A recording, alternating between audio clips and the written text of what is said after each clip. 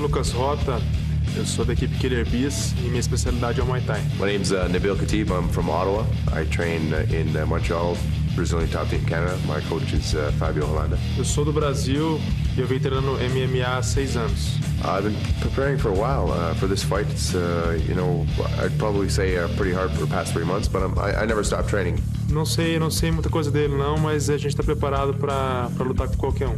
Lucas Rota, I know he's a stand-up fighter. I don't know if he knows much about the ground. I train a lot of my groundwork and I've been training a lot of my wrestling. I'm going to try and stand with the guy. If that doesn't work, well, we'll move on to something else, like we always do. Bom, Nabil, espero que você tenha treinado bastante, porque eu dei duro aí vários meses e tudo para esse dia. Espero que você tenha treinado bastante pra gente fazer um show pro povo aí canadense. Lucas, we're going to get into that cage. We're going to throw strikes back and forth. It's going to be a very good fight. I hope you're ready for my ground game. First to the cage in the blue corner, Lucas Rota. Making his way from the home of the vaunted Chute Boxe Academy, Curitiba, Brazil. He's not a member of Chute Boxe, but definitely built in the same style as many of those great Chute Boxe fighters of the past, the Rua brothers, Vanderlei Silva et al. He is Lucas Rota, who's trained by Rodrigo Vidal. He has a strong Muay Thai background, Paul, and actually has trained with, well, the UFC middleweight champion, Anderson Silva. Well, that's a man after my own heart. Anybody who brings Muay Thai technique to the mixed martial arts arena, I'm definitely paying attention. Muay Thai is one of my favorite styles, and this guy has actually won titles in the Storm Muay Thai organization, which is maybe the most prestigious Muay Thai group in all of Brazil. So we might be able to expect some fireworks on the feet from this guy tonight. The first time we saw him was at Hardcore Championship Fighting's tidal wave event back in October of 2007. Went the distance with Andrew Buckland before losing via unanimous decision, so obviously back in Canada, hoping to reverse his fortunes. And in the red corner, Nabil Khatib. Well, Paul, here's a fighter out of Ontario and trains with Fabio Holanda and the crew at Brazilian top team Canada. He's Nabil the Thrill Khatib, and he's also coming off a loss against Solomon Hutcherson, the Team Dagger, who unfortunately had his passport expire. He was supposed to be a part of Hardcore Championship Fighting Destiny. How do you not know that your passport is expired when you're about to come to Hardcore Championship Fighting for a big fight? I don't know. I thought being a professional involved stuff like making sure your papers were in order, but I guess Solomon doesn't agree. I'll tell you something about Nabil Khatib, though, man. I love watching this guy fight. I got to call his Canadian title bid against Fritz the Animal Paul in Gatineau, Quebec, and he did nothing but relentlessly come forward and make one hell of a fight out of that match. If we see that same Nabil Khatib in the ring tonight or in the cage tonight, then he is definitely going to live up to his nickname of the Thrill. Hutcherson was supposed to face Amir Renovardi at HCF Destiny, but nevertheless, Nabil the Thrill Khatib, coming off the loss to Hutcherson in the summer of 2007, holds a win over Dan Torture Chambers. This should be a very intriguing middleweight fight between Nabil the Thrill Khatib and Lucas Hota, both looking for wins. Let's go to the chairman of the cage, Keith Crawford. This fight will be fought in the HCF middleweight division. It'll be contested over 3 5-minute rounds. The man in charge of the action inside the cage is Mr. Jim Flanders. First in the blue corner from Curitiba, Brazil, fighting for the Killer Bees and trained by Rodrigo Vidal in a Muay Thai system. He's 6'1", weighed in at 185 pounds, has 3 wins, 1 loss. Ladies and gentlemen, Lucas Hota.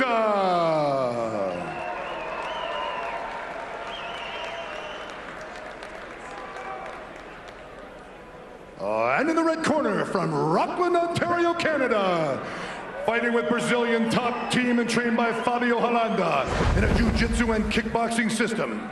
He's 5'11", weighed in at 185. He has 6 wins, 2 losses. Give it up for Nabil the Thrill Khatib.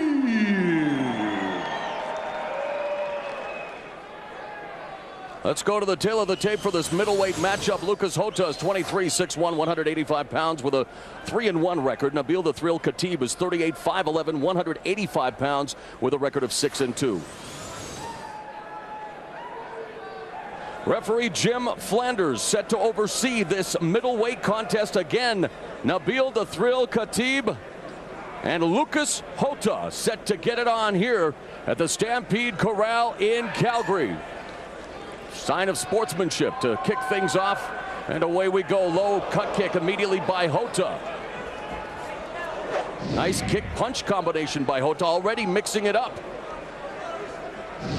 Very wild, aggressive style displayed by Hota so far. Nabil walking straight into strikes, and he's already in trouble, Moro.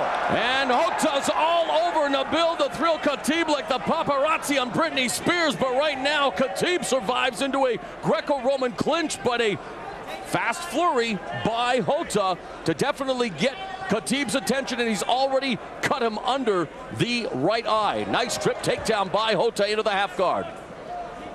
Now, I referenced that fight with Fritz Paul before. Khatib showed in that fight that he does have the tools to get off the ground. He's also been training with Georges St. Pierre and Patrick Cote lately, so I would think his ground game's tight enough that he might be able to extricate himself, because this is still early in the fight. He should be fresh. Khatib's ground game again, nurtured by the likes of Fabio Holanda at BTT Canada. In fact, his wife and 3 kids are BJJ black belts. He says he's working on getting his dog one as well, and that maybe opens up a line of discussion for another day, because I was always told it takes at least 10 years to get a veritable Brazilian Jiu-Jitsu black belt if you listen to the Gracies, but nowadays, I don't know. It seems like those belts are given about very liberally. I wonder if I'm actually wearing a black belt. And maybe it's only 3 in dog years. Now Hota posturing up. Nice kick by Khatib, who now goes for the takedown of his own. Good sprawl there, and a nice knee up the middle as he's now working from the Thai plum as Hota landing those knees to Khatib. You see that Anderson Silva influence. This guy's absolutely lethal in the Thai clinch, and Khatib is paying the price for letting himself stay in there. An impressive opening round for Lucas Hota of Curitiba, Brazil. Khatib comes back with an overhand right, tries to close the distance, eats another knee. This is the Nabil the Thrill that I was talking about, though. No matter how hard you hit him, no matter how often you hit him, no matter how much damage you do, you're not going to stop him from coming forward like a juggernaut. Khatib, a 3rd-degree black belt in jiu-jitsu at the age of 38. Has been on his own since 14. He started mixed martial arts at 25. He tells everyone it's never too late to chase your dream. And he is right now, well, his face right now looks like it's put together like a ransom note, Paul, as he has definitely felt the effects of the Muay Thai onslaught from Lucas Hota, as we are now midway through round number 1. Yeah, it's looking pretty ugly there. I think on Khatib's mind would be that this may be a cut stoppage if he doesn't watch it. And look at Hota setting him up. Nice slam by Khatib. And that electrifies the crowd here at the Stampede Corral, showing his strength one more time. But it looks like that triangle is being put on by Hota. And the squeeze is now on. And it may just be a matter of time here. I think he may have slammed himself deeper into that choke, Moro. He's trying to go around the side now. And that's the danger, is it not, Paul? And a good escape by Nabil the Thrill Khatib, surviving that submission attempt. Now from the north-south position, striking Hota with his right into the close guard of Lucas Hota. Great fight here in this middleweight division. It may look gory with all that blood, but believe me, 2 warriors here, and now Hota against the fence, peppering him with strikes from the bottom. Yeah, Hota staying active off his back, but those strikes aren't going to do a lot of damage. This is Khatib's best chance to end this fight. He had better turn it on. He's only got just under a minute and a half left.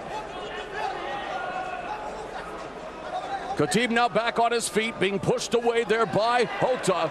But the first part of the round belonged to Lucas Hota. Now Nabil the Thrill Khatib coming back and making it a much closer round here as we head into the final 60 seconds of the opening stanza.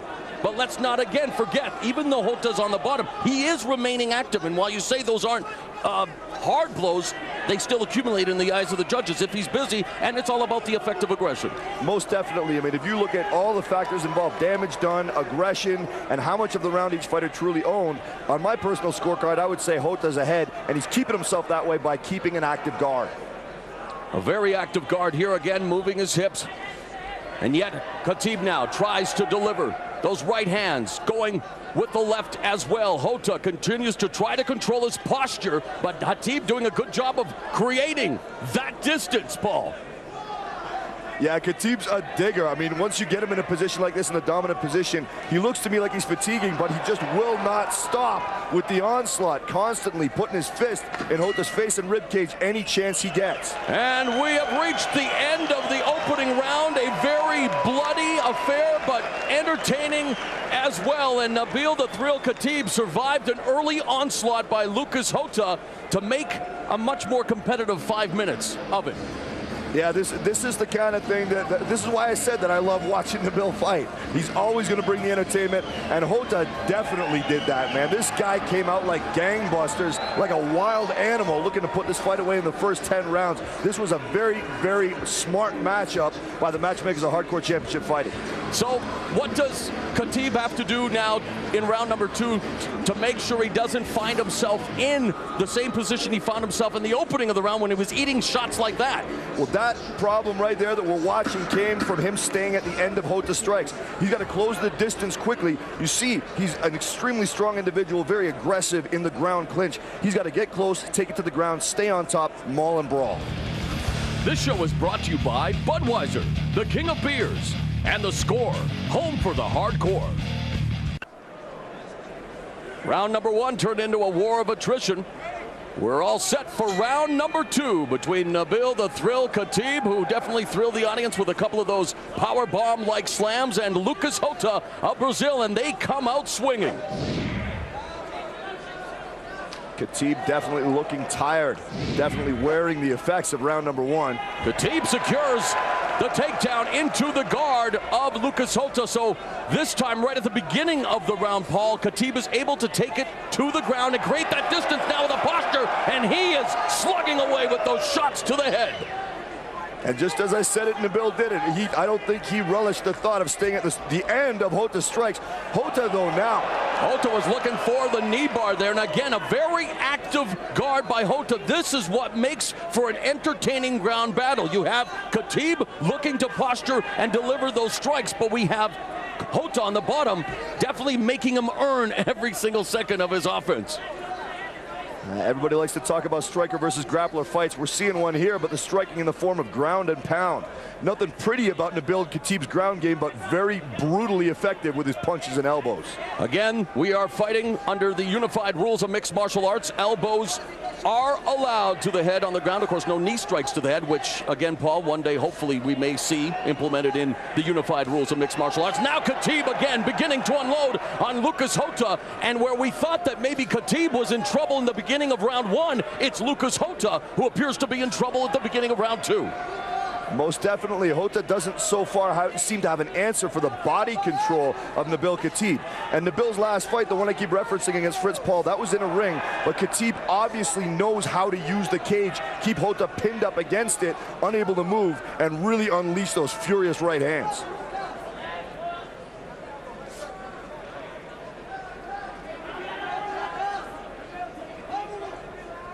Khatib grinding away with the elbow on the side of Hota's face. Now delivering some left hands as well that rocked the jaw of Lucas Hota. We have just passed the 2-minute mark of round number two.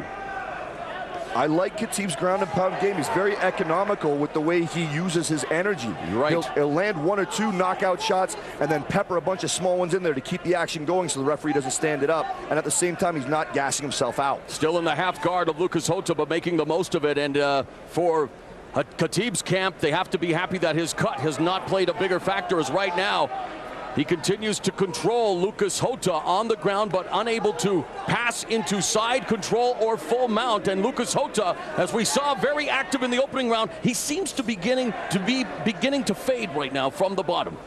Well, as we mentioned, again, that accumulation of punches. Yeah, most definitely. I mean, he might have gassed himself out trying to knock Nabil out. Also, we mentioned he's a Muay Thai stylist. He's obviously trained his jiu-jitsu to an extent, but this is still new territory for him fighting on the ground, whereas Nabil perhaps has been doing it quite a bit longer, and Nabil's found a weapon to which Hota cannot answer. Hota was looking to use the fence there. I thought his feet up against the fence to push away. Now Khatib is on his feet, trying to find the target again with that long distance right, hits him with a short left, now an elbow, and it really is just a systematic dismantling of Lucas Hota here. Nothing overly exciting, but as you mentioned, very economical, very efficient, and he is beginning to wear down the Brazilian more and more as we now have 1 minute 15 seconds left in round number two. Yeah, this is definitely a case of age and experience for the most part, for now, overwhelming youth and vigor. Nabil Khatib fighting a very, very smart fight here in round number two.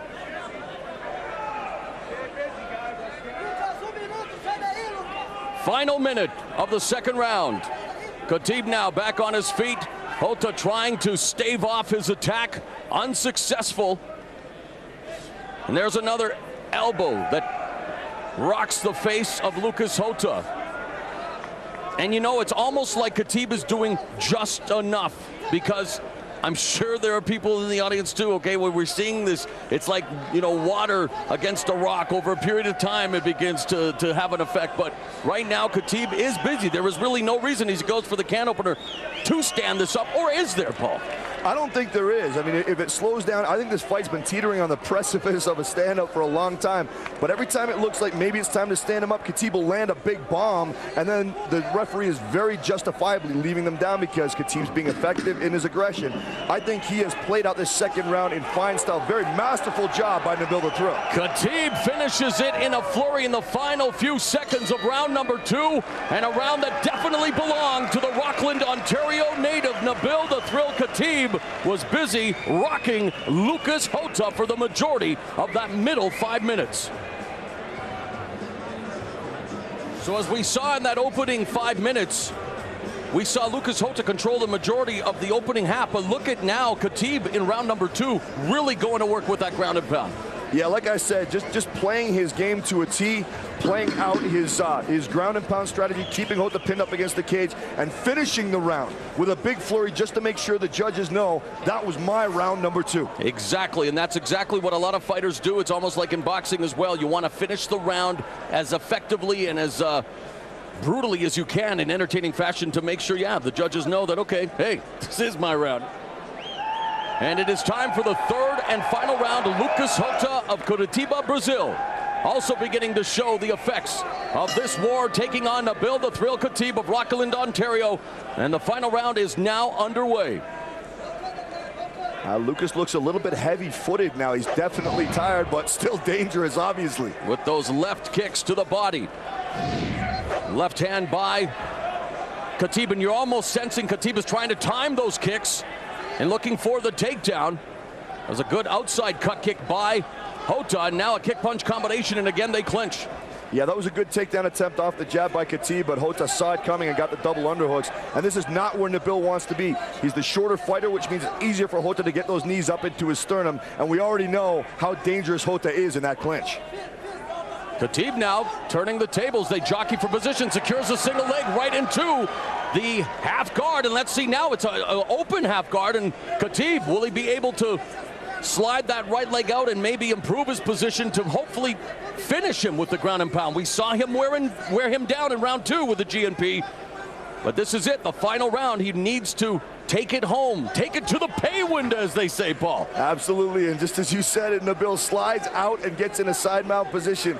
That's the relentlessness of Nabil the Thrill, man. He is not going to give up until he gets the position he wants and exacts the punishment he wants. And speaking of not giving up, Hota immediately, again, shrimping the hips and getting the half guard again. So Hota, again, well-schooled in the basic tenets of the ground game, but now has to show some offense as well and has to get himself out of this predicament because Nabil the Thrill Khatib continues to wear away at Hota. Yeah, you have to say something about the fighting spirit of Lucas Hota. No fighter wants to be in that position right now, pinned against the cage, just eating shots like that, but he has not failed to strike back every single chance he gets. This kid is in this fight. Hota eating some more short elbows from Khatib, but this is not a rest position for Khatib. He's in side control, cross-side position, needs to deliver some knees to the body. Has been doing a great job diligently working on the cosmetic features of Hota, but, well, the referee, and again, from a cross-side position, you don't expect it to be stood up. No, not really, but I do find a lot of referees are more prone to stand fights up when they're into the third round, you know, especially when the action has been on the ground for most of the fight. The crowd wants to see it. Takedown there by Khatib, again, timing the kick of Hota, securing the takedown back into the half guard. So a frustrating round again for Lucas Hota as Khatib just grinding away, doing what it takes. It's all based on effective striking, grappling, aggression, and cage control. And after a scary start for Khatib, he has certainly turned this fight in his favor, and it looks like he may even be maneuvering here kind of in a cradle position. I thought he might be going for an armbar. Khatib definitely paid a heavy physical price to do it, but I think he's figured out Hota's rhythm, and he can time those kicks now, especially with Hota being a little bit slower from being fatigued, and Khatib just walking all over Hota on the ground. But the way Hota's dominating this fight in the positioning, we have to see more in terms of going for the finish, do we not? I mean, he's doing a good job of the ground and pound, but he has to try to finish the fight now. He has to try to close the show. I know definitely. He's trying, but you know what I mean? Yeah, you never want to leave it up to the judges, man. He wants to finish this fight, and right now he's definitely accruing points on my card, but I'm not one of the judges. And as far as Hota's concerned, he's got to try to close out some of those submissions, as you see him doing right now, going for a Kimura. Definitely Hota not out of it yet. Securing, needs to pop that arm out. Good escape by Khatib. Minute, 15 seconds left in the fight. Nabil the Thrill Khatib all over Lucas Hota like a parka of the denizens of Calgary. It's cold here, but the action definitely hot and heavy inside the cage, and Khatib now in the final minute from the full guard, just busy. Now you can hear the Brazilian corner, Paul, screaming out for an omoplata. Yeah, like my Bodog compatriot Jeff Osborne likes to say, they can't all be four-star matches, they can't all be pretty, but I'm taking nothing away from either one of these fighters. Hota has shown bottomless reserves of fighting spirit, and Nabil the Thrill has shown the same, plus an excellent game plan that he's exacted in this fight. Definitely two courageous warriors in the cage, and you're right, no quit in either fighter. And while it may not be the barn burner that we may have expected, it definitely is a gritty grueling affair. And for Nabil the Thrill Khatib, let's not forget, he is 38, fighting a guy who is 15 years his junior, and teaching the youngster a lesson in ground and pound in this fight. Final few seconds, Nabil the Thrill Khatib ends up with a fine performance, and the crowd appreciating the efforts of the elder statesman here at HCF. Yeah, how do you not? I mean, what a grinder of a fight that was. I think there's a good amount of fighters out there that would have just tapped out from sheer exhaustion and frustration, but both of these guys took it right to the final bell. And if the judges see it the same way that I do, Nabil the Thrill's going home with one in the win column tonight. You know what I appreciated about that fight of the crowd here in Calgary, the Stampede Corral? No one booed. No one booed. I mean, like you said, wasn't always exciting, but how can you boo the effort of a guy like Lucas Hota? Never showed any quit from the bottom, and these are the kind of warriors you want to see in mixed martial arts, and you want to see fight, and that's what makes MMA the great sport that it is. You can lose and still live to fight another day, and Lucas Hota just has to go back to the drawing board. We have a winner by unanimous decision in the red corner, Nabil the Thrill Khatib.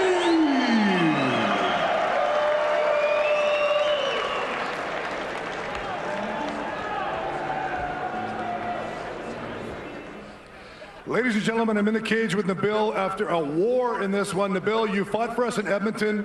You broke your arm in 2 places against Solomon Hutchison. They had to insert steel plates, screws. You weren't sure whether you were going to come back. Actually, you probably were sure you were going to come back. But anyway, you know what? This was an unbelievable fight, a ground war. Didn't look like you wanted to keep it standing. Walk us through it a little bit. Well, you know what? To be honest with you, I did want to stay standing, but you can see from my nose that it was a better idea to go to the ground. The guy, he hits hard. His kicks are very, very hard.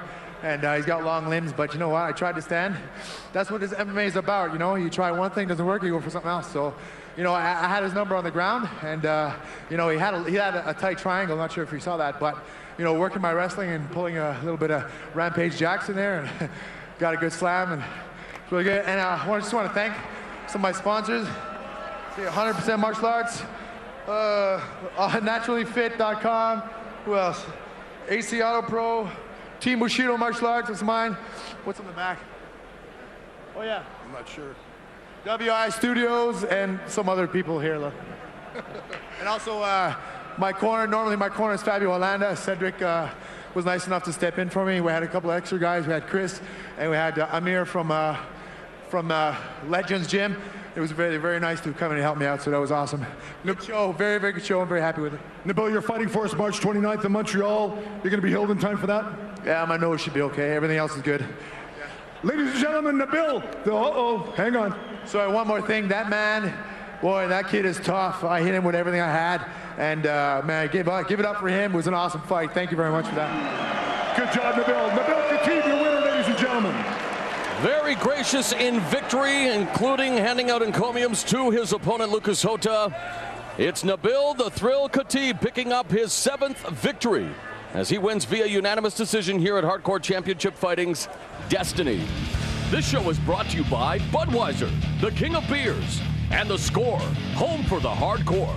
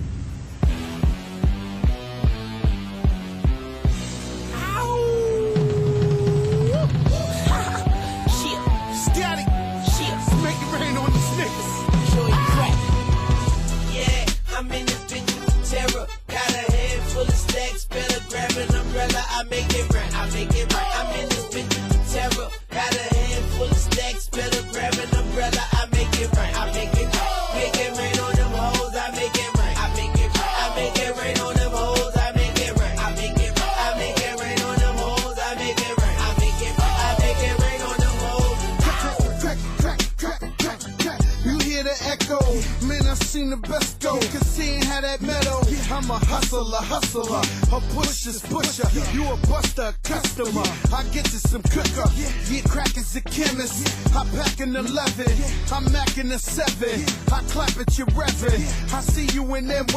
I send you an invite. You gon' need you a pass. That's the code that we live by. Yeah, I'm in this bitch, terror. Got a handful of stacks, better grab an umbrella, I make it right, I make it right. I'm in this bitch, terror. Got a handful of stacks, better grab an umbrella, I make it right, I make it right. Make it rain on them hoes, I make it right, I make it right. I make it rain on them hoes, I make it right, I make it right. I make it rain on them hoes, I make it right, I make it right. I make it rain on them hoes. Clap, clap, clap. Gotta make that clap. Gotta make that clap. Clap, clap, clap. Yeah, clap. Gotta make that clap. Yeah, make that. Yeah, yeah. Now why is everybody so mad at the Southpaw? Change your style up, switch to Southpaw. Jada, I was listening, so I made him an anthem to make some dividends. Lil Mama Chai hit me with that shoulder lean. This kick, kill, crack, and I control a team. Couple bricks stacked on that triple beam. My dirty bro sipping that promethazine. That ganja green, that Cali weed. A nigga lose his life, try roll on me now. Yep, we get it. No ifs, ands about it. And the rain keep falling, even when it's droughted. Yeah, I'm in this bitch, terror. Got a handful of stacks, better grab an umbrella, I make it right, I make it right. I'm in this bitch, terror. Got a handful of stacks, better grab an umbrella, I make it right, I make it right. Make it rain on them hoes, I make it right, I make it right. I make it rain on them hoes, I make it right, I make it right. I make it rain on them hoes, I make it right, I make it right. I make it rain on them hoes. Mommy's body's banging, she got it, man, she does it all. She gets it popping with no hands, I make it pour. I make it rain on them, I'm laying game to them. I'm guessing misses the tattoo, my name on them. Gotta get that baby love, gotta get my paper up. Gotta see strap, case, say crack, and when it rain on us. And you know what it is, yeah, it's them powder kids. And we know how to bid, so we don't give a shit. Yeah, I'm in this bitch, terror. Got a handful of stacks, better grab an umbrella, I make it right, I make it right. I'm in this bitch, terror. Got a handful of stacks, better grab an umbrella, I make it right, I make it right. Make it rain on them hoes, I make it right, I make it right. I make it rain on them hoes, I make it right, I make it right. I make it rain on them hoes, I make it right, I make it right. I make it rain on them hoes. Go, go, go, go, go, go, go. I'm badass and I zoom right by ya.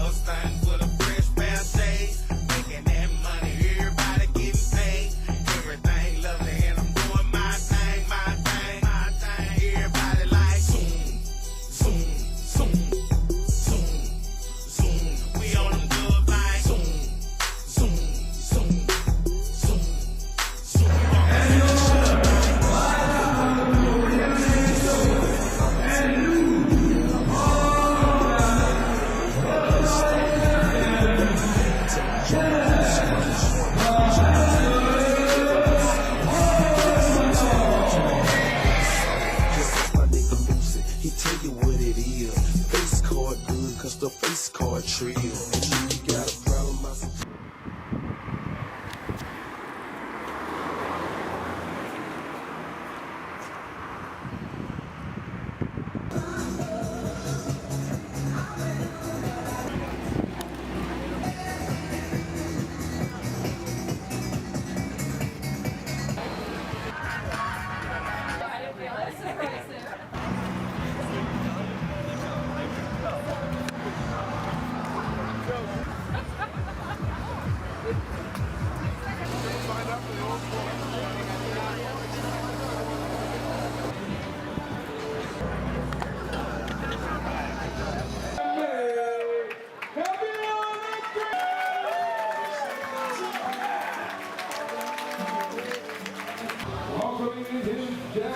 Precious soul.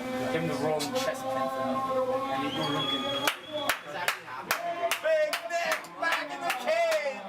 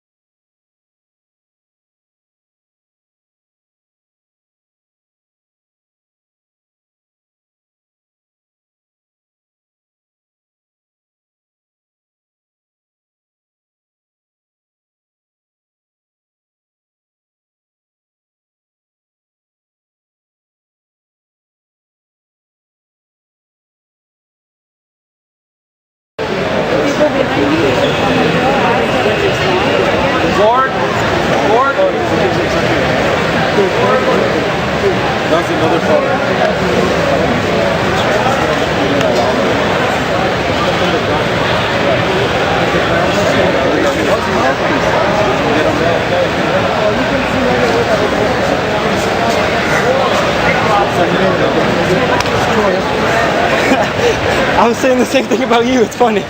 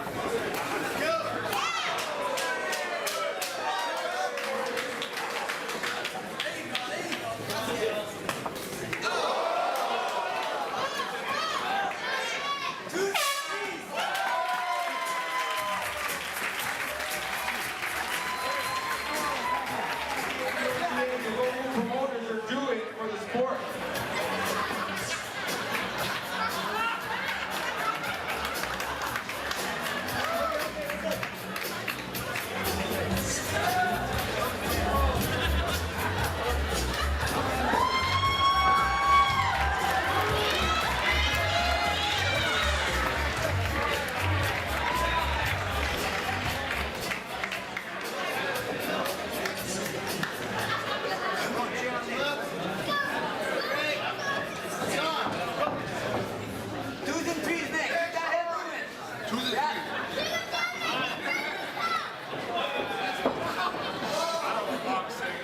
that head moving. Circle right, circle right. You Chris special.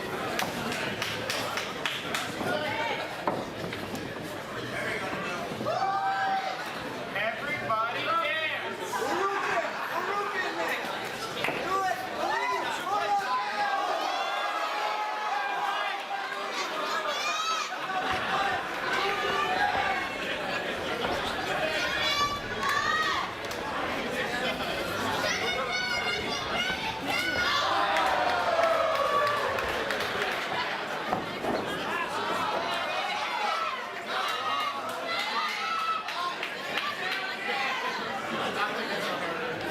Breathe, Nick, breathe.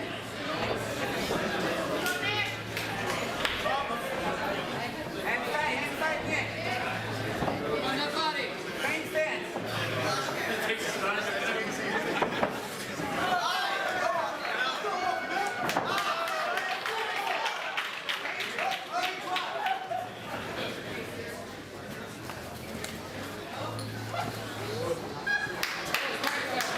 Come on, come on.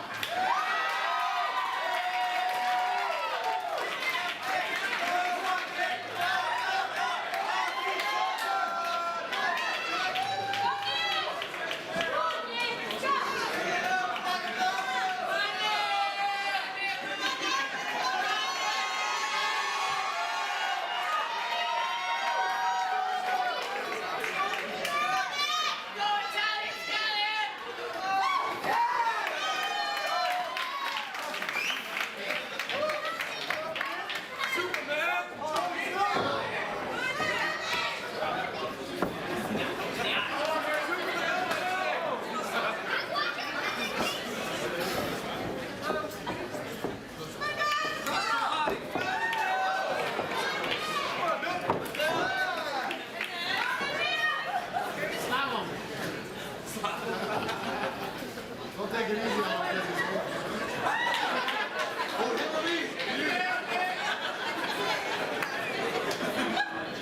Go back. Bring him back, bring him back. Do it.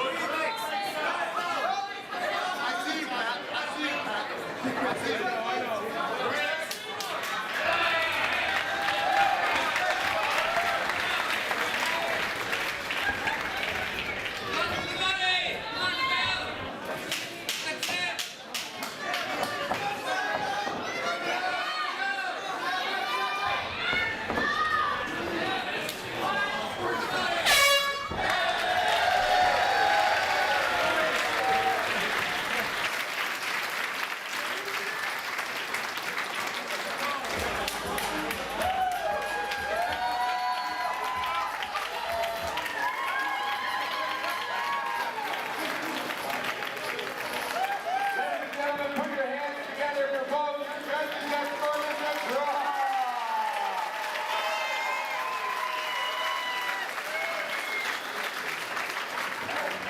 I can tell you something. I don't know if anybody knows this, but Nick and I have never, ever, ever trained together. We've never sparred together. We never rolled together. Never done jiu-jitsu or anything. So that was the first time we ever had aggression in this situation. Other than breakfast, that's my bacon, not your bacon, whatever. But that was a lot of fun. Thank you, Nick. I appreciate that. It's fun.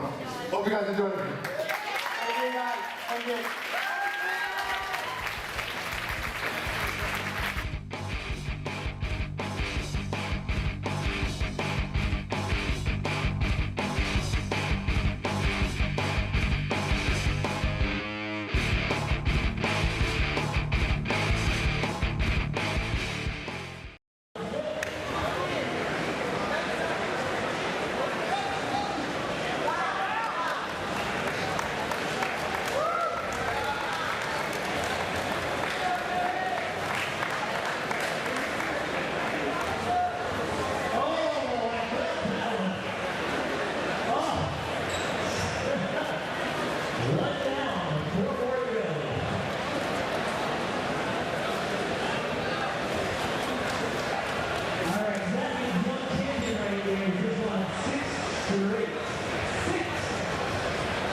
Top it up.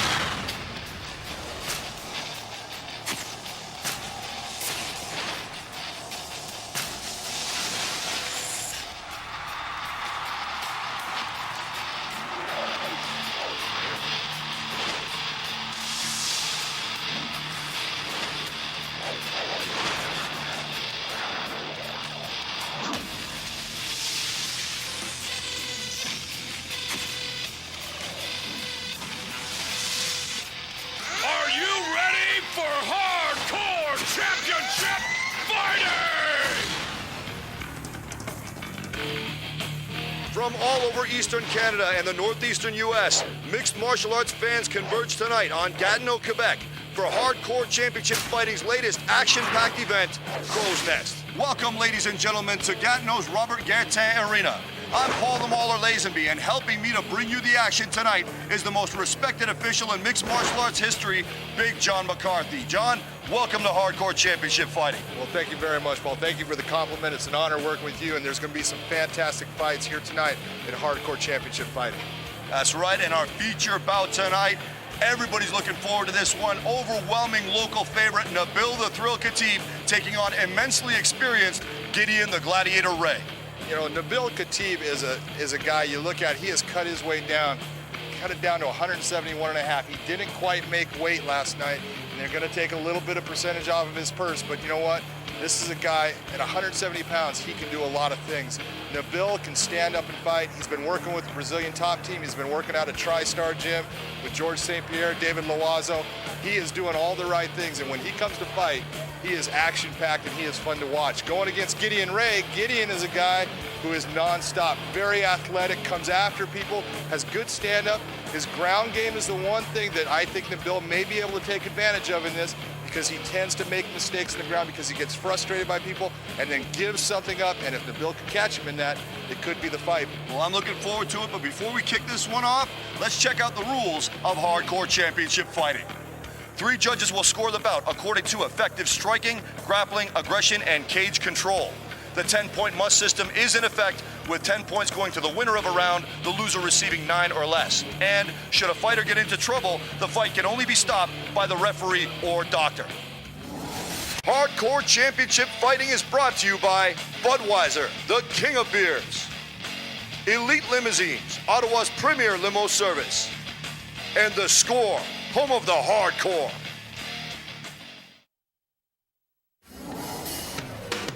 My name is Gideon Ray. I'm from Chicago, Illinois. I train out of Top Notch, and I train out of Ooflanger Jiu-Jitsu.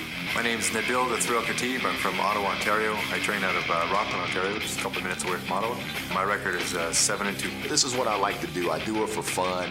I don't do it for the money. I'm not fighting for a cure for cancer, and I'm not fighting for world peace. I'm fighting because I like fighting. Gideon Ray's a good stand-up fighter. He's a lefty. Lefties usually cause a problem for me, but I've been training with lefties for a while, and I've done everything I can to get ready for this fight. This is going to be an awesome fight.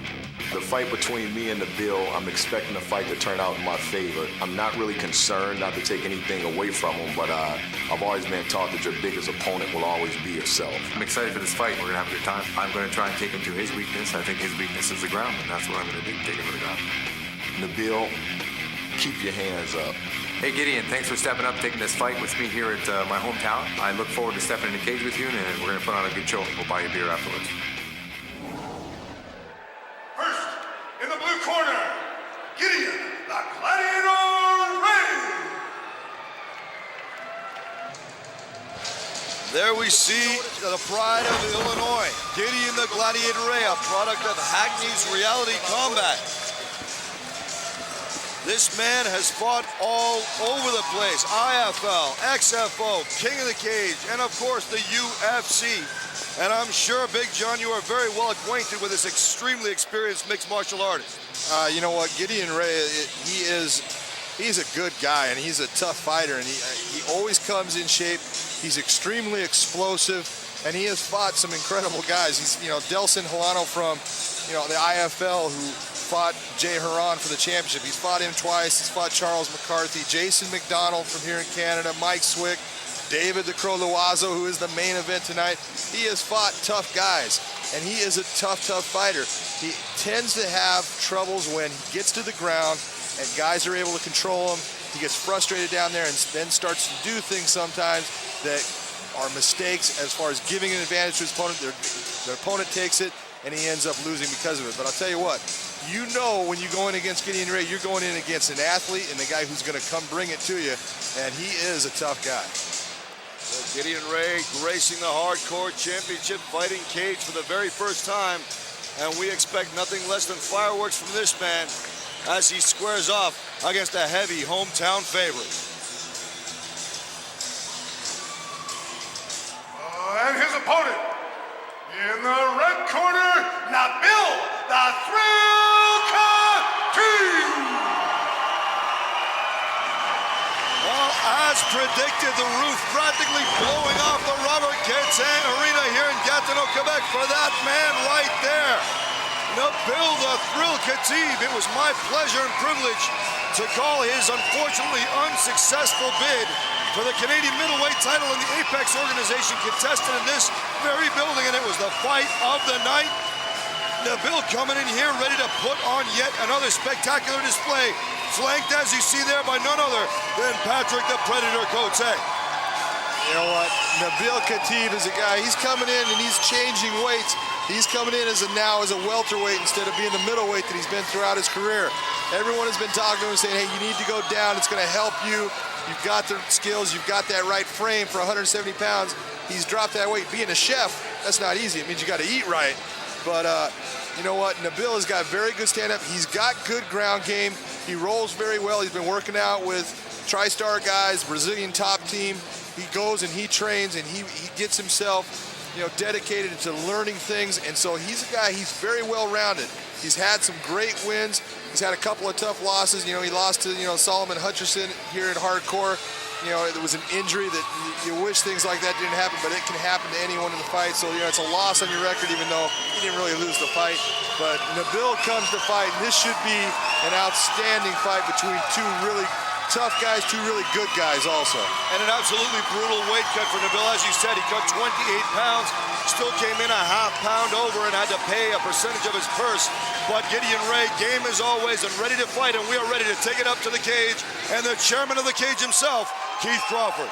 Ladies and gentlemen, this fight will be fought in the HCF welterweight division. The judges in charge of the action are Richard de Carafel, Sylvain LeBlanc, and Pascual Procopio. And the man in charge of this fight is Philippe Chartier. First, in the blue corner, from Chicago, Illinois, he stands 5'10", weighs 166 pounds. He has a record of 30 wins, 7 losses, and 1 draw. Ladies and gentlemen, Gideon, the Gladiator Ray. And his opponent, from Rockland, Ontario, Canada. He's 5'11", weighed in at 171 pounds. He has a record of 7 wins, 2 losses, with no draws. Ladies and gentlemen, Nabil the Thrill Khatib. And a good portion of this crowd coming to their feet as Nabil comes to ring center and taps gloves with Gideon Ray. And we check out the tail of the tape. We see here Gideon Ray coming in with a 30 wins, 7 losses, 1 draw to Nabil Khatib, 6-2-0. 5'10" for Gideon Ray, 5'11" for Nabil the Thrill. Gideon Ray weighing in at 166 to 171.5, half a pound over by Nabil the Thrill. And we are ready to go. Gideon Ray in the black trunks in the southpaw stance. Nabil the Thrill taking ring center in the white trunks. Nabil's looking a whole lot better than he did just the day before when he was cutting all that weight. You can see he's filled back out. He's probably walking in here somewhere close to 186 to 190 pounds, and he looks refreshed. So we're going to see a good fight out of Nabil tonight. Yeah, he was looking like a shambling zombie right before the weigh-in, so I'm glad to see him looking healthy and ready to go. And now, a hard right-hand lead pops the head back of Nabil, but in his trademark style, he continues to come forward. And this is Gideon Ray. This is what I talk about Gideon Ray's athletic ability. He's got a lot of quickness. He's quick. He moves his hands well, and he likes to counter. And that's what Nabil's going to have to look at. He's going to have to throw good shots at him, but look for that counter that Gideon Ray is going to come after him with. This is a very well put together fight with Gideon Ray being a counter fighter by preference, as Nabil, I call him the juggernaut. He likes to do nothing more than continually press forward and press the action.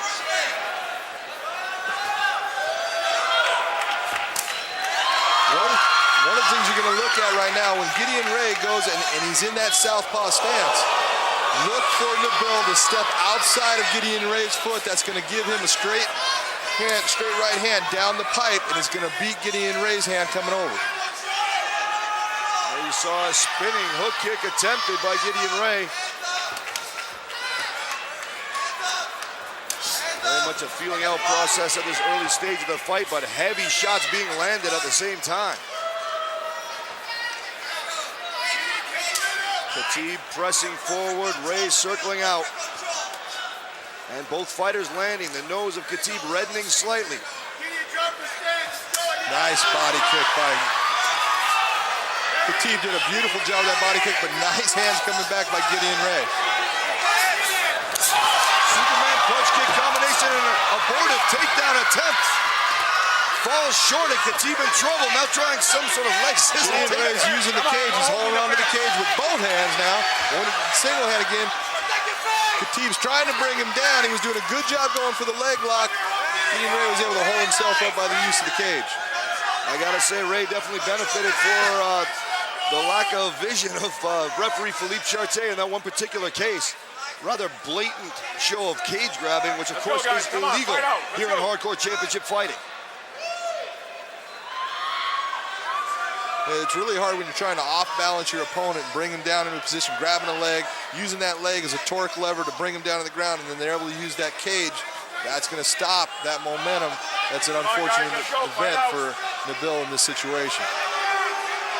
Nabil now holding the closed guard, and Gideon Ray seemingly willing to lay there until the fight is stood up. Well, it's the right thing. You know, both Nabil's just holding him, Gideon Ray's not doing anything. It's time to get him up. That's where you want to fight.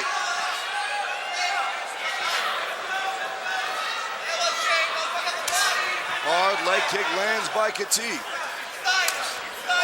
And a kick returning time by Ray. Khatib once again pressing forward.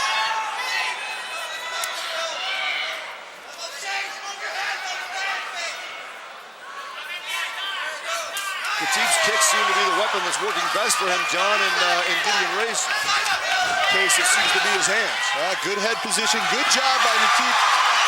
Nabil did a good job of using his head, getting it in tight, bringing him backside with that single leg takedown. That was a very nice takedown by Nabil. And Nabil has already shown that he can do a great deal of damage in this position. His previous outing for hardcore championship fighting, a dominant win over Lucas Hota from Brazil, which was primarily earned through his ground and pound, and now showing his cage savvy by sliding Gideon Ray over to the cage, trying to press him up against it, but Ray working his way back to his feet. That was an excellent job by Gideon Ray to get back to his feet. Nabil had good half guard on him. He was controlling him, trying to bring himself over. And Ray realized he's getting close to the fence, made the move to get out. That's why I talk about that athleticism. He's very quick and he's explosive. That was a nice knee to the body. That hurt Nabil. The strikes are flying fast and furious back and forth.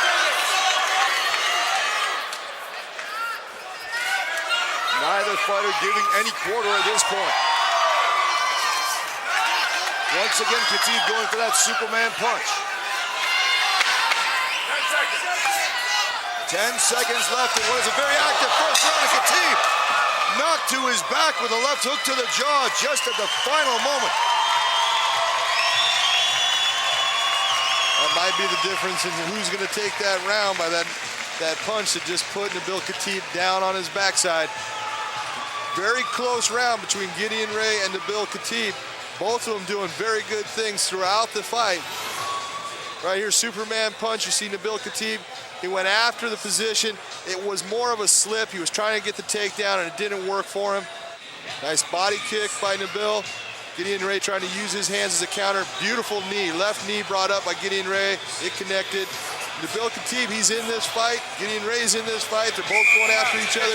We're going to see who's going to make the mistake here. That was a nice counter hand that Gideon Ray put him down with at the end of the round. You're watching Hardcore Championship Fighting on The Score. You agree, John, that could very well be what the deciding factor in this first round as to how it's going to be scored.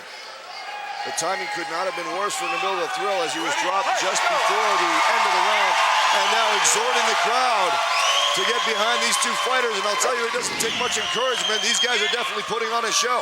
Yeah, if the one thing you look at Nabil is he's coming out for the second round, man, you know what? He's not breathing hard at all. He put out a lot of energy in that first round, so he's showing that he's in shape and he's prepared for this fight. Oh, spinning back kick drives Khatib against the cage, and Gideon Ray pounces with vicious lefts and rights. Nice takedown, good head position, went after him, forced it down. That was after he was being hurt because Gideon Ray was getting some shots in there and Nabil was kind of desperate to get that takedown, but at least he used good technique in getting him down, showing that his head's still there. And that's what I was talking about before. That is a Nabil Khatib trademark, is that relentless forward pressure. Even when you hurt him, he will continually drive forward into you and press the action. Nabil's trying to work his way. He's in half guard right now, using his head to control position. That's a good thing. That's a third arm, using it as a third balance point. He's got both hands on the ground, passes guard. That's a beautiful job by Nabil Khatib to pass guard, move himself into side control position. Gideon Ray trying to use strength to get him out of it. Good hips, brings the weight down. Great job of transitioning and good body position. Yeah, Khatib caught himself. He almost got his weight too far forward and got rotated over onto his back, but managed to correct his position in time and still in a very dominant half guard position at this point. Now got the arm crossed, has it control with the legs. He's got a free right hand to rain down shots against Gideon Ray right now. Gideon's trying to move to get out, but he's got good position with where he's at. Nabil just needs to take his time and find those shots. And Gideon Ray getting that left arm free, but still, it is Khatib in the extremely dominant position, hammering down with right hand. If you look, he's got that far side underhook. That's a very dominant position. It's hard to move your body when that guy's got that underhook there. Good job by Gideon Ray to get it back to a guard position. Incredible ground mobility shown by Ray. He almost looked like a break dancer and swiveling around to re-guard and getting himself out of that very precarious position. Khatib raining down the heavy strikes from the top position. I like the fact that Nabil Khatib doing the right thing. He said, you know what, I don't want to stay in a guard position where I'm down low. I want him high. I want to bring myself to a standing position so when I come down with a punch, it's going to have a lot of power. And we see Khatib got a bit misdirected, lost his compass in the cage. He meant to take Gideon Ray over to his own corner and unintentionally walked himself right over into Ray's corner. That was kind of funny. He looked up and said, oh my God, that's the wrong one. None the worse for wear for it, though. It is still Nabil the Thrill applying the damaging ground and pound as Gideon Ray holds a closed guard and tries to find a remedy and perhaps get back to his feet. I think Nabil should have just kept him in the corner when he brought him over. Used energy to get him there. He should have kept him down there and just done what he knows how to do. He doesn't need his coach at this point to tell him what to do. He knows what he needs to do, and just, you know what, put him in there, use your body position, crush him in that corner, and start to do your damage. And the position definitely not a disadvantage. He is frequently looking over to Patrick the Predator Cote in his corner and gaining advice. Big right hand slams down onto the face of Gideon Ray. Right now, Gideon needs to keep his head up, posture up, keep his hips pressed into Gideon Ray's hip, bring his foot up, head up, and that's going to give him the posture and the power to be able to bring down good heavy shots and keep him in a balanced position. Head up, keep your head up, right there. Oh, good body-head combination with the right hand by Khatib.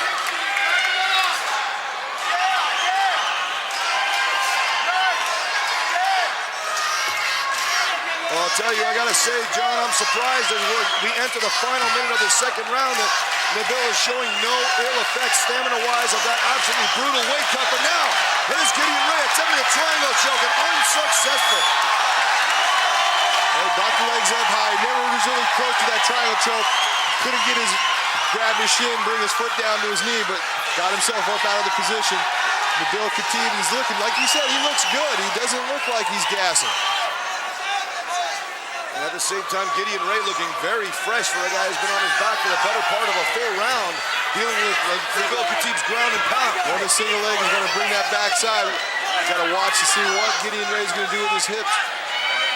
He's basically blocked it, doing a good job as far as hand control. You look at what Nabil's doing, his hand control. Take that ankle kick, bring it out, force him down. And that is the corner that Khatib wanted to be in earlier on, but the round closes out. And John, very difficult round to score in my eyes. How do you see it? Oh, there's no doubt about that round. That went to Nabil Khatib. That is his round. He dominated that round, dominated position. He gave, most of the damage was done by him in that round. Well, hopefully the flamboyant stand-up of Ray won't sway the judges. Well, that was at the very beginning of the round. It was a beautiful spin kick, caught him flush, drove him back, hit him with some good hands, but from that point, Nabil Khatib was able to take him down, and he dominated him on the ground. He kept him for the most part. He was kept in guard, but you saw him standing up out of guard, coming down with big shots, and Gideon Ray wasn't doing really anything in return to stop him. Got himself up with about 45 seconds left, but that is definitely, in my mind, Nabil Khatib's round. What you said at the beginning of this fight, John, about perhaps this being a more natural weight class for Nabil Khatib. I remember his bout in this building for the Canadian middleweight title against Fritz Paul. He looked much more enervated at the beginning of the third round than he does now. He's looking very fresh. Perhaps he really does belong in the welterweight division. Yeah, you know, both these guys have fought at 185 pounds. Gideon Ray fought David Loiseau at 185 pounds. Too big of a weight for who he is and his frame. And I think it's the same thing with Nabil. I think this is the weight for Nabil Khatib to be successful in MMA. Good leg kick landed by Nick Khatib and a good straight counter left by Gideon Ray.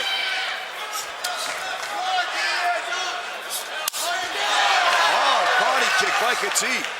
It was a nice body kick. It landed mostly with the foot landing on it, but it still hurts. And when he's trying to get that shin across, it's going to make a nice thud, and that's the one that really takes the wind out of it. Oh, excellent counter left knee to the face by Gideon Ray, but Khatib shrugs it off. Nabil needs to keep his head up. If he's going to end up going inside, go for a takedown. Make sure that my back is straight, my head is up to keep so Gideon Ray can't bring that knee up and drop me with a good shot. I tell you, Big John, you really called it well. When you describe Gideon Ray as a counter fighter, he's displaying unbelievable reflexes and instincts in that cage. He is fast, he's athletic, and he's tough. He comes to fight. There's no doubt, there should be no doubt in your mind at all. When you get in the cage with Gideon Ray, you're in for a fight. Ray continuing to circle, Khatib continuing to press, as has been the story of this entire fight. And what a fight it's been. Patrick Cote in Khatib's corner exhorting him to move his head. Make sure that he doesn't fall afoul of any more of those lightning fast punches and knees from Gideon Ray. I think that Nabil needs to step outside of that foot, step outside of Gideon Ray's right foot, and throw a nice 2-3-2, get his hands going in multiples on Gideon Ray, because Gideon's not looking to take Nabil down. You can see that that's not what he's going for. He's just standing there saying, I'll counter with you all day long. He hasn't shot on Nabil. He hasn't done anything that would tell you that he wants to take this fight to a different level. Kicks landing from both fighters.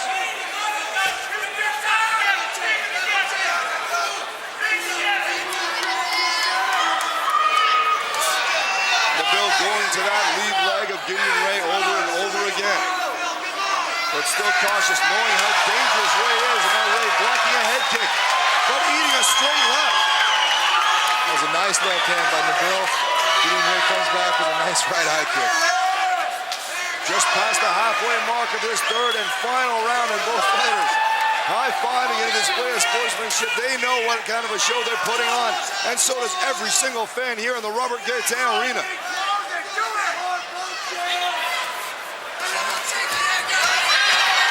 Well-timed single leg by Khatib, but Ray so far doing a good job of negating it. Hold on to the fence to keep himself up again. Nabil gets him down. That's good. Good body position when he took him down. He's in a half guard, but this is a good position for Nabil Khatib to control the fight and to inflict some damage on Gideon Ray. As I've said before, Nabil Khatib is a ground and pound machine with superlative body control. And Gideon Ray at this late stage of the fight has got to be almost throwing up his hands trying to figure out how he's going to get out of dodge. Well, right now, Nabil is looking at setting up an arm triangle on him. Gideon, I think, is seeing it because Nabil's using his head as a third arm to keep Gideon Ray's left arm out there. He just moved himself into a mount, saying, you know what, I'm going to make you think I'm going for one thing, I'm going to go for another, moves himself into a mount, great control position. This very educated Gatineau crowd coming alive as Khatib moves to the full mount position. Looking to land some short elbow strikes, but unsuccessful so far.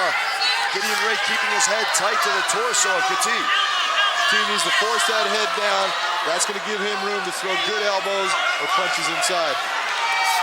Khatib looking to his corner once again for advice from Patrick Cote. A chant from Nabil goes up from this crowd. Blood trickling from his brow, but otherwise unfazed. Excellent mobility and agility shown by Gideon Ray, springing to his feet, landing a 1-2, knocking the mouthpiece of Khatib out. Yeah, that was a beautifully, I mean, as far as athletic ways of getting out of a mount, he just physically forced Nabil right off of the top room and then landed a good shot when he got to his feet. Blood trickling from the corner of Khatib's right eye, but still he presses forward. Gideon Ray also looking very fresh. And now it's Gideon Ray driving forward for the takedown, and he is successful. 10 seconds. I think that takedown was just a little bit too late in this fight, though. I think the difference in the fight was the amount of control that you saw from Nabil Khatib during this fight is going to give him the victory. And there we see the sportsmanship of these two absolute warriors. What a show they put on. And they both deserve to walk out of this cage tonight with their heads held high. Thank you, Gideon Ray, and thank you, Nabil Khatib.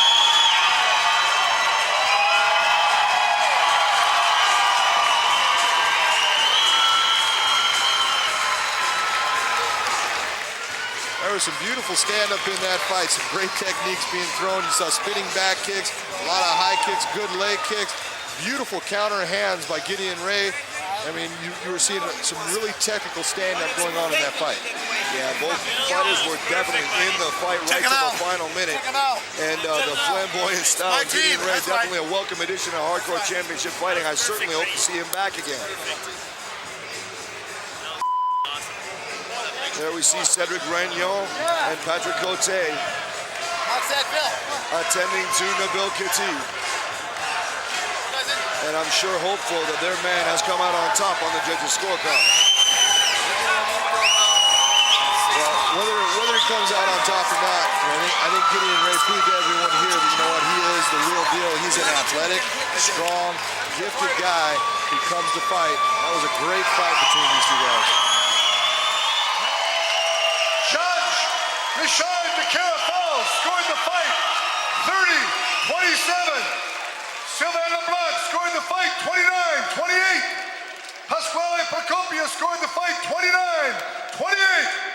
For your winner, by unanimous decision, in the red corner, Nabil Khatib.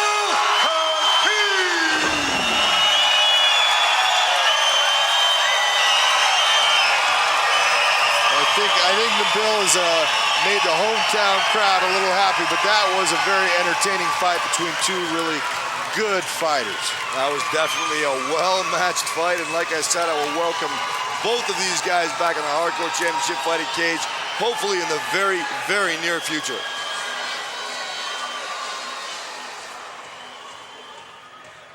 Okay, I'm going to interview Nabil second, because I know it's going to be a long interview. I'm going to quickly ask Patrick Cote. Patrick, tell us what you think of your fighter tonight.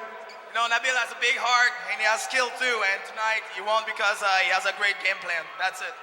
Absolutely. Nabil, the Thrill Khatib, I don't know how you keep doing this. We keep having to give you extra money for fight of the night. Amazing fight. Just talk to us about it a little bit. Oh, you mean I might get fight of the night again? Yeah! Pay 1 week mortgage. You know, he's a great stand-up fighter, and he's a lefty. First lefty I've ever fought. Where are you, Gideon? Thank you for that. My first lefty. Man, it was tough, but you know, I trained with the best. I trained with Pat Cote. I trained with some guys with, you know, Firas and so on, and David Loiseau. And a few of them stood lefty for me so I could work it out. Cedric Ragnon, where is he? Somewhere around here. You know what, I got some of the best trainers, you know, you can get in MMA, and I'm very appreciative of that. Going out to Montreal and training here in Ottawa and Rockland. Some really, really good guys. But the best thing here are the fans. That's what's the best about this sport, are the fans. Not just my fans, but all the fans of MMA. I love you guys. It was awesome. Do me a favor, since we're in Quebec, and unfortunately, I apologize, I don't speak French, but talk your native language a little bit to your fans here. Man, my French is the worst. All right. Merci beaucoup tout le monde pour venir voir le MMA de HCF. C'est une bonne organisation. Puis j'aime faire les combats pour eux autres. Puis j'aime faire les combats pour les fans, vous autres les fans. Ça c'est numéro 1 pour vous autres. Ladies and gentlemen, your winner. No, I knew you'd want to thank sponsors. I always want to thank sponsors. My #1 sponsors, check them out right here. Urban Mail Magazine, Stereo Plus Design, AC Auto Pro. I always forget who they are because I get hit in the head. Hugo Sport, naturallyfit.com. It'll take me a second there, Keith. WI Studios, Good Life, Elite Limousine, Deals for Wheels, Graphics 2000. Graphics 2000, you're over there. Wheel Sport, BTT, 100% Martial Arts, Team Bushido. Thank you very much. Ladies and gentlemen, your winner, Nabil the Thrill Khatib. Right here, you see it. This is the standard we're talking about. Beautiful body kick, and Gideon Ray trying to use counter hands and trying to stop it. Beautiful spinning back kick by Gideon Ray. That took the air out of Nabil for a moment. He ended up going for a takedown and getting it to get himself back in the fight. So Gideon the Gladiator Ray, unfortunately unsuccessful, but putting on one hell of a show as Nabil the Thrill Khatib sends this Gatineau crowd home very, very happy. Well, you know what? They have nothing but to be happy with the performance that Nabil Khatib put on right here. That was a fantastic performance because he did it against a very tough guy who's got a ton of fights. Nabil Khatib has what now? About 9 fights under his belt. And Gideon Ray you're looking at a guy that has about 40 fights under his fight. Super athletic. I think he proved that in the cage. Showed what he can do as far as his explosiveness. But Nabil Khatib did the job of controlling the fight, doing the things on his feet that he needed to, and then bringing the fight to the ground and using good body position and a ground and pound to take that fight. For Big John McCarthy, I'm Paul the Mauler Lazenby saying thanks for joining us, ladies and gentlemen, and we will see you next time right here on Hardcore Championship Fighting. And now we go to the HCF Power Shot of the Night. This show is brought to you by Budweiser, the king of beers, and The Score, home for the hardcore.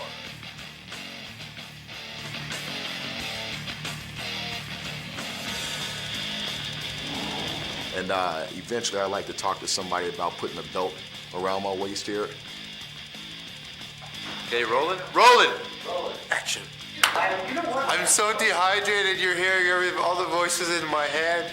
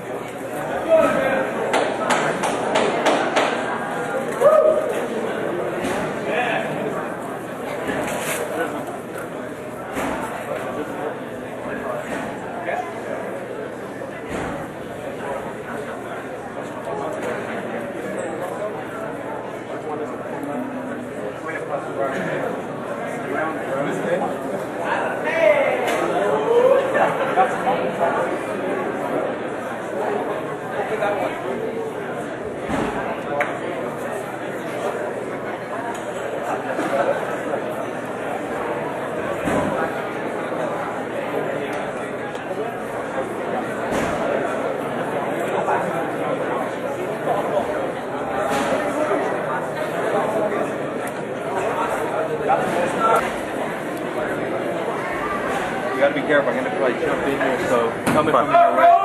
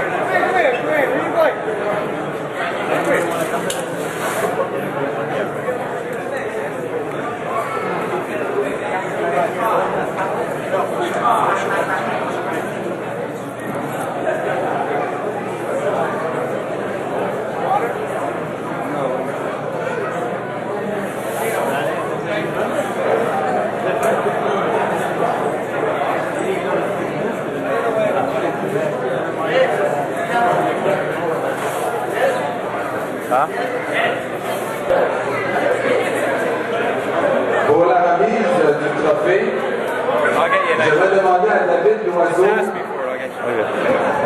de monter sur le stage. David est champion TKO. S'il vous plaît, merci David.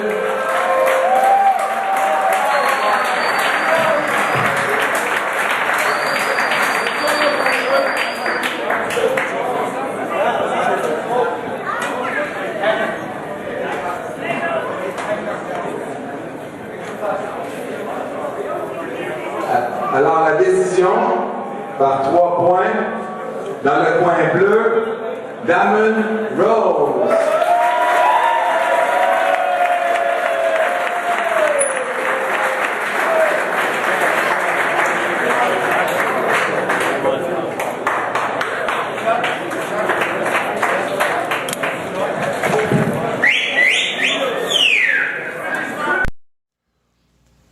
Hey guys, so once again, like it's always about a reaction, right? It's always about reaction. What you react to. So I step in for the Kakaguruma. I step in, I grab the leg here. He sprawls. So I'm gonna sit, fall backward. Don't let go of this arm. And continue moving. To your left position. Again. So I have to sort of duck under him to get another.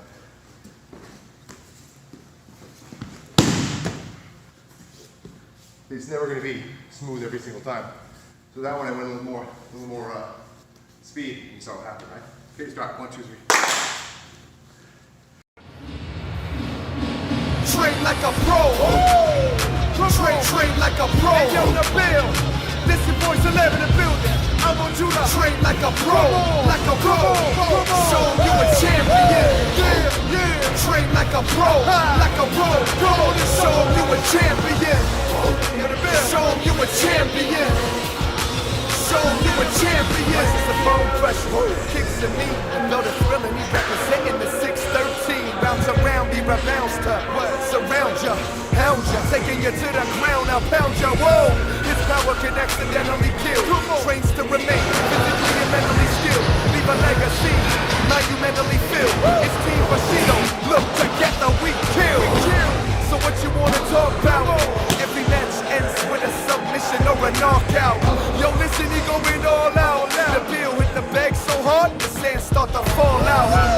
If you want it, come and get it. You pathetic, bring a medic, whoop your ass is a medic. To a title, he's indebted. The only way he'll fall is if the fire dies. But he will never let it. Cause he trained like a pro. Train like a pro. I'm on Judah. Train like a pro. Like a pro. Show you a champion. Train like a pro. Hey guys, I just wanna start out by saying thank you for all your support. It's Nabil the Thrill Khatib here on FunToFighter.com, and I want to thank Fun to Fighter as well for getting this website up and running. I want to thank all my supporters that have funded the website, funded my training. I'll start out with with John C for $20. I want to thank him very much for that. We'll go to Aiden for $25. Thank you very much for that. We had also Sean sponsored $25. Thank you very much. We had Jared and as well as Sam sponsored me for $50 for my training. Ritzy $100. Thank you, Ritzy. And we have $100 from Shadia. We had $65 from Manal, $65 from where are you? From Sarah, $65 from Shadi, and also $65 from Gloria. So thank you all very much for those sponsorships. And also we have Serge. I don't know if I said Serge already. Serge for $300 and a whopping $500 from Rose down in Jersey. So I believe I got it right. Yes. So thank you very much. Keep them coming. And you see some of the training that I do, maybe online or on my website, teambushido.com. But FunToFighter.com is the place that's helping us out. So keep supporting us, and we thank you very much for that. One of the hardest things I find to pass butterfly guard, especially if they've got really good limber legs and really good hooks to their feet. So a lot of times I like to let them take the butterfly guard and pass the guard from there. So rather than let them get, let them get their hooks all around me everywhere, let them get the hooks from deep butterfly guard and then pass it from there. So we're going to start with David here. Got a deep butterfly guard here. So I'm not going to let it sit up and grab my underhooks. I'm going to make sure I keep them here, I keep them at bay. One thing I'm going to do is going to go over and under. So basically going to give him a triangle type of position. But because his feet are locked in tight, he can't get the triangle. So one arm's going to go under, grab his thigh. The other one's going to go over, grab the other thigh. So if he lies on the back, you'll see where I'm grabbing here and here. Yeah, so over and under, so hook really deep, hook really deep. Now from there, I'm going to sprawl this leg out to get that butterfly hook out. The way I do that is by holding his leg. If I don't hold his leg, he's going to follow my leg. He's going to follow my leg back. So while I get that locked in, I'm going to sprawl out here, holding that leg. Then I'm going to fall to my left side, locking his left knee, his right knee, pardon me. Step over here, draw his leg across, past my knee, then rock myself up, nice and high. Because if I'm still low here, he's going to try a triangle, like that. So I have to walk myself up here, right to his chin. Again. So again, over and under. Then I rotate, make sure I sprawl the leg out, gets rid of the butterfly hook. Sprawl, and then fall. As I fall, I push his leg through. Place that knee, grab the back of his head, slide forward. Make sure always adding shoulder pressure. Slide underneath, and take my side control position.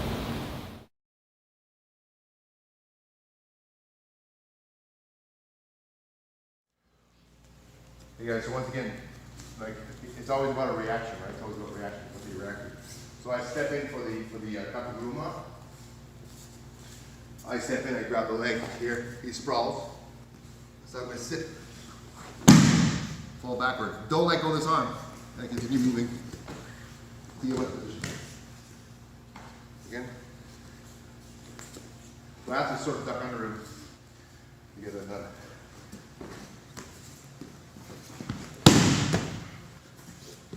It's never going to be smooth every single time. So that one I went a little more speed. You saw what happened, right? Okay, start. 1, 2, 3. Okay, guys. So the first move, before you do it pass, I'll show you Harrison Plus. So first move was Jack Ross switch knee, and he's going to back up at that knee. Boom, we counter with a kick. I catch. Remember the catch it to grab at the last second. Don't try to reach for it first again. Jack Ross switch knee. Catch the kick, right cross. Okay, one more time. Yeah, cross, switch knee, catch the kick, right cross. Okay.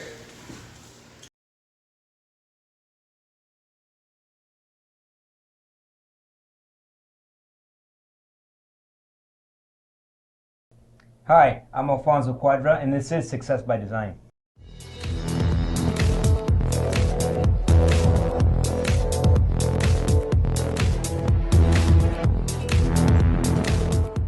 Today is a very special day. I'm with Nabil the Thrill from Team Bushido. Nabil, it's good to have you on the show. Thank you. It's nice to be here. So tell us how all this came about. How did this get started? Well, for me, it was sort of a childhood dream. Actually, I was a chef for the longest time, following my father's footsteps. And finally, I was about 25 years old, married, and settled in with the kids and so on. And I started doing jiu-jitsu. And it just, I just fell in love with it, jiu-jitsu and kickboxing, etc. And then just the sport just grew from there. I started learning different things, Brazilian jiu-jitsu, Muay Thai, doing some different stuff, and it's just what I fell in love with. And then it evolved into Team Bushido. It turned into Team Bushido after a while. It was sort of I never thought about having a club myself, but it's just something that I have a passion for, just like I do cooking. But for me, cooking was more of a personal thing, and I really couldn't work for any more of those chefs. It was just horrible. It wasn't you. You had to follow your dream. Yeah, exactly. So for people out there maybe wanting to come take a look at Team Bushido, do you have to be a fighter to come and join your Not at all. We know a lot of people ask me that, and I would say that 90% of the people that train there are there just to learn the sport, and to get into physical good shape. If you look at all the MMA fighters in the world, they're almost all of them are in great shape. You know, the endurance. Exactly, the Yeah. endurance is amazing. They look good. They always have you know, all the energy they need to compete for, you know, 15 minutes. Yeah. 15 minutes is a long time. And I mean, if you look at, you know, typical street fights, which we don't condone, but they're 30 seconds long because they're exhausted. But you know, they fight hard for 15 minutes, and people just want to know how to be able to get into that you know, that form, and we teach them how to do that. Not necessarily fighting, but we teach them all the techniques and all the moves and all the physical conditioning that you need to get there. So if for people out there, they maybe want to come visit Team Bushido and, you know, maybe join, what's the kind of atmosphere that they can expect? The atmosphere is really important to me because you know, the word team is important. Of course, we all know what the word team means. Yeah. And Bushido is actually a Japanese word. It's the code of the samurai, and what that breaks down to is basically working as hard as you can, always working with your partner as best you can, helping them out, and it's a code of ethics, a code of honor kind of thing. And you want to really push each other as hard as you can, and be as good to your partner. Be good to them to benefit for both of you. So we try to all work together. And so everybody kind of grows together. Exactly. We all grow together, and it's a really good atmosphere. There's no macho, you know, attitudes in our gym at all, and that's what everybody, you know, says about our gym. Is every time they come, they find that everybody's very friendly and really helpful. So that's what's really important about our gym. Yeah, that's excellent. So for someone like me, I'm a lover, not a fighter. So am I. I'm a lover too, and a fighter. You can be both. Okay. Can you teach me maybe something? Wait, is this something you're going to use on your lover? I don't want to. No. All right. I just want to learn. I don't know. Maybe you can teach me a quick move, something that we would learn. Maybe the first thing we would learn at Team Bushido. Sure. Well, I can teach you. I'll teach you two different things. We do have different sports. So we'll show you a jab cross. So in the kickboxing program, a jab and a cross. Okay. So two different punches. And then we'll do a rear naked choke for our jiu-jitsu. Okay. So first thing we'll do, can we stand up here? Yeah. So with our left leg in front, if you're right-handed or left-handed? Right. Right hand. So you put your left leg in front and your left shoulder in front. So a jab is always the lead hand. You're going to rotate your shoulder and reach out as far as you can. Okay, but try not to turn your fist too much, just about horizontal with your knuckles. Yeah. And then bring it back. The cross, you pivot and you reach out as far as you can with the right hand. So you pivot like... Pivot the back foot like you're going to run. So you pivot the back foot. As you punch, boom, and you come back. Straight punch and come back. So 1, 2. That's it. Good. So when you're hitting the pads, it's a really good workout. So you wear the gloves, hitting the pads. Yeah. And does it work out your biceps? It works out everything. Your shoulders, your biceps, your core, your legs, your calf muscles. So it's an endurance what's the real difference between fighting, doing a workout with training like this on the bag, or actually going and doing weights? The difference is that your heart and your lungs are going. With weights, it's strictly your muscles, right? Your heart and lungs work a little bit, but not that much, right? So with this conditioning, it's your heart and lungs. So you can do the weights, which we have a complete gym facility, so you can do the weights and use the kickboxing as your conditioning. So it'll burn the fat that way, right? So doing the weights will build your muscle, but it doesn't really burn the fat that much. So endurance and absolutely, it's like a cardio. Cardio, exactly. Cardio Good conditioning. Yeah. Okay. So in our jiu-jitsu, now we have jiu-jitsu program as well, right? Okay. So the rear naked choke. Okay. I heard naked. Okay, we'll just call it rear choke. How's that? Okay. So I get you to turn around. So we're going to do it on you first, right? Okay. So he's going to wrap my arm around your throat like this, and my hand's going to cup your shoulder blade. Okay. Right here. Slide my hand behind your head. Okay. Then I place my hand on my bicep from here, and I just squeeze, and there's a choke right there. Now you just tap. Okay. So what you're going to do is you're going to wrap around my neck. Okay. All right. You're gonna find my collar. Yeah. Then your other hand will go behind my head, and then you place that hand in your bicep, and you just squeeze your biceps together. Yeah, I felt that I was getting like you're gonna pass out. Yeah. Exactly. so now when I tap you like this, it means you stop. Yeah. So like this. That's it. And then I forgot what I was going to do. Put this hand behind my head. Okay. Put this hand on your bicep, inside of your bicep, inside. That's it. Oh, okay, squeeze. Now squeeze. Yeah. And I tap you. Okay. That's what tapping's about. Okay, so like this. Oh, okay, I see. That's right. So the rear naked choke. So even if you just, you wouldn't suggest it if your kids, they're getting not ready, at all. No, we don't let the kids do it. Yeah. No, okay, that's excellent. Well, I want to thank you for stopping by. I'm sure a lot of people out there are going to be interested in coming to Team Bushido. Can you tell us how they can get a hold of you? It's very simple. You can go to our website at ottawagetsfit.com, or you can send us an email at info@teambushido.com. Or even just give us a call at 613-260-8262, and we'll be able to set you up with a free trial lesson. So you get to try it out free. There's no cost to you, Yeah. and you see if this is the place for you. Nabil the Thrill. If you have anybody out there that wants to be a part of Success by Design Show, you can email us at info@successbydesignshow.com. That's info@successbydesignshow.com.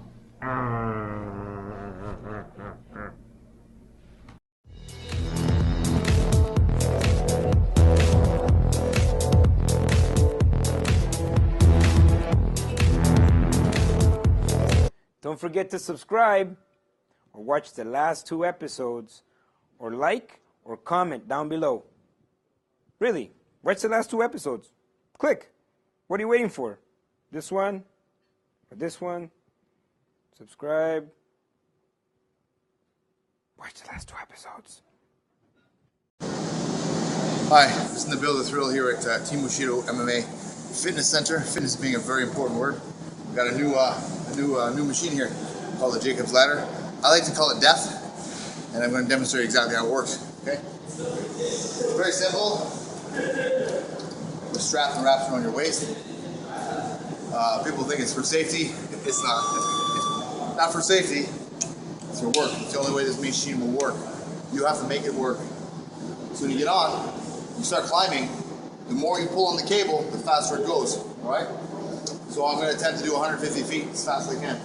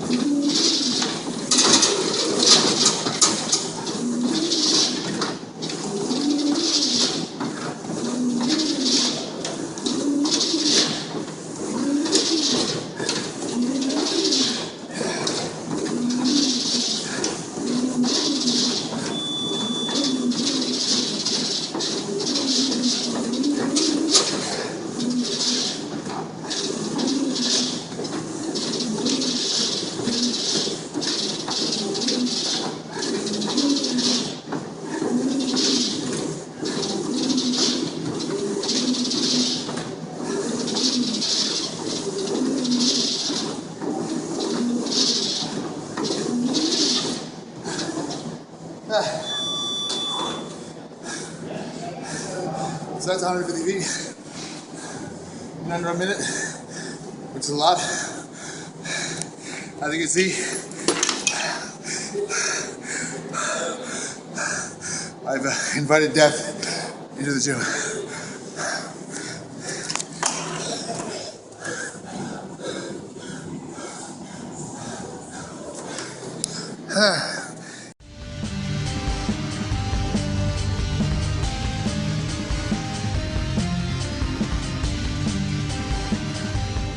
Nabil Khatib, mixed martial arts fighter. You got a fight coming up in Apex. Tell us about that. Yes, I do. Fight's June 10th, Apex in Hull, Quebec. It's a great fight. It's a great match. I'm fighting against Ryan Gabouri.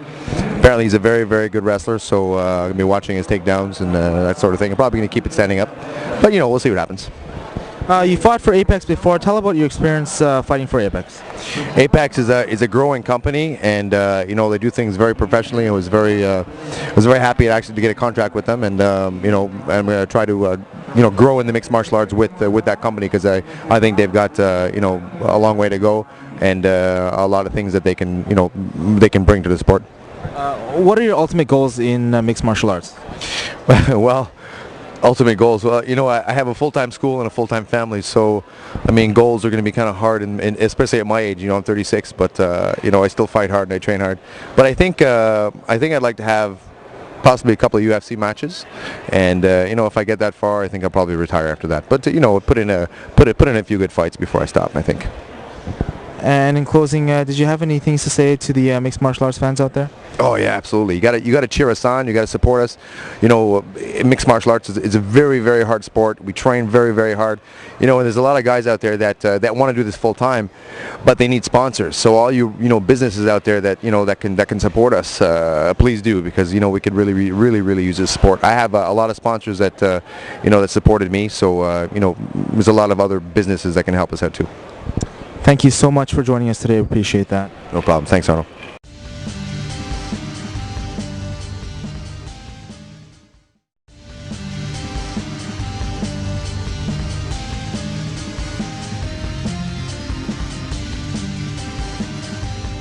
Nabil Khatib, mixed martial arts fighter. You got a fight coming up in Apex. Tell us about that. Yes, I do. Fights June 10th, Apex in Hull, Quebec. It's a great fight. It's a great match. I'm fighting against Ryan Gabouri. Apparently he's a very, very good wrestler, so I'm going to be watching his takedowns and that sort of thing. I'm probably going to keep it standing up, but we'll see what happens. You fought for Apex before. Tell about your experience fighting for Apex. Apex is a growing company, and they do things very professionally. I was very happy actually to get a contract with them, and I'm going to try to grow in the mixed martial arts with that company, because I think they've got a long way to go, and a lot of things that they can bring to the sport. What are your ultimate goals in mixed martial arts? Well, ultimate goals. Well, I have a full-time school and a full-time family, so goals are going to be kind of hard, and especially at my age. I'm 36, but I still fight hard and I train hard. But I think I'd like to have possibly a couple of UFC matches, and if I get that far, I think I'll probably retire after that. But put in a few good fights before I stop, I think. And in closing, did you have any things to say to the mixed martial arts fans out there? Oh yeah, absolutely. You got to cheer us on. You got to support us. Mixed martial arts is a very, very hard sport. We train very, very hard. And there's a lot of guys out there that want to do this full time, but they need sponsors. So all you businesses out there that can support us, please do, because we could really use this support. I have a lot of sponsors that that supported me. So there's a lot of other businesses that can help us out too. Thank you so much for joining us today. I appreciate that. No problem. Thanks, Arnold.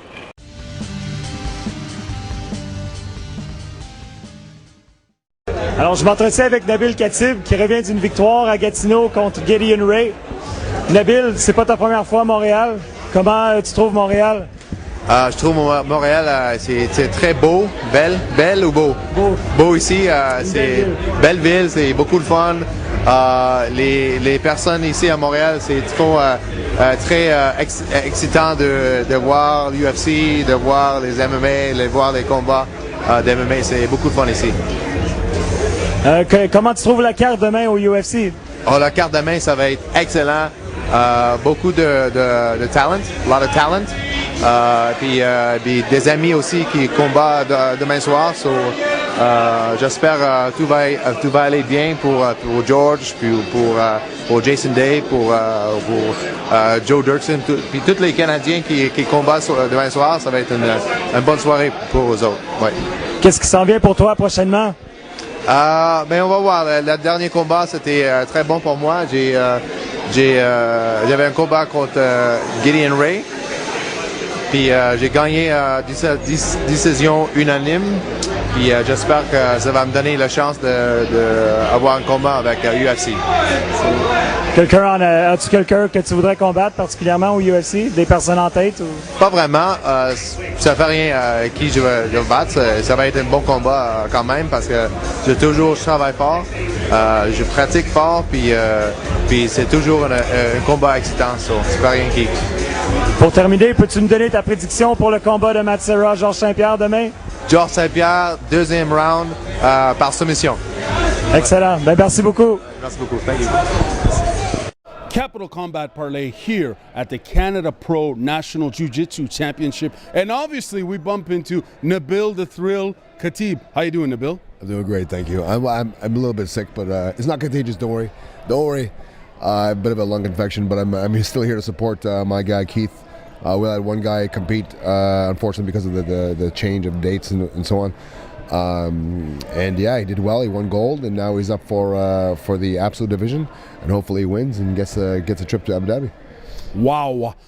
Tell us about the Heroes Combat League. April 1st, there's a show. What's it called and who's fighting, Nabil? Oh, we're changing topics. Fantastic. So now we'll talk about Heroes Combat League April 1st. It's at Sala San Marco Hall.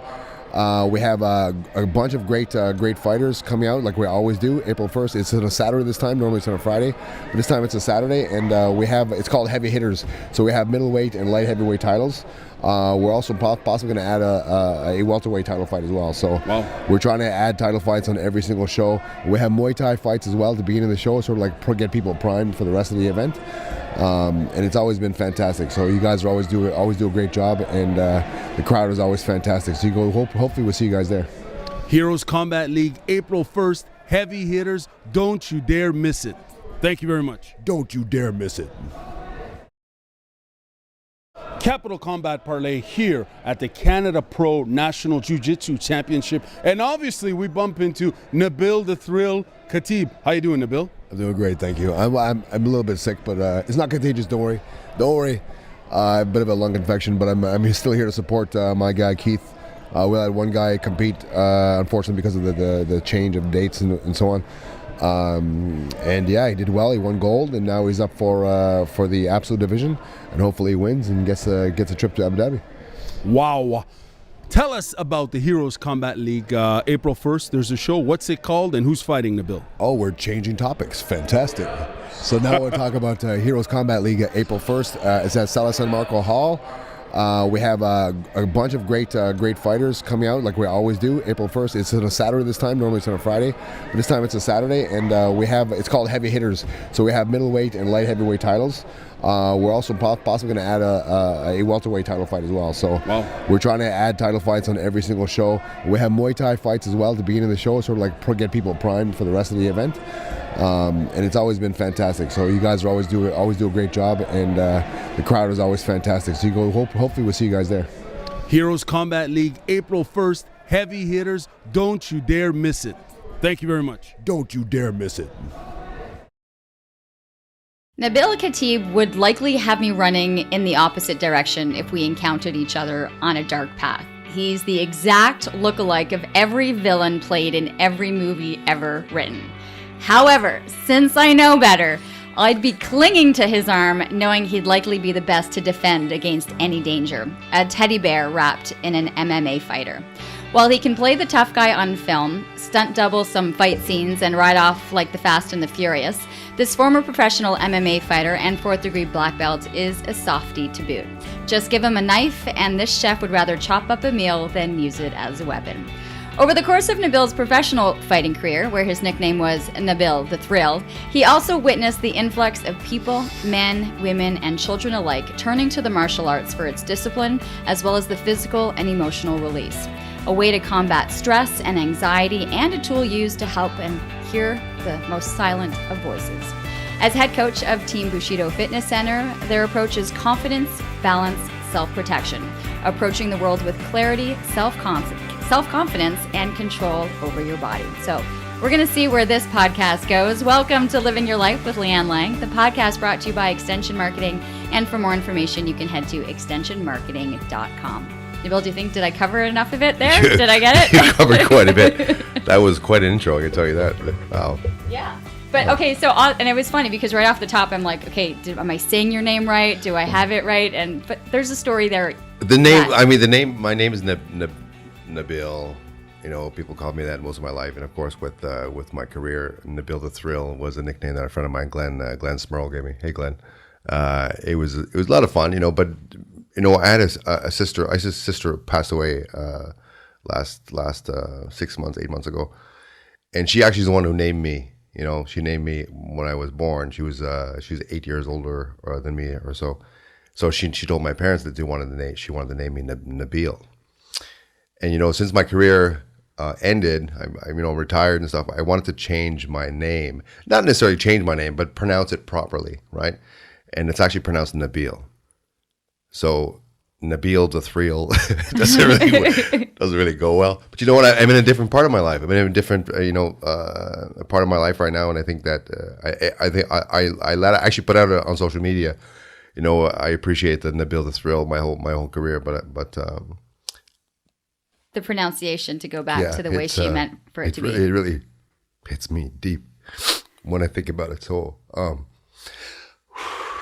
so my sister. Did I say that he was a softie? Honestly, you got this fierce-looking man, you know, and to think your sister must have been a good sister. Yeah, she was a great sister. Yeah, my whole family's fantastic. So I wanted to change it, and I put it out on social media. You know, thank you for calling me Nabil the Thrill and so on. But you know, if you can pronounce my name Nabil, that'd be great. And I even spell it now sometimes Nabeel to make people understand. To make people understand that because it is spelled IL. Yeah, it is. Oh, Nabil. It makes sense, right? So. You know what? It's funny that the responsibility, you know, even as an 8-year-old to have, you know, you're old enough. A lot of times you're like 2, 3, right? When the sibling comes around. But when you've got an 8-year-old kind of going, okay, there's a new brother coming in. Yeah. That she was able to do that. Yeah. We're 6 kids. And I was the youngest. And just a, you know, typical close Lebanese family where, you know, always fooling around and having a good time.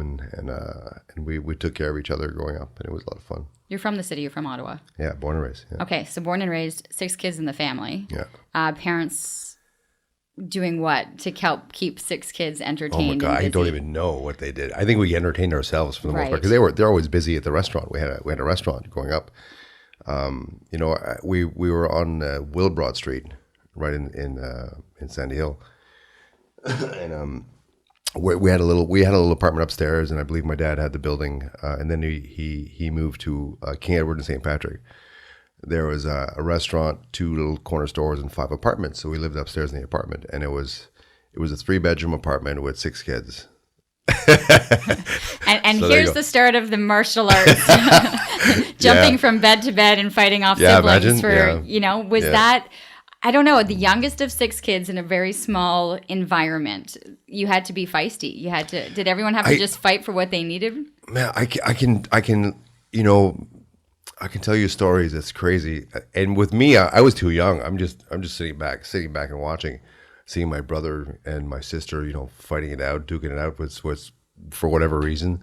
You know, I remember a story where I'm not sure if it was my sister. I think she threw a dustpan on my brother maybe and cut his lip open. He still has a scar on his lip. And we used to fight all the time, but I mean, it was a family fight. It was a love fight. You know what I mean? It was trying to let each other know how we felt about something in a way that we were never taught, right? So we didn't know how to express ourselves. So we just fight or whatever. We'd yell or we'd grow up in a small apartment and run out of room, and you know. We'd run out of room in here as well. It's kind of like the cage that I think you spent many years in. Take that apartment, put yourself in a cage, and MMA fighting was like, hey, I'm home with my siblings at this point. It's very, very interesting. When did you start to get involved in martial arts? I mean, and even back then, the mixed martial arts, MMA really wasn't something that people were participating in back in those days. It was late. I was 25 or 26, I believe. So this wasn't something you were doing as a child. What kept you busy then as a child? As a child, what kept me busy was running around the streets and being a moron, like a lot of us were at this age, at that age. I used to, you know, I was a bit rebellious. My parents, you know, tried to raise us as Canadians or raise us as Lebanese people living in Lebanon. Here in Canada. It doesn't really work that way. Do you know what I mean? So they tried to raise us with the same strict values and the same strict ideas in Lebanon, but they didn't adapt. They didn't adapt. No, I believe they tried. I don't think they realized what an impact it was. You know, them trying to implement, you know, push their values and push their rules and push their ideas on us kids. In this environment, it's very difficult. So I rebelled quite a bit. You know, I think half my siblings did. Well, I know half my siblings did. You know, and I ran the streets as a kid, and you know, got into trouble quite a bit. And I quit high school a couple of times, and went back and quit, and went back and quit. I never finished high school, but you know, I started to change a little bit. I realized I gotta straighten up a little bit, and then I actually got a job as a manager at a gas station. I was pretty proud of myself, you know, had my own apartment and stuff. But later on in life, things got really difficult. got into some trouble. I'm sorry, you're saying later in life things Late- got late, difficult. like- Here I am already hearing I've dropped out of school. Yeah, but I just said. I know, but for right? me, for most people, they would think, okay, that already is. Oh, that's a nothing. tough- I've got a lot more stories to tell you. Okay. By the time I was 18 years old, I was doing pretty good. But then I ran into trouble with some friends.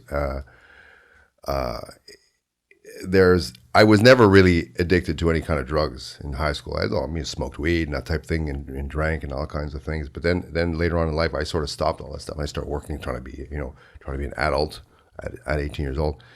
Then I got caught with doing not caught, but I got caught into doing some drugs, which wasn't really something I was into, but it was like I was out one night with some friends and tried it out. It was a different drug I'd never tried before. And that was a very difficult time for me. So, was it a very quick addicted? Very quick. It was cocaine. It was the first time I ever tried it. First time. And it was the most incredible feeling I've ever had in my life, right? So going from a difficult childhood and going from, a lack of confidence and all these difficult times I had, I did this drug, and it turned me into a superstar. It was incredible. And of course, went all downhill from there. So Okay, well, can you stop for a second? Yeah. Because right now we're hearing in the headlines, right? You've got these good kids going Absolutely, to a yeah. party. They take this one, and their entire life in a split second Is over. Yeah. Or the life that they knew until they hopefully are able to fight back and to move forward.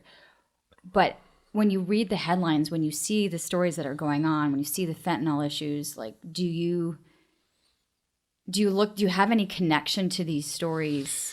I do. The only issue that I have with it is that I don't. Well, the only issue, the problem that I have is that I don't really understand, right? Because I don't know what fentanyl does. I don't know what this does. I don't know what these things do.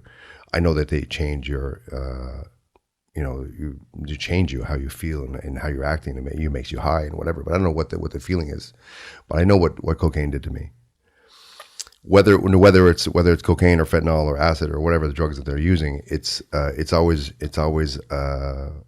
something that they use to hide or get away from whatever's happening in their life. I get that. So for me to understand it is very difficult, but for me to know that it is a difficult thing to get away from, I know that 1,000%. Whatever the drug is, and however it makes them feel. When you do it this one time out with friends, what happens when you wake up the next day? Like, what was? First thing I thought was, wow, that made me feel pretty incredible. I was playing pool like a superstar. I was talking to people like I was a champ of anything I ever wanted to be. And then I started saying to myself, wow, this stuff must make a lot of money. So what do? I start selling it. And then, my attitude, I turned into a real moron, to put it lightly. What was family reaction or your siblings' reaction to knowing what you were doing? They didn't know. I don't think they knew. They didn't know for a while until I think they started realizing there was problems when I was missing in action, when I wasn't showing up to events. Then I think they started realizing that there was an issue, because I never really talked to them about it. I just did what I did. How long were you able to maintain this lifestyle? You call it maintain? If you want to call it maintain. Well, you were functioning. Yeah, you were selling. functioning-ish. You were a criminal. I did not add criminal to the intro. Definitely. Yeah, I didn't want you to add the criminal part until I tell you now. It's the first time you hear this. You don't know this about me. No. Not many people know about this, because I don't really. It's not that I don't want people to know about it, but you mean, hey, so how you doing? So yeah, I was a crackhead when I was 18. It's not really a conversation piece, right? So. But if you want to talk about, especially with the work that you're doing with so many people, right? Yeah. So how long did this stage? I'll say that. It was about 5 years. Wow. 5 years, 5 years, and then I ended up on the street for a bit, and that was difficult. But you know what? When they say they talk about drug addicted people, they say that no one can help them until they hit rock bottom. Then it's up to them to change. It's 1,000% true with me. I went to rehab. They kicked me out. Why? I don't know. They didn't think I was doing the job. I wasn't doing drugs or anything. They just didn't think I was following their process. And not everything works for everyone. For me, I just had to hit literally rock bottom. And after I quit, I was married within a year. Imagine. Oh, what was rock bottom? I was on the street. I lived on the street. I had no place to go, and I had no money. And I moved into the Salvation Army. Yeah. There you go. I think it's amazing when people's lives. You see people. I mean, I've seen you over the years. I've interviewed you. I don't know how many times on the show. To know the history or what people have had to battle to get where they are, or that you can see someone who's light and happy and successful and not realize the road that they've had to travel to get to that point. Yeah, it is very interesting, and that's what I find interesting about people in general. Whenever I'm having conversations with people, I love to hear their story, because sometimes I can relate, sometimes I can't. But maybe the story has nothing to do with me or anything else. But every story is very interesting, because environment has a lot of impact on people's lives. My environment had a big impact on me. So I just find that part of life very interesting, and for me to be able to pass on my knowledge and pass on my experience, it makes me feel good to be able to help other people.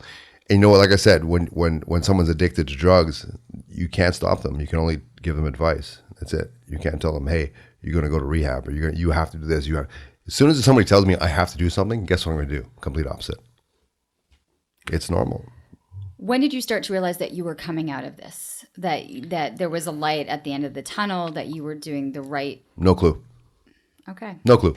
I went into Salvation Army.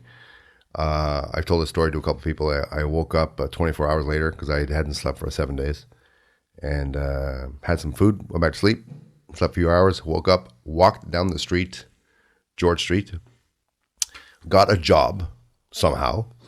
I don't know how. I applied at this job called the Peel Pub. 3 brothers owned it.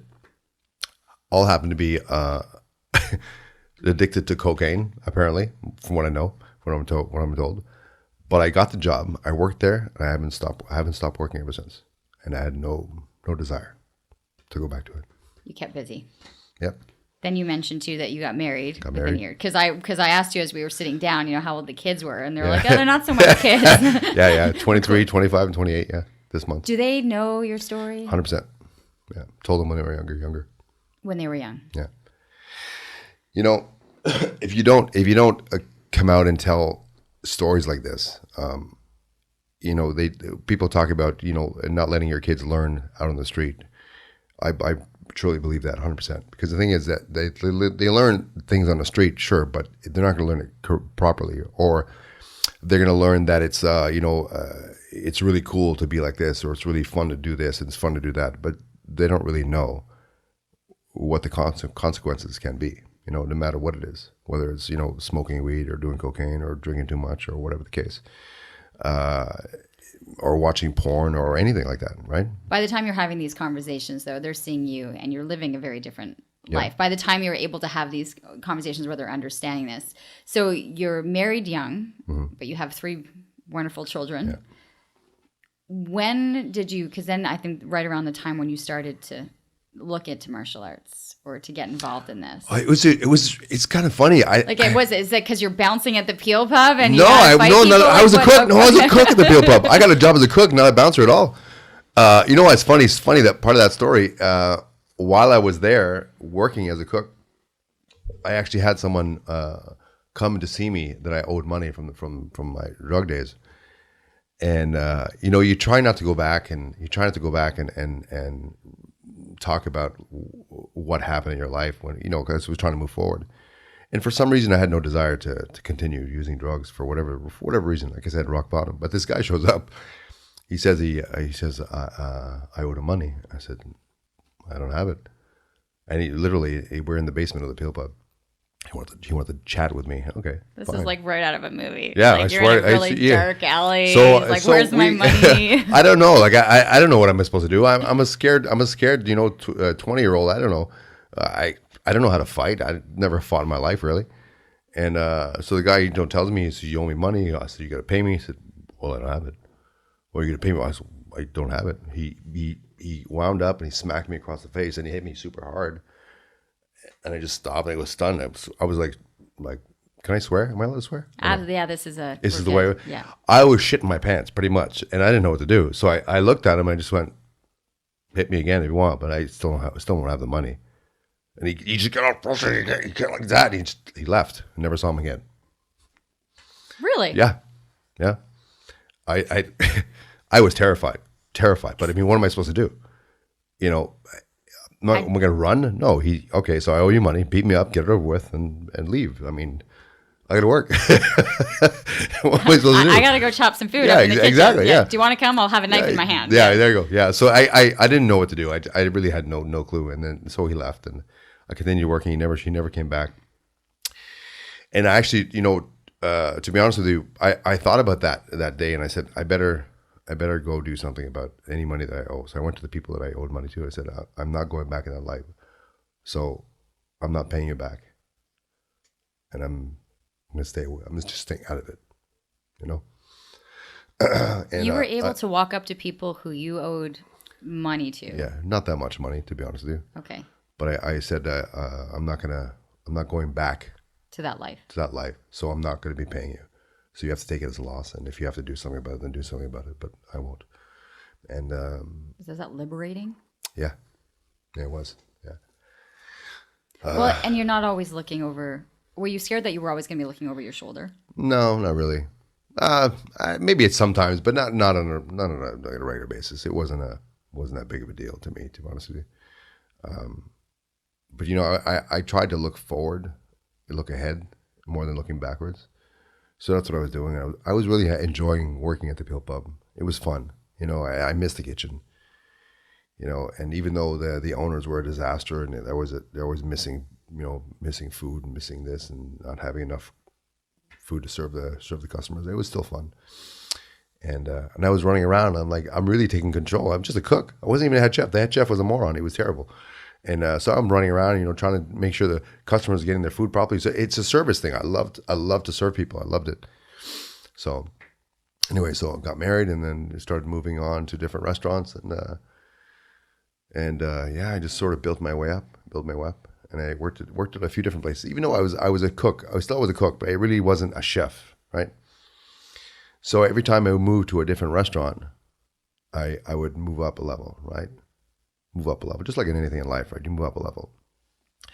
There's one place I wanted to work so badly, the Chateau Laurier. I said, I got to get in this place. I got to get in there. I love this place. I think it's fantastic. I've handed resumes over and over and over. Nothing, no phone calls. It's a really cool kitchen. Yeah. So I finally bullshit my way in there. So who's the head chef at this point? At this point, it was right. It was Keith Jones, a big dude, British dude named Keith Jones. Probably 6'3", 6'4". He had the big chef hat and he wore clogs. And he ends up being 12 feet tall. But so I walked in one day. I have this photo album of my pictures of food. It's like just a catalog of my work. I walked in one day in the office and I said, I have an interview with the chef, and they said, Chef Nelson? Yes. I have no clue. I don't know what the guy's name is. I have no idea. They said, what time? I said, 11 o'clock. They sort of looked at me confused. They called the chef and they're on the phone back and forth. And they said, okay, the chef will see you.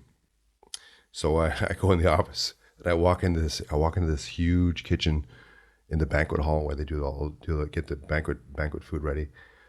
And I'm like, I am out of my element, but you know what? I'm gonna get this. So I went and I had a meeting with the chef, and the chef was like, he introduces himself. My name is so and so. I said, I'm Nabil, and We had an interview at 11. Yes. You totally made this up. Yeah. I said you called me last week. You said come. Oh, that's strange because normally we have our services at 11:30. And it's very busy. So, okay, no problem. So we sat down and went through my stuff and went through my pictures and went through my resume. And started the next day. So. Sometimes, and I told him that. Yeah. Did you end up telling him? I ended up telling him about 6 months ago. We had no appointment. I walked in and 100%. I give full credit. And would this be advice that you would honestly say to 100%? If you can't listen, you know what? You try the proper way. Yes. You try it the right way, and then if it doesn't work, then find your way in there. But you know what? It's a matter of proving. You got to prove yourself. That's all it is. And I did. I proved myself. So I tell anyone that if you fight your way through without lying to the point that you're not actually who you are, right? So, I mean, I did lie, but you proved it. I proved it. I wasn't something I'm not, right? And I worked there for a little while. It was fun. It was fun until I got escorted out of there. Oh my God. What have I done? My listeners are going, who and what are we going to be talking about next? Listen, you know what? I'm a man with integrity and pride, and I'm also a protector of the people, apparently. So it was a situation where it was one time where the head chef was yelling at a server, and he made her cry, and I was. Have you seen any of the chef shows on television? Of course, but it doesn't make it right. I mean, is this like a Gordon Ramsay moment? Yeah, they weren't on TV. This is all for TV. That's what they do for TV. And I got upset over that, and then the chef was complaining that I wasn't wearing an apron, and I have like an allergy to metal, like a cheap metal, and the chef pants they give you, they have these little buckles like metal, they turn to rust. Anyway, so I get these rashes on my stomach, and wearing an apron just makes it worse. So I tell him I can't wear an apron, Anyway, so he would give me a hard time all the time, and then he'd give me shit over this, give me shit over that, and then he made a waitress cry, and I just said, I basically told him to go F himself, really. And then he had a meeting with me in the office. He said, we have to have a talk. So going down to the office. And then he started threatening my job. And I basically told him to go fuck himself. And I said, I don't really give a shit who you are, what you can do. We went from no swear words to like 50. Too many? Was it too many? In like 30 seconds. Sorry. This is me. Hi. But anyway, so I'll tone it down a little bit. All right. I know. I'm just. So I told him to go. I told him to go frig himself, because he's such a friggin' big jerk. So there.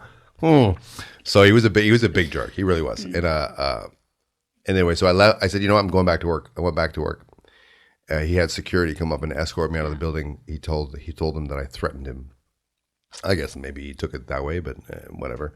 So they escorted me out of the building, and then we had a meeting with the union reps, which didn't do anything.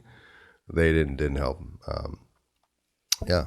So it was fun. Still go by the Chateau Laurier and appreciate the beauty of the building. Of course, yeah, and of course. Really is it just cool didn't appreciate the person that worked there. You want to know? Some great chefs that have been through there. I know.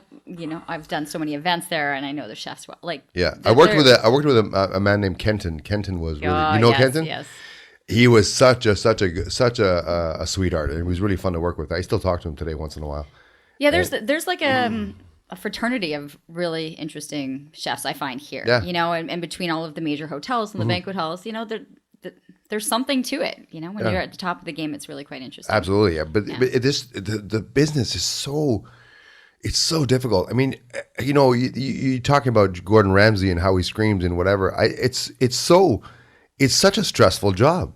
I get it. Like, I understand it. Totally understand it. It doesn't make it okay for people to be screaming and whatever.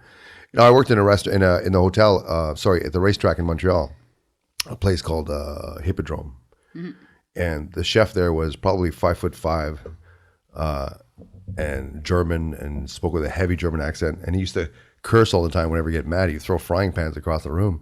It's a stressful job, and I get that, but it doesn't make it okay for them to be yelling at us and that type of thing. When you go into a restaurant, what do you order?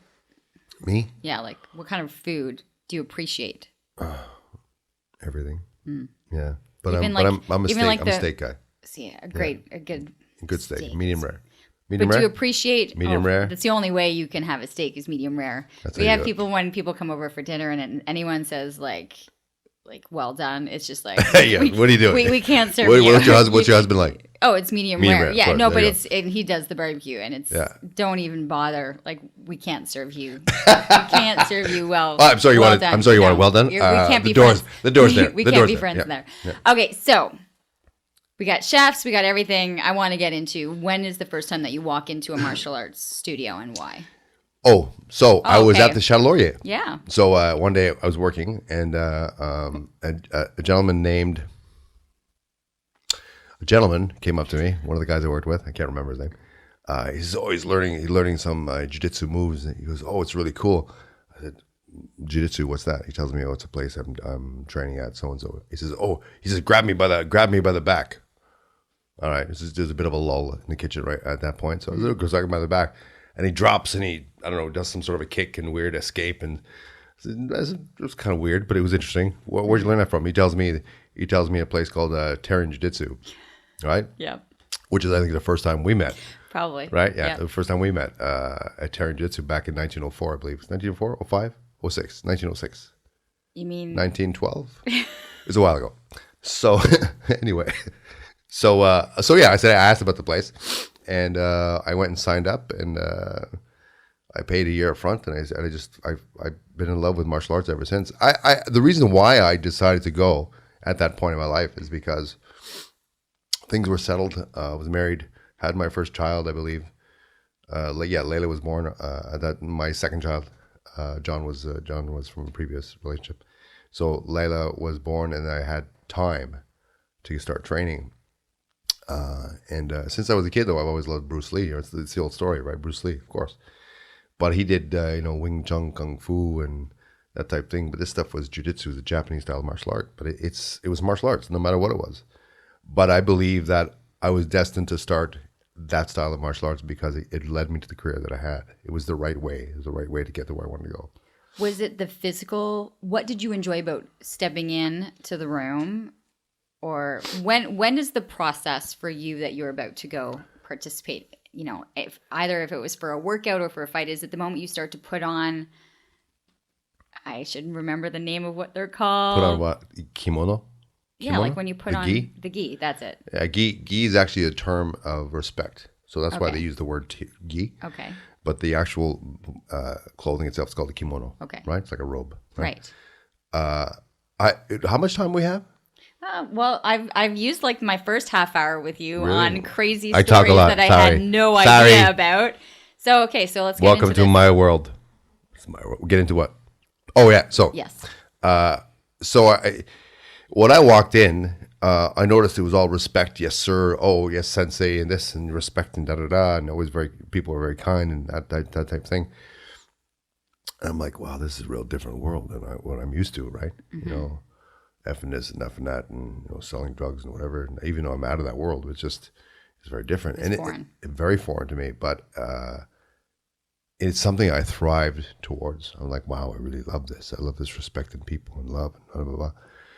And so I started training, and I was like, I sucked it right up. I sucked it up so much. So you didn't fight it. You didn't fight the discipline of No. I know. I fell right into line. it. Fell right into it. I loved it so much.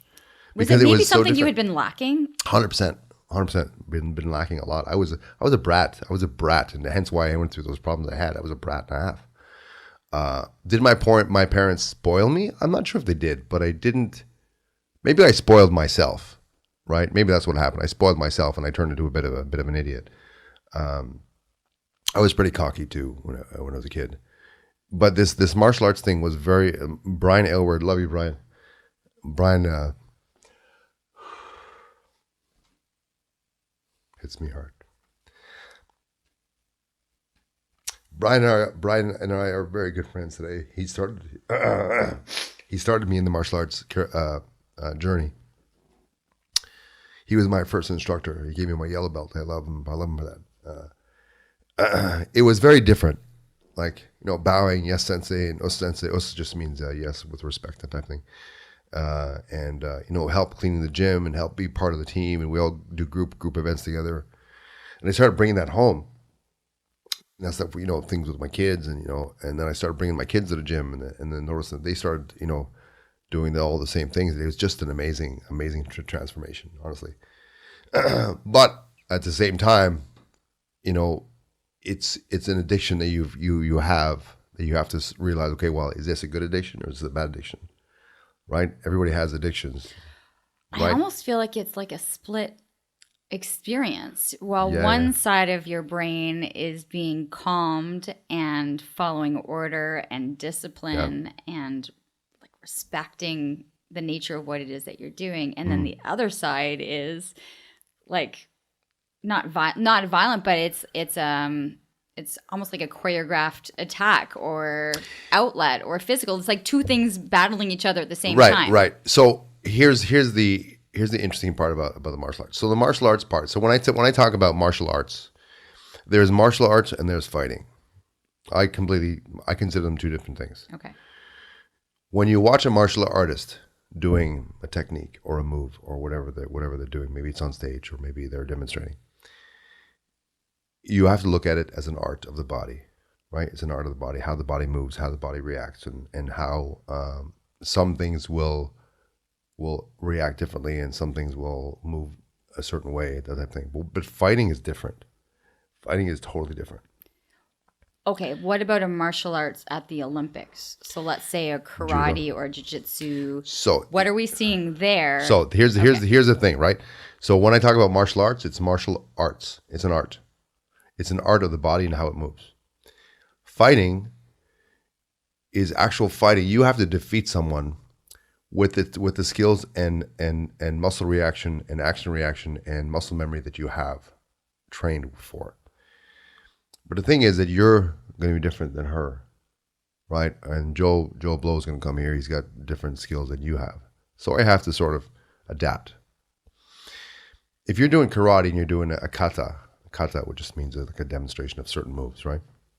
If you're doing a kata, this, kick, move, and you're doing it by yourself, and you do that against someone who knows the kata, maybe someone who doesn't know the kata, you're going to have two different reactions, always.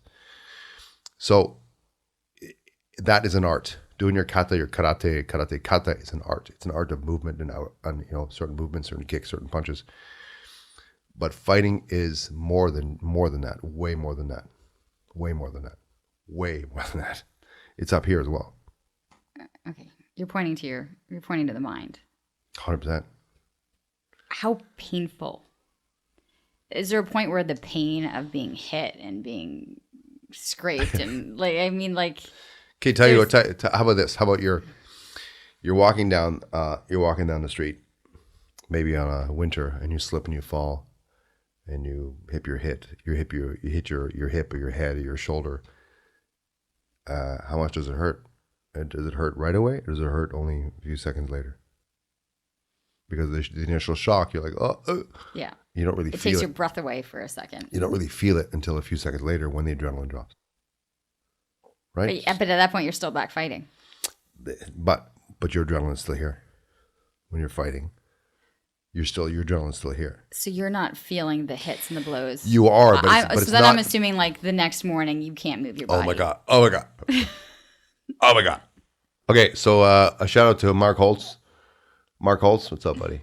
I fought Mark Holtz twice. Second time, he kicked my legs so many times.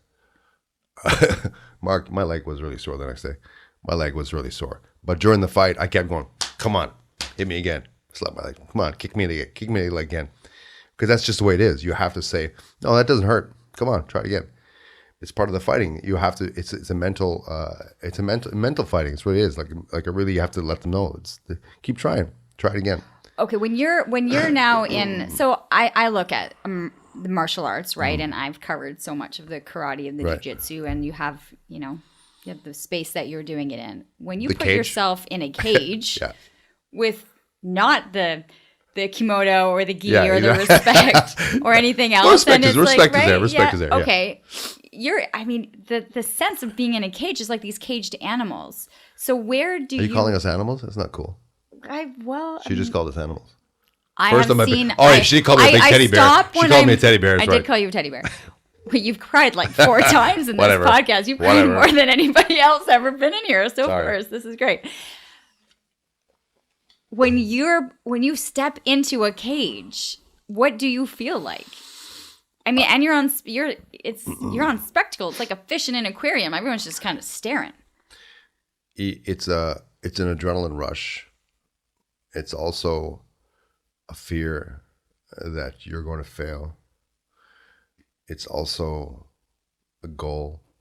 It's also a love to learn about yourself. That's what goes through my mind the whole time. So it's not just fighting. It really isn't just fighting. It's building your character. When I go to fight somebody, and I know I could, like example, when I'm out with some friends or somebody recognizes me and say, "Oh, you must be so tough in the bars or tough." I'm not tough at all. I have no desire to fight anywhere else. Why? We take a chance that this guy's going to stab me? What's the point of that? I have no desire to do that. Some guy out on the street and he's got these issues. He's got personal issues to fight me. Why? I have no desire to beat up a guy because he's got personal issues or he's angry over something, his girlfriend or whatever the case. It's never happened to me, but I have no desire. But in the cage, you're both there literally. You're getting paid. First of all, it's a nice paycheck, but you're there literally to try and overcome your personal fears. Is there respect that the other fighter is doing the exact same thing that you're doing? Not every fighter is the same, but I think for the most part, most fighters are there because they know that it's, first of all, it's a job, and they know that it has nothing to do with disrespect. It's a job. It's a job, and their goal is to win by the rules, right? Hence why we have rules. If we didn't have rules, then it's what's the point of it? So you also have to go in there and say, okay, well, I can't do this and I can't do that. So that means I have to use my skill levels and work towards, a win within those rules. Do you appreciate that everyone's coming in? And I think this is what I found was interesting when I first started to learn about it, is that there's so many different backgrounds. There's so many different martial art backgrounds of where people have their expertise and their training. So you'll have somebody who's really good at grappling around the floor, but then you have someone who's really good at At something else. At something else that kick, so like you have one that's good at standing on their feet. You have somebody that's good being down on the ground, and that's where the entertainment is like, how do you get to that point? It's funny because the changing of the guards has been, once every 2 or 3 years. If we're talking about the UFC, the biggest shows out there, and I say change of the guards, meaning there's been a certain crew of top fighters, Chuck Liddell and Randy Couture and those type things. I'm talking ancient history, but so when those guys were around, they were around for a long time because they're wrestling, because of their striking skills and whatever. But then a couple of years later, all of a sudden there's a whole new crew. Now these guys are sitting aside because they're older or there's a whole new set of skills being added to their repertoire. And then every few years, these changes of the guards terms shorten. Now it's like literally every 3 months you see a whole new crew coming up. Everyone is putting their skills together so rapidly. I can't keep up. I can't even keep up with who's on top these days. They are starting to add all kinds of skills. They're starting to add, before it used to be wrestling, Muay Thai, Jiu-Jitsu, nothing more. Then they started adding Taekwondo. Somebody started using, sometimes people are so athletic that a traditional martial arts works for them. Then somebody started using karate movement. But I mean, it's kicks and punches, guys. It's kicks and punches. Oh, come on. It's kicks and punches. We have Karate Kid. There's that famous kick. Pretty sure they're standing on one leg for like 30 seconds. I'd like to see somebody try that in UFC. But you know what I'm saying? It's like, so you can call it whatever you want, right? I call it striking. They can call it Muay Thai. Oh, that was a Muay Thai elbow, or that was a Muay Thai kick. It's a kick. He kicked it a certain way. And I find the mentality behind it quite interesting as well, because that was a Taekwondo kick. I haven't seen a karate guy do the same move. But is that a karate guy? Is it a karate kick or is it a Taekwondo? It makes no sense to me. As long as the skills work for each individual, then that's great, because everyone's different. Everybody's different. Right. And everyone's different coming in to be able to participate in this Yeah. for the first time, right? So let's go to that. Who's walking into, so we have Bushido, right? Team Bushido, yeah. So you have a parent bringing in a young child who they're coming in because they want them just to be physically active. You've got a parent coming in because their child's feeling bullied in the schoolyard or is lacking self-confidence or doesn't speak up for themselves. You've got a middle-aged man coming in the middle of a life crisis, kind of going, I got to do something, right? Like you weren't quite midlife by the time when you got in there. You've got, a mom coming in or a woman coming in for self-defense or just to feel better after having a baby. Like, you see everything now coming in the doors. Yeah. So how I approach every person is always different. It always depends on what their goal is and what their reason is, of course. Are people honest about their reasoning? No. Okay. No. Well, I shouldn't say no. I'd say they misunderstand themselves as to why they want to start. And I say that because more times than others, the people that have told me the reasons why they started, and then by the time they start and by the time they get into the program, their attitude has changed a bit, right? A lot of times this is like 90% of the times, like, oh, I want to get in shape first. So, well, it doesn't matter. This is what the whole purpose of getting you here is to get you in shape. So Leanne Lang, who is, in great shape because of your Olympic background. I'm not the Olympics. Well, but I mean, I was an elite gymnast. Yes. Yeah, you're an elite gymnast, right? So you come in, let's say Leanne Lang comes in, you're an elite gymnast, and you say, I'm already in great shape, which I get this a lot as well. I'm already in great shape because I do triathlons and so on. So it's not a problem. All right, sure, let's go. Take your first class, see how you feel. It's very different. You'll because it's a different movement, right? Mm-hmm. You know as well as I do. If you do tumbling or whatever the case you do, it doesn't mean you can throw 100 punches in 3 minutes. It's not the same. So people have a different idea when they start, and they fall in love with it because it's very different than anything else they've ever done. For self-defense, it's fantastic, but I won't lie to them. I won't tell them this is not Krav Maga. This is not like kick somebody in the groin and gouge the eyes out. But you will start to understand the confidence that you need to be aware of your environment. Number one, and to be able to say to yourself, if something happens, I have some tools. But you know what? If I'm teaching you how to kick and punch, why do I have to teach you to kick and punch the groin? You know where the groin is. Kick and punch the groin. What's the difference? Do you know what I mean? So if I'm going to give you a Krav Maga class, okay, knee to the groin and this, and then eye gouge. You know how to eye gouge somebody. Why do I have to teach you how to eye gouge somebody? It doesn't make sense to me. So if I teach you how to kick and punch and teach you how to use force, right? If I want to punch you in the face for sport, great. If I want to punch you in the groin because of self-defense, why do I have to teach you that? Does it make sense? So that's why I'm honest with my clients. I tell them, well, this is a very, very good self-defense. And on the ground for jiu-jitsu, we'll teach you how to submit people or at least protect yourself as much as you can. But I also won't lie about size.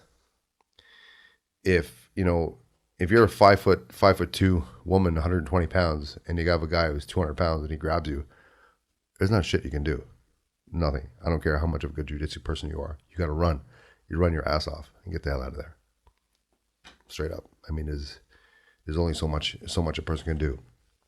But I mean, in that sense, they're also going to learn how to be confident and also learn that they need to get in shape.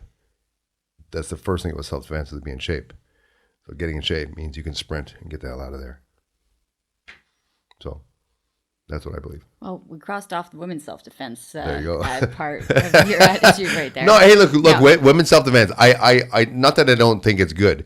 It's great. But look, if you're only going to do Krav Maga or some sort of a weapons defense and that type of thing, you're learning to kick the groin and elbow the face and gouge the eyes out, that's fantastic. I'm not saying it's not good at all. All I'm saying is that if you walk into a place and it's a Muay Thai gym or an MMA gym, you're still going to learn how to defend yourself. The thing is that if you're going to do just eye gouging and just knee striking and that type of thing, and it's just for self-defense, fantastic. Then do that. But you need to get in shape regardless. So go to the gym, hit the sprints, hit the treadmill, because that stuff is not going to get you in shape. They maybe get you. Maybe they'll get you. No, I understand that. Yeah. I do understand that, and I think there's some awareness that I think every woman needs to have. Yeah. Being in a compromising situation. Yeah. Can we talk about the kids? Because I know that once you started to feel what this was doing, you immediately brought your children into it. So I forced how them. are you? I forced them. How are you now when you see young children come in, and what do you want to be able to do with them? Kids, I want them to learn. First of all, we have great kids instructors. Shauna Page, who's fantastic, and we have Jerry Well Pardo. I love you guys. You guys are great. They are very, very good. Jerwell is more the competitive side for jiu-jitsu for the kids, and then Shauna is also competitive, but she's more the disciplinary. Not that you're not good, Jerry. You're very good at disciplining the kids. Okay, but you bring in discipline right off the Yeah, bat. well, 100%. Most people, my kids go to soccer practice. It's not like it's discipline. No, soccer moms right. and hockey moms. Don't come knock on, don't knock us moms right now. Listen, I had a group of hockey team, a big hockey team come to my gym for me to teach them some fitness training, and I know what hockey moms are like. So I took 25 kids and put them on my mat, and I had like ladder drills and all kinds of stuff happening. But before I started them, I sat all the parents down. I said, I looked at all the parents. I said, listen, I know what your hockey parents are like. Right now, the kids are on the mat. They're my kids. So, shh. And they went a few times. Yeah, So, I'm used to being coached. So yeah, of course. I'm the parent that drops off and then picks up. Yeah, there you go. Because Smart. the 2 hours they're Have at to do it. training, it's the coach's Have response. to do it, yeah. It's them. And if they're out of line, please, put them in line. Discipline is it's very important for the kids because it falls in line with home, it falls in line with school. We are a school, so we have to teach. So what we're doing, we're not going to just teach kids how to beat each other up.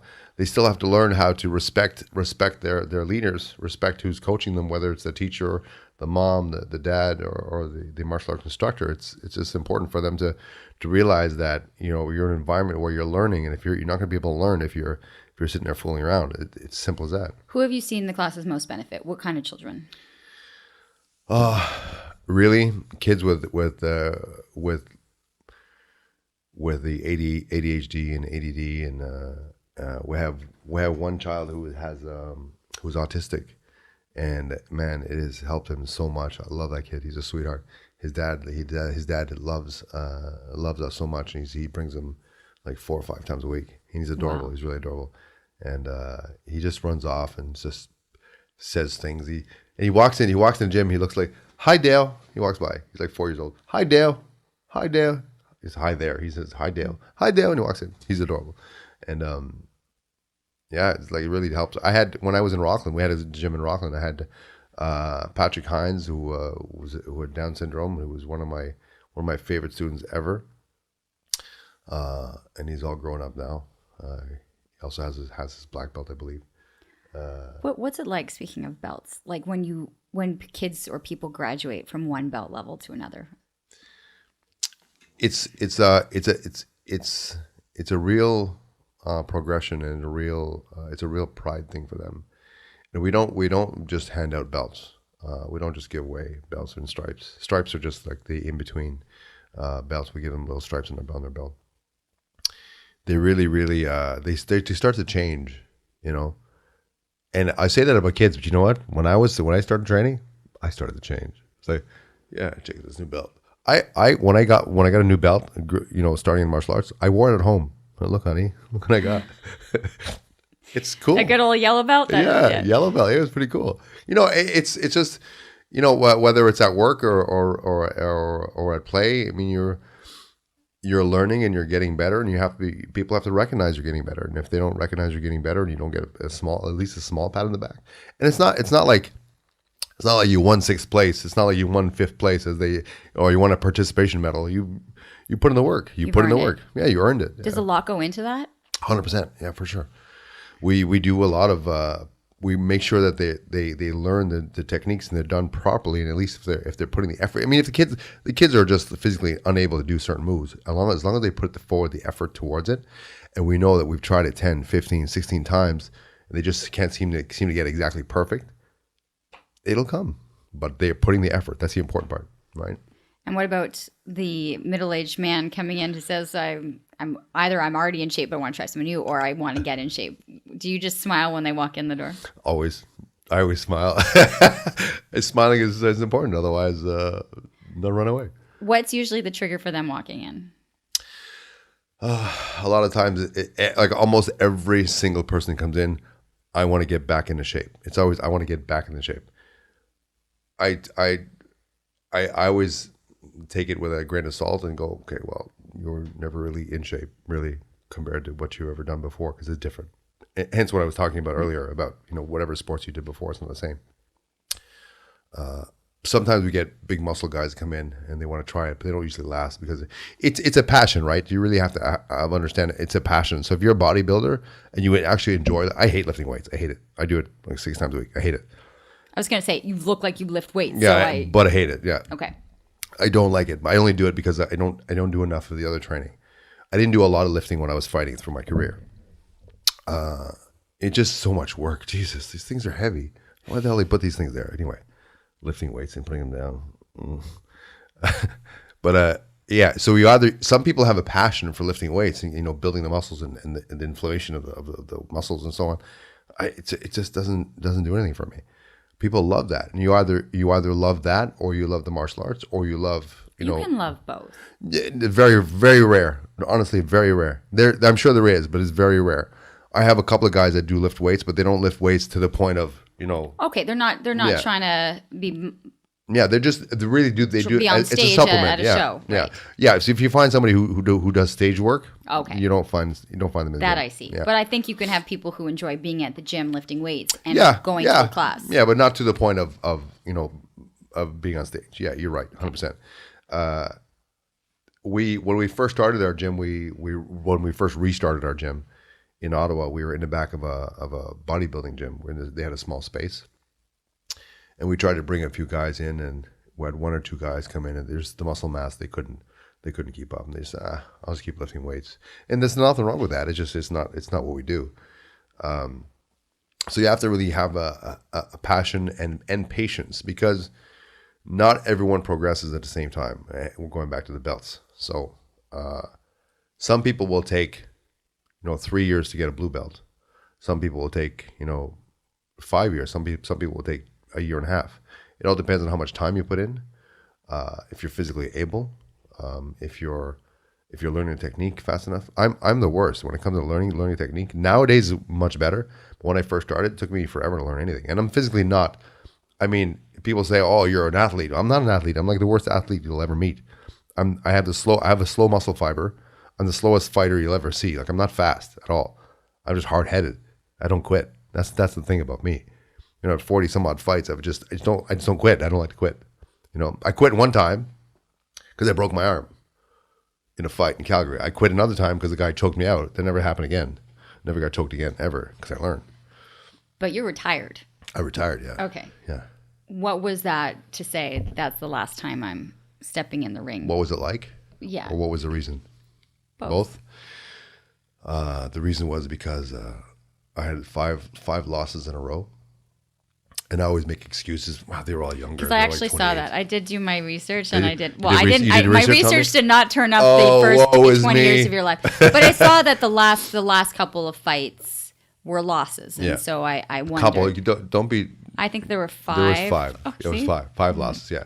And I always make excuses. Yeah, but they were decision losses. I didn't tap out. It's the man in me that's gonna say that, or the macho, or the pride in me. But it's true though. I didn't tap out. I fought all the way through. And a few of the fights I thought that I won because I put more. I did more takedowns or whatever the case.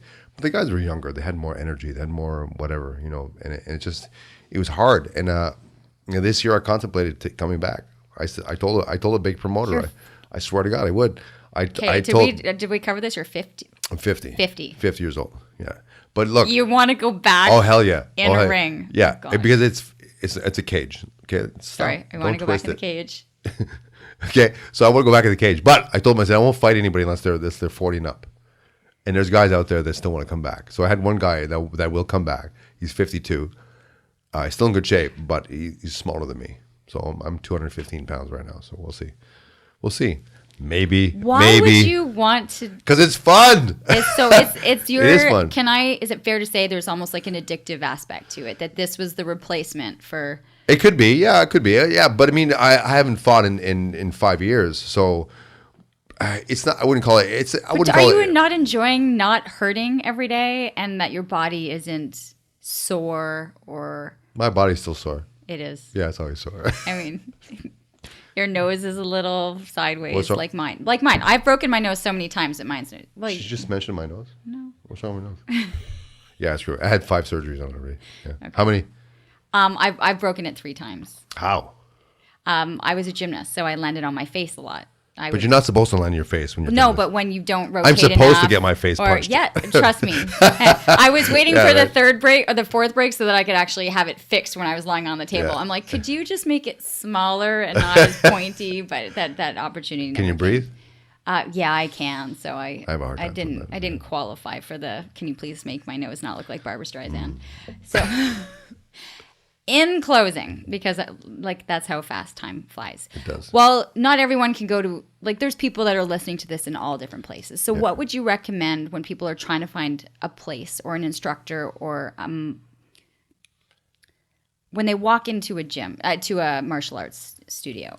What are the questions they should be asking, and the environment? Like, what do you want them to have as their almost like their mission statement? It's very important for you to be happy and comfortable with your instructor. End of story. It doesn't matter what martial arts you do. And if you've never done martial arts before and you really don't know what martial arts to do, you can look up videos and stuff, but you know what? You won't really know until you actually do it. You won't know what you like until you actually do it, right? So I would recommend you going to try all the martial arts out there if you're really, really unsure. And don't just go into the first one and say, this is the one I like. No. Try it. All right, that's for someone. But then say you have like a 10-year-old boy who's like, hey, Mom, I want to go do this. Same concept. Same thing. Absolutely. Especially for kids. Number one for kids, the kids and the parents have to be comfortable with the instructor, right? If you're comfortable with that one instructor and there's no one else that they're comfortable with in that environment, then go to a different place. They have to be comfortable with the instructor and the instruction and the whole environment of the gym, bar none. That's one of the most important things. Whether he's learning taekwondo, jiu-jitsu, or karate, or whatever the case. Because if the instructor is teaching them correctly, whether it's the technique or anything else, it's a matter of what they're trying to build in this child. The character is number one. You're building a character in this child. Trying to build their confidence, trying to build their self-esteem and that type of thing.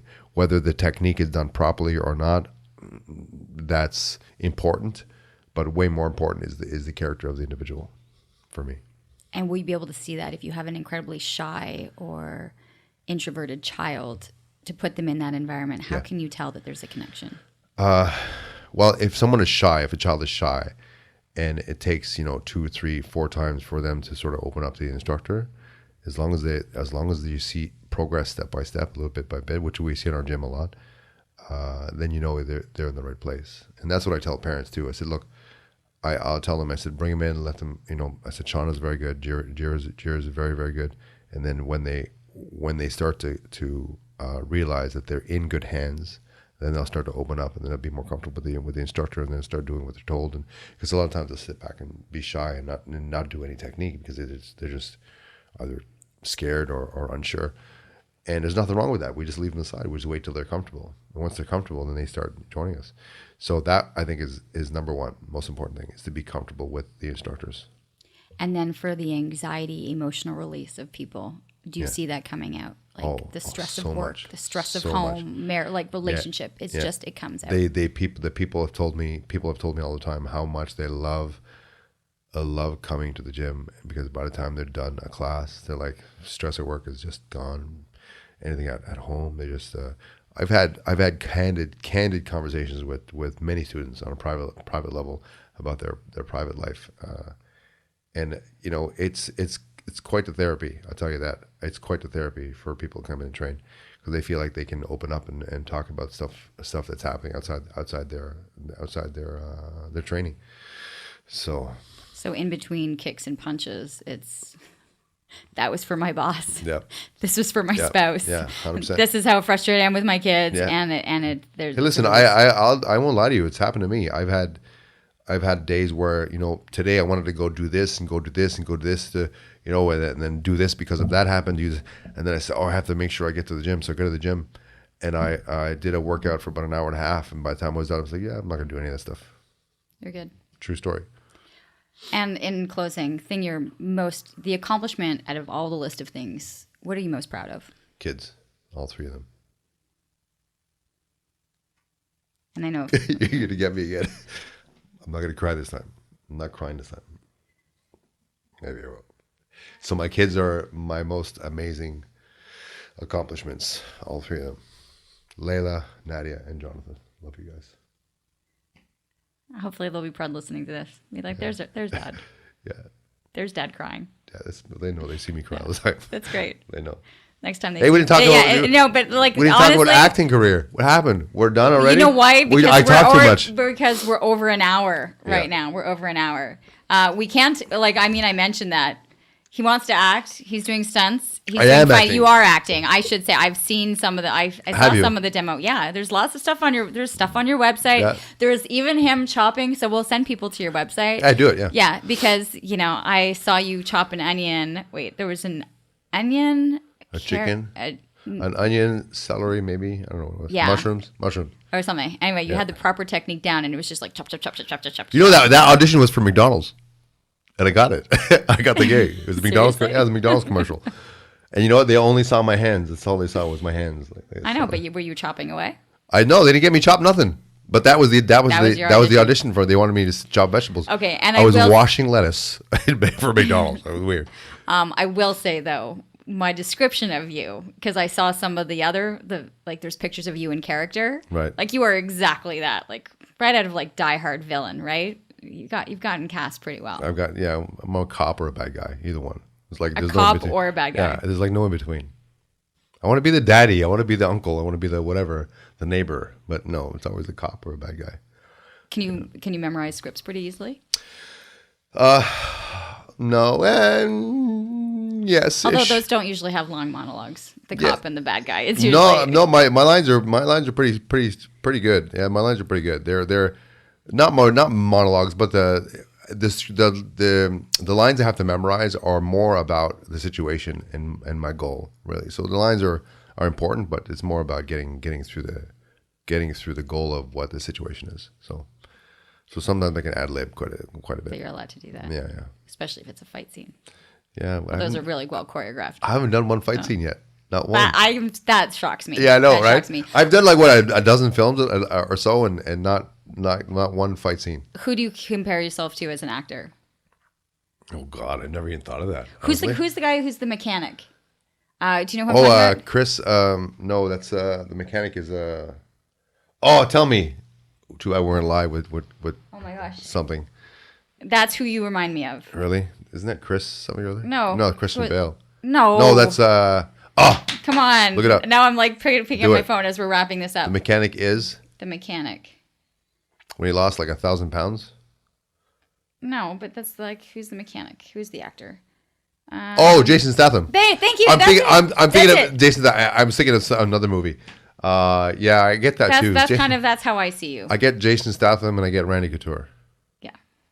There you go. I mean, I wish I could be like. I wish I could have his accent. I don't have his accent. No, I don't. I don't have his but accent. you do a lot of different voices, like right? You can I do some accents. Yeah. Okay, leave us off No, with a couple. no, Come no. on, leave us off with a No, couple accents. I've not already doing gone it. like No. way over time. You got me on. You're putting me on the spot.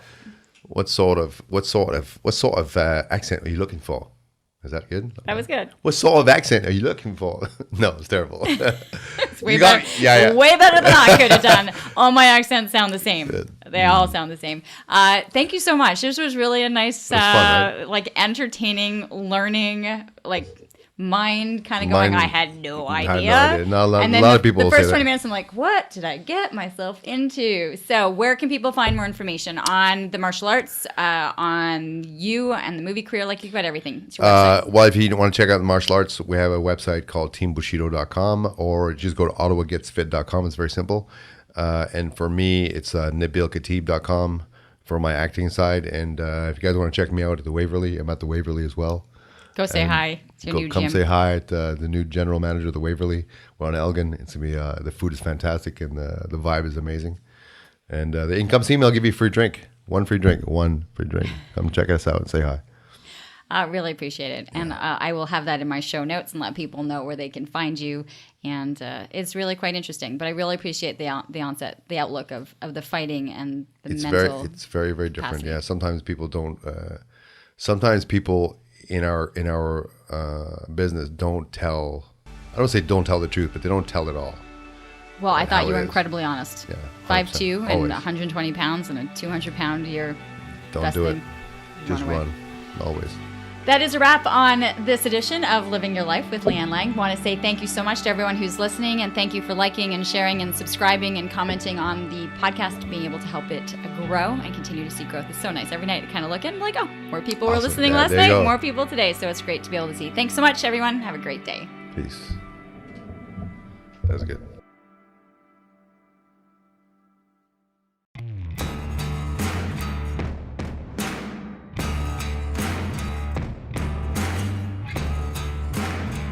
Brought to you by Obscura Creative. Capital Combat Parlay. Our guest today is Nabil the Thrill Khatib. The man is a fighter. The man is an actor. The man is a promoter, and he's right here, right now. How you doing? Oh my God, I'm so happy. Oh, wait, you're talking about me? Yes! What's How you doing, brother? Good to see you, sir. Man, that introduction was just ridiculous. That's what he does. But amazing. Good job. Right. So how's life? How's training? How's all that good stuff? That's good. It's been good. Like life's been good. I had my career, it was fun, and now with the show, it's fantastic. I love promoting the events. I love teaching classes, and it's just been a lot of fun. So Now the show you're talking about, Heroes Combat League. Yeah. Tell us about Heroes Combat League. Heroes Combat League is an event that we started years ago, and it was to promote local athletes, of course. I never had a chance to fight amateur MMA. That's right. I fought amateur The dark kickboxing. days, as The they dark call days, it, that's yeah. right, exactly. So I went straight into pro, and just the transition from amateur kickboxing to pro MMA was just, wow, it was just night and day, obviously, right? So it was quite shocking. Luckily, I like the limelight. I like being in front of the camera, so it wasn't that bad for me. Yeah. But I find a lot of young athletes that have a hard time, in front of the camera with the nerves and the people screaming and so on. So with this show, it really helps them, get started, slowly with the crowd and the proper equipment to make sure they're safe and so on, and it just gives them an opportunity to find out if this is what they really want to do, right? And it's safely, and I try to make it as professional as possible for them. Now, the sport's been banned in the province of Ontario It and a has. few other provinces. How's that impact? That's not to say we were doing things wrong. Sure, of That's course. right. I agree. Okay, just I making sure. agree completely. Make sure I we know that concur, it yes. was not wrong, because we always had we always had the local police standing by.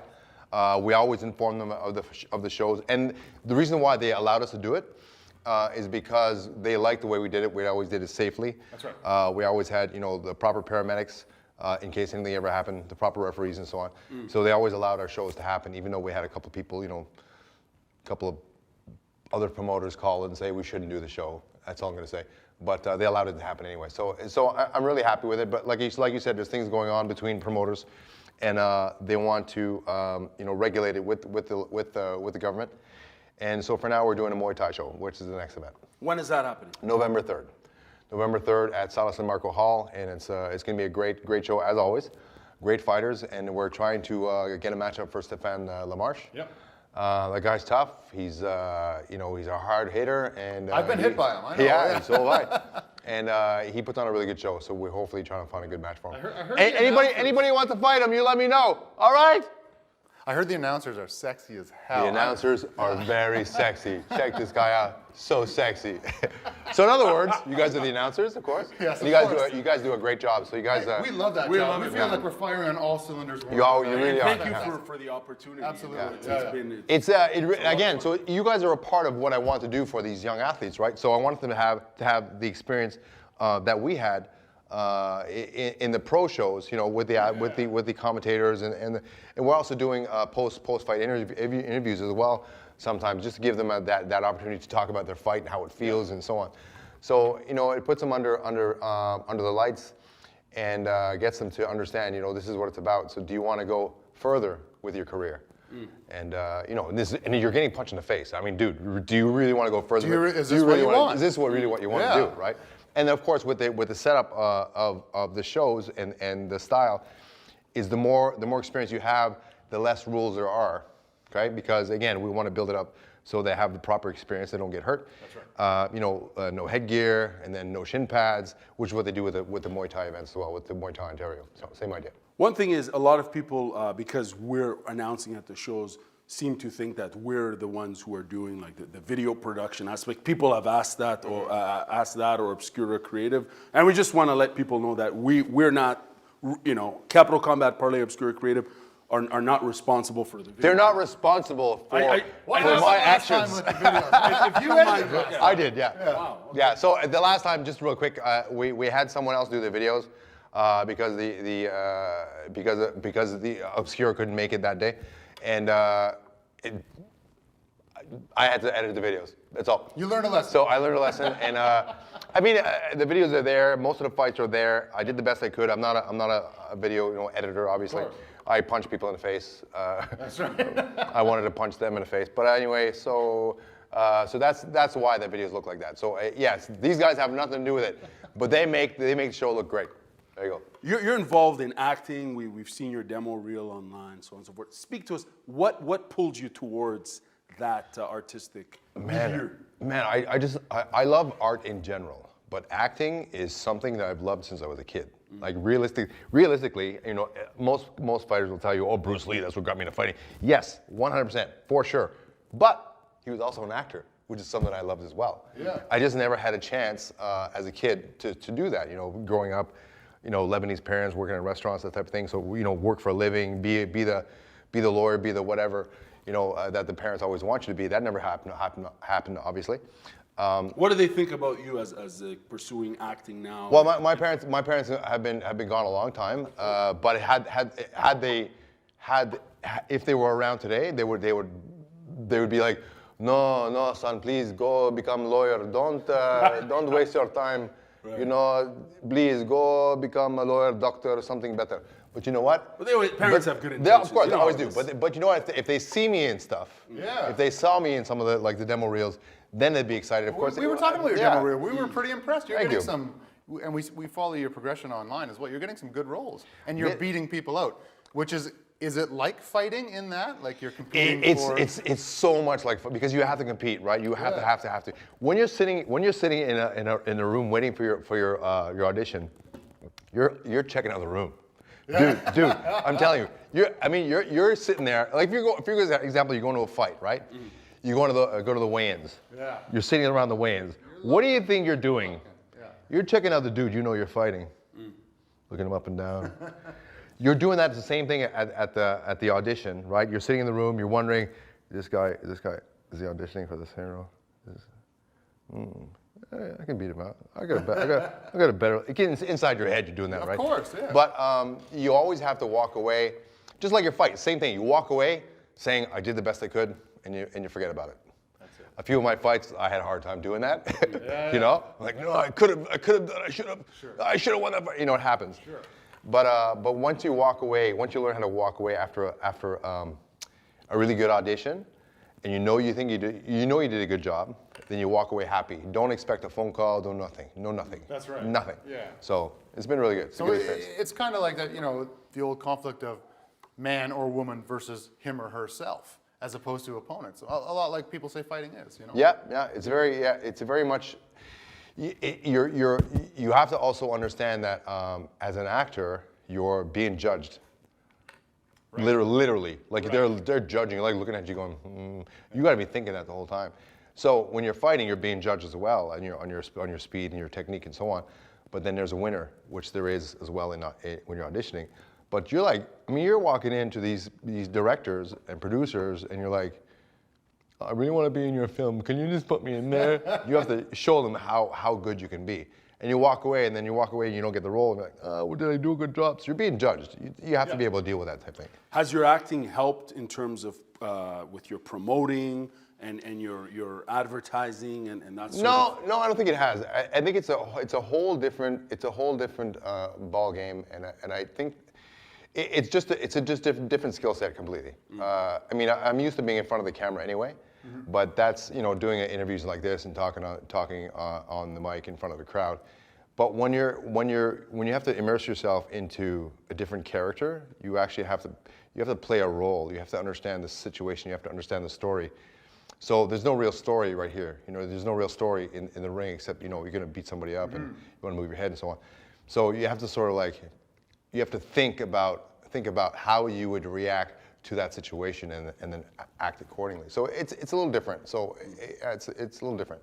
You've been involved in the martial arts scene in this region for quite some time. What has this experience being involved in this scene as a competitor, as a promoter, what has it taught you? I'm sure it's taught you many things. Okay, so I'll go back a long way. I'll go back a long way. Before I started martial arts, I had some real personal problems. Okay, I'll be very honest with you.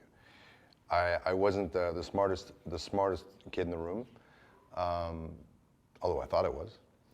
So the street for me was not the best place for me to be. So I had a really hard time with that.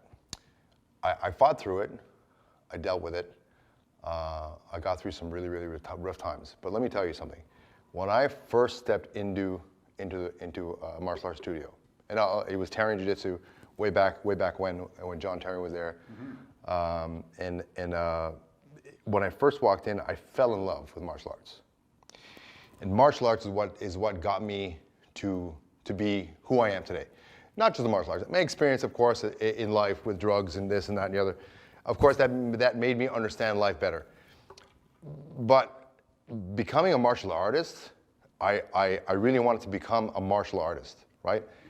Not necessarily a fighter, but a martial artist. And you know, the honor and respect, I found that really intriguing.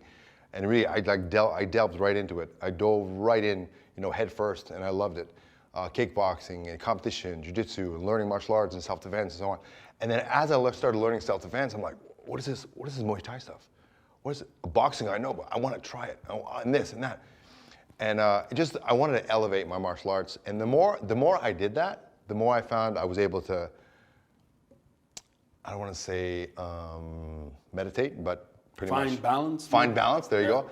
Meditating, you know, people tell me, oh, you should try meditation. Man, meditating, I've been meditating for 20 years in martial arts.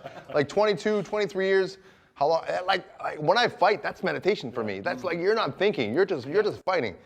So for me, that's what helped me become the person I am. I'm happy with the person I am, and I think that martial arts was a really big, a big deal about it, a big addition to it, a big reason behind it, I should say. Nabil, Robert Drysdale is coming to Ottawa. Tell us about it. Robert Drysdale is coming to Ottawa. Thank you very much for mentioning that. Of course. because it's very important. Yes. So Robert Drysdale, if you guys don't know who he is, he's of course you know who he is. World champion, jiu-jitsu, black belt, you know, Abu Dhabi champion. He's done so much around the world. He's also leader of Zenith Jiu-Jitsu, who is also partners with Rodrigo Cavaca from Brazil. And I've trained with Rodrigo and of course trained with Robert Drysdale. And man, these guys are like, bar none, a couple of the best in the world. First of all, because of their skills. Second of all, because of their teaching skills. And these guys are just sweethearts, top of the line. right? Yeah, sweethearts. They're both monsters. Yes. 6'3", 6'4", 240 pounds, and you know, rolling around with Robert, you know, he gave me my black belt #1, so he's of course very special to me as far as that's concerned. And rolling around with this guy on the ground, it's just, it's just dangerous. It's dangerous. Yeah. Yeah. He's very gentle. He'll put you in positions where you'd be like, okay, well, can we stop now? And you know, I'm a black belt, yeah, but man, the guy's a world champion. I'm a black belt, you know, technically, you know, and you know, I do pretty well on the ground. I'm half broken half the time, but which is what he tells me. He goes, "Don't worry, you're just half broken." I'm like, yeah, thanks, coach. Thanks, coach. Can you let me go now? And but yeah, so his teaching skills are really good, and he's coming November 18th. For a 3-hour seminar, gi and no gi. He's been around the world. He just actually came from Europe. He did a tour there not too long ago, and so we're really happy to have him here. So you know, he should be at home hanging out with his kids, but he's going to come to a seminar for us November 18th. Nabil Khatib, thank you very much for your time, and we'll see you soon. It's a pleasure, guys. Thank you so much. That was good.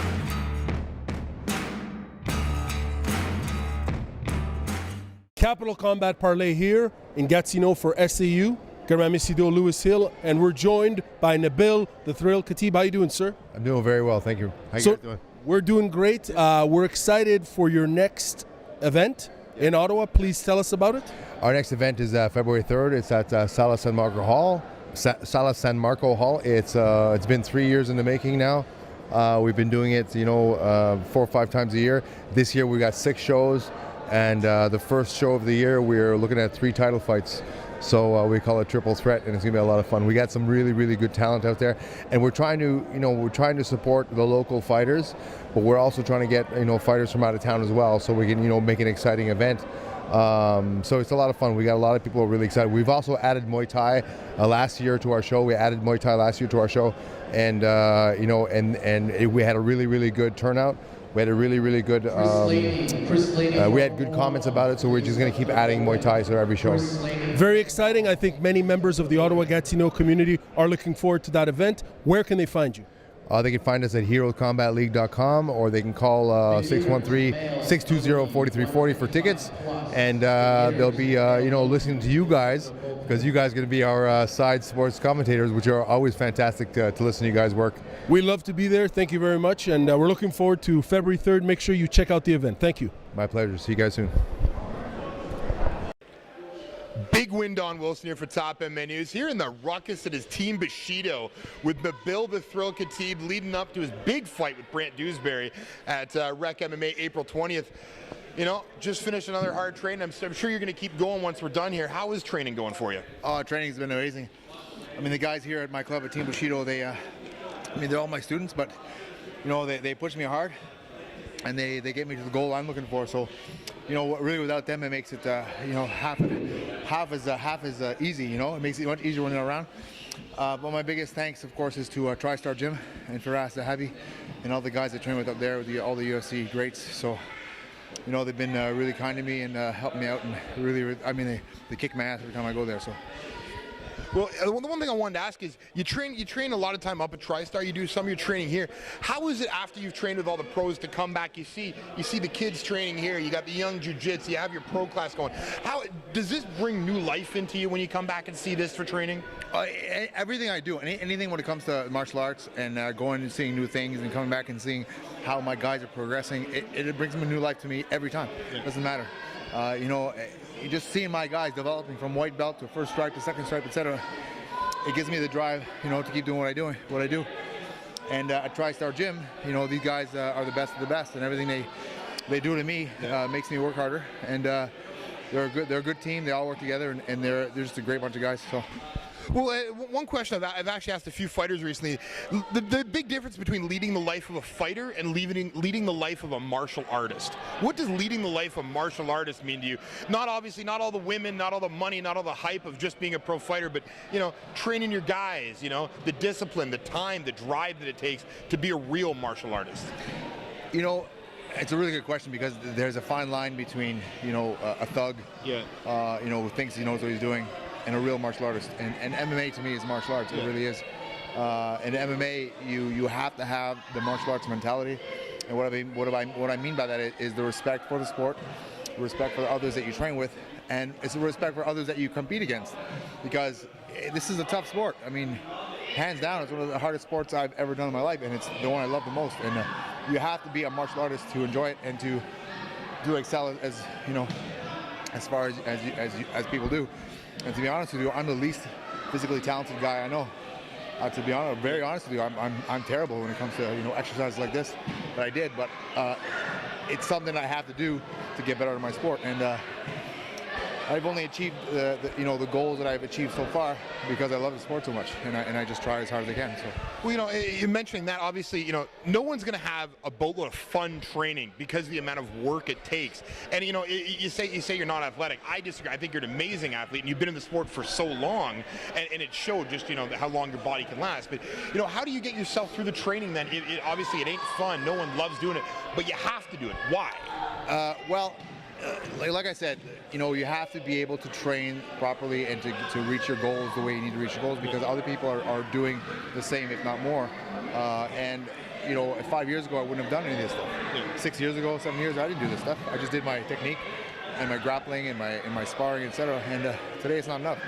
Today you have to be explosive. You got to be powerful. You got to be fast. You got to have reaction time. So all these things I know I need to do. Yeah. Because I'm not a fast twitch muscle guy. I'm just not, and I have to do these things to get as best as I get to be the best that I want to be. And in order to compete with these younger guys, these faster guys, I have to do these things. So I know that mentally that I have to do it. I hate doing it, I really do. But once you get going, the adrenaline's pumping, and you get your heart and lungs going, it's really not so bad, And the best part is when you're done. Yeah. Now, you just mentioned it there, the mental side. Do you think going through all these training things, you might be the older guy, you're not the younger guy, but do you think the mental toughness that you have, the experience that you've brought in, do you think that helps you overcome some of these younger guys? Oh, absolutely does, for sure. I mean, the younger guys, maybe they're full of testosterone, and they're full of, a lot of adrenaline, and they're young, and they got a lot of energy. But at the same time, they also look ahead on the other side, the other side of the cage, and say, "Wow, this guy's got experience. I gotta be careful." And sometimes they're a little bit too gung ho, and they make mistakes. So we'll see what happens. Hopefully, Dewsbury. Yeah, Dewsbury. He's got some good guys that he works with, which I know he does. So hopefully that experience will come, and he'll do his best, but I hope to come out on top. Now, the one thing floating around the MMA world, and we brought it up, young guy, old guy, we got to mention, obviously, your testosterone levels are fine. You're not needing any therapeutic use exemptions or any TRT? No, I mean, I know there's sometimes I feel like, man, I just don't have enough adrenaline go through my body, or I'm not, I see these guys, they're like gung-ho, and I'm so mellow when I'm sparring and kind of thing. But it comes down to loving the sport as much as I do. Do you think that's a physical thing or a mental thing, though? Do you think it's your body that's slowing down? Your mental? Oh, no, absolutely. Yeah, no, absolutely. It's absolutely the body. The body starts to slow down, and I have to mentally pick it up. Yeah. But once you start getting a couple of hits here and there, you get a shot here and there, so you wake up a little bit. Yeah. So it gives you a little more adrenaline and so on. So I found in the past 40 fights, I've had 40 fights, and the more fights you have, the less adrenaline you have when you go in there. And the age, of course, is a big factor, but. It's something I love to do, so just keep going. Now, you're definitely a calm guy. When I see you go in the cage before a fight, after a fight, you're a calm guy around there. Do you find that helps you? You see some of the other fighters, they get pumped up, they're screaming, they're yelling to get in. You seem to be a calm guy. Do you think that means you're more centered when you go in the cage? Yeah, I find I try to be a little bit more focused, and but to be honest with you, I am thinking about the crowd. I do hear the crowd when I'm focused, in the cage and ready to fight, or the ring, whatever it is. I am focused on the opponent, but I'm also hearing the crowd, and it helps me, build up a little adrenaline, a little energy, a little confidence. But I am focused on what I'm doing, so yeah, it's never been a problem. Well, you just brought up the crowd. One thing the crowd, everyone wants to see, Ottawa area, obviously, Nabil the Thrill Khatib versus Mark Boots Holst. We've asked you about this before. We thought it was going to come up on this fight card.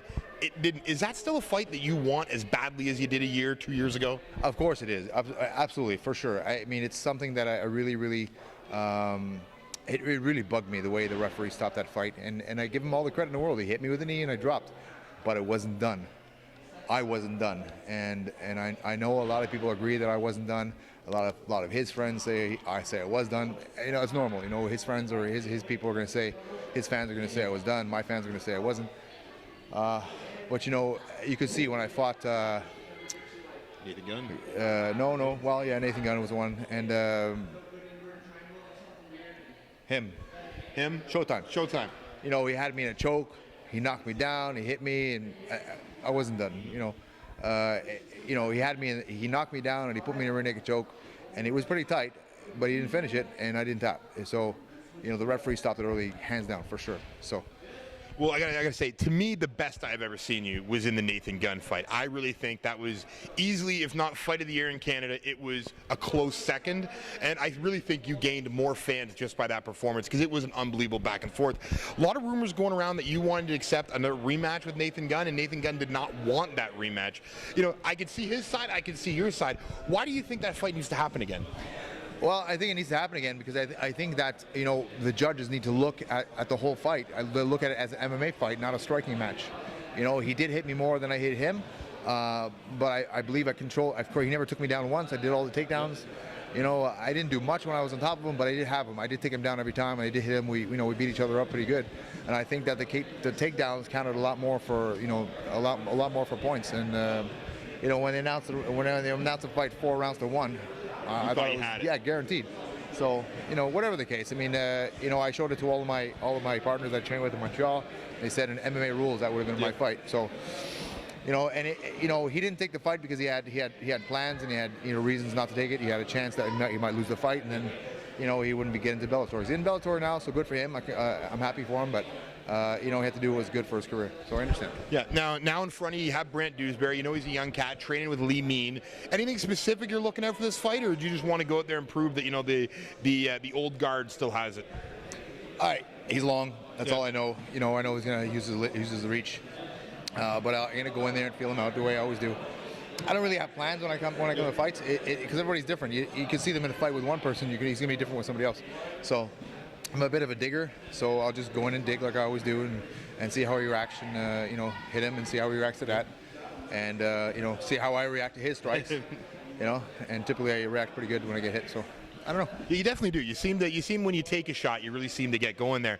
Now, one thing I want to ask is, you know, so we had a recent interview with Stefan Patry at a show that you were at, the Instinct MMA event, and there was a comment thrown out by Stefan Patry about a gentleman that you were sitting right next with, Ryan Ford, saying that he might have left a little early prior to a Brendan Thatch match. And I would like to just kind of erase the thing. You were sitting with Ryan Ford during that. I don't think Ryan Ford was a tad or even at all scared of Mr. Brendan Thatch. No, why would he be scared? Yeah. I mean, Ryan Ford, he's the toughest dude in MMA in Canada for sure, and you know, he's been through some wars. I fought Ryan Ford. And the guy's a tough SOB, you know, and he's hard to deal with. So, you know, he's in Bellator now, and you know, why would he be worried about Brendan Thatch? That's all I can tell you. I mean, you know, even if he does for whatever reason, he goes and fights at Instinct or whatever the case and fights Brendan Thatch. I'm telling you, he's going to be in for a war, that Brendan Thatch guy. So. That's all I can say. And you know, just a quick side of that. Having fought Ryan Ford and seeing Ryan Ford now, do you see the huge change in, I guess, not even maturity, but just style and the way he carries himself? You mean in his fight style? In his fight in everyday life. I see. Yeah, absolutely. I mean, he's you know, he's a marketing genius. Yeah.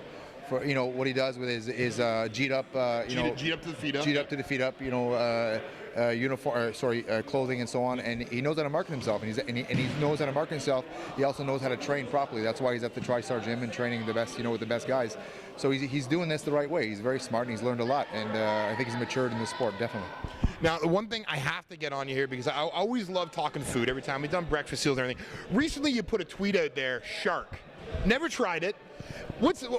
Tell me, how would be the best introduction for me to have some shark? Just go buy it and eat it. Cook it. Well, cook it up, man. How do you cook a good shark? Give me a good Nabil. My recipe for shark. Yeah. This time, I make things different all the time, but this time, because I'm not much of an oatmeal fan, I actually took it and I marinated it in like a Korean barbecue sauce, and then from there I coated it with oatmeal. Coat it. You just coat it, just like you would like a breading, and you lightly fry it in olive oil until it's cooked, and it's delicious. And you get your oatmeal, you get your proteins, and you get a good tasting fish. You eat it with some nice okra and some you know, some bok choy and some good greens. Do you find that like a meatier fish shark, like something maybe not like a salmon that I find a little too light, maybe like the steak of fish? Yeah, it's definitely meatier. It's very much like swordfish, flakes like chicken. Yep. You know, it tastes like swordfish. It's just good fish, and it's a cheap fish. I'm a cheap guy. It's cheap fish. Any other great workout meals? I see you tweeting them all the time, and you know, for a big guy like me, obviously I like to eat. Some of this stuff looks damn tasty. What else would be a really good, you know, healthy workout, you know, pre-fight meal that you could get that, you know, maybe everyone would enjoy? I think quinoa is a big deal. Quinoa is one of the best most ancient grains you can get, and it's I think it's got the highest protein levels. And it's just delicious. You can do so many things with quinoa, and all kinds of greens. People are very limited to their greens, and people eat salads. Man, for me, salads are crap. I like salads. However, I like it with no dressing. Believe it or not. I eat my salads raw with, you know. How do you do that? I just love it. I know it. Listen, you have to get into the lifestyle. That's all it is. You get into the lifestyle of that diet, and you start actually tasting the food. Spinach tastes delicious to me with no dressing. I eat spinach. I eat bok choy. I eat, you know, different greens from different countries. It's just amazing. People have to explore the foods out there. There's just so much to learn. Living the lifestyle, folks. Absolutely, just living the lifestyle. Now, Nabil, before we let you go, family, friends, sponsors you want to give a shout out to? Absolutely. I want to thank all my sponsors and all my family, of course, Tanya, my girls, Layla and Nadia, my son John, and all my dogs, Koji, Zeus, and Kingsley. They're all a pain in the ass, but I love them. Not the kids, the dogs. Yeah. And my sponsors are Caps Auto Parts. I have to look. Caps Auto Parts, Evolution. Who else? Shih Tzu. Oh yeah, Core Fitness. I don't want to yell at someone that's not sponsoring you. Yeah, Get them no. free advertising. Wait, give me a second. They'll come to me. Core Fitness, and I have Stereo Plus in Design. We got, of course, MMA Management and Faraz Zahabi at TriStar. And we got, there was somebody, Street Soldier. Can't forget Street Soldier. Who else? I know there's a couple others. I can't remember. Well, we'll get you on post-fight because hopefully we're going to be doing the winning post-fight interview. I wish I had my shirt on, but I don't. Once again, fans, big win, Don Wilson. Nabil the Thrill Khatib will be competing against Brant Dewsbury at the next rec card, April 20th. I'm messing this all up. The Casino de Lac Lamy in Gatineau, Quebec. Once again, fans, thank you.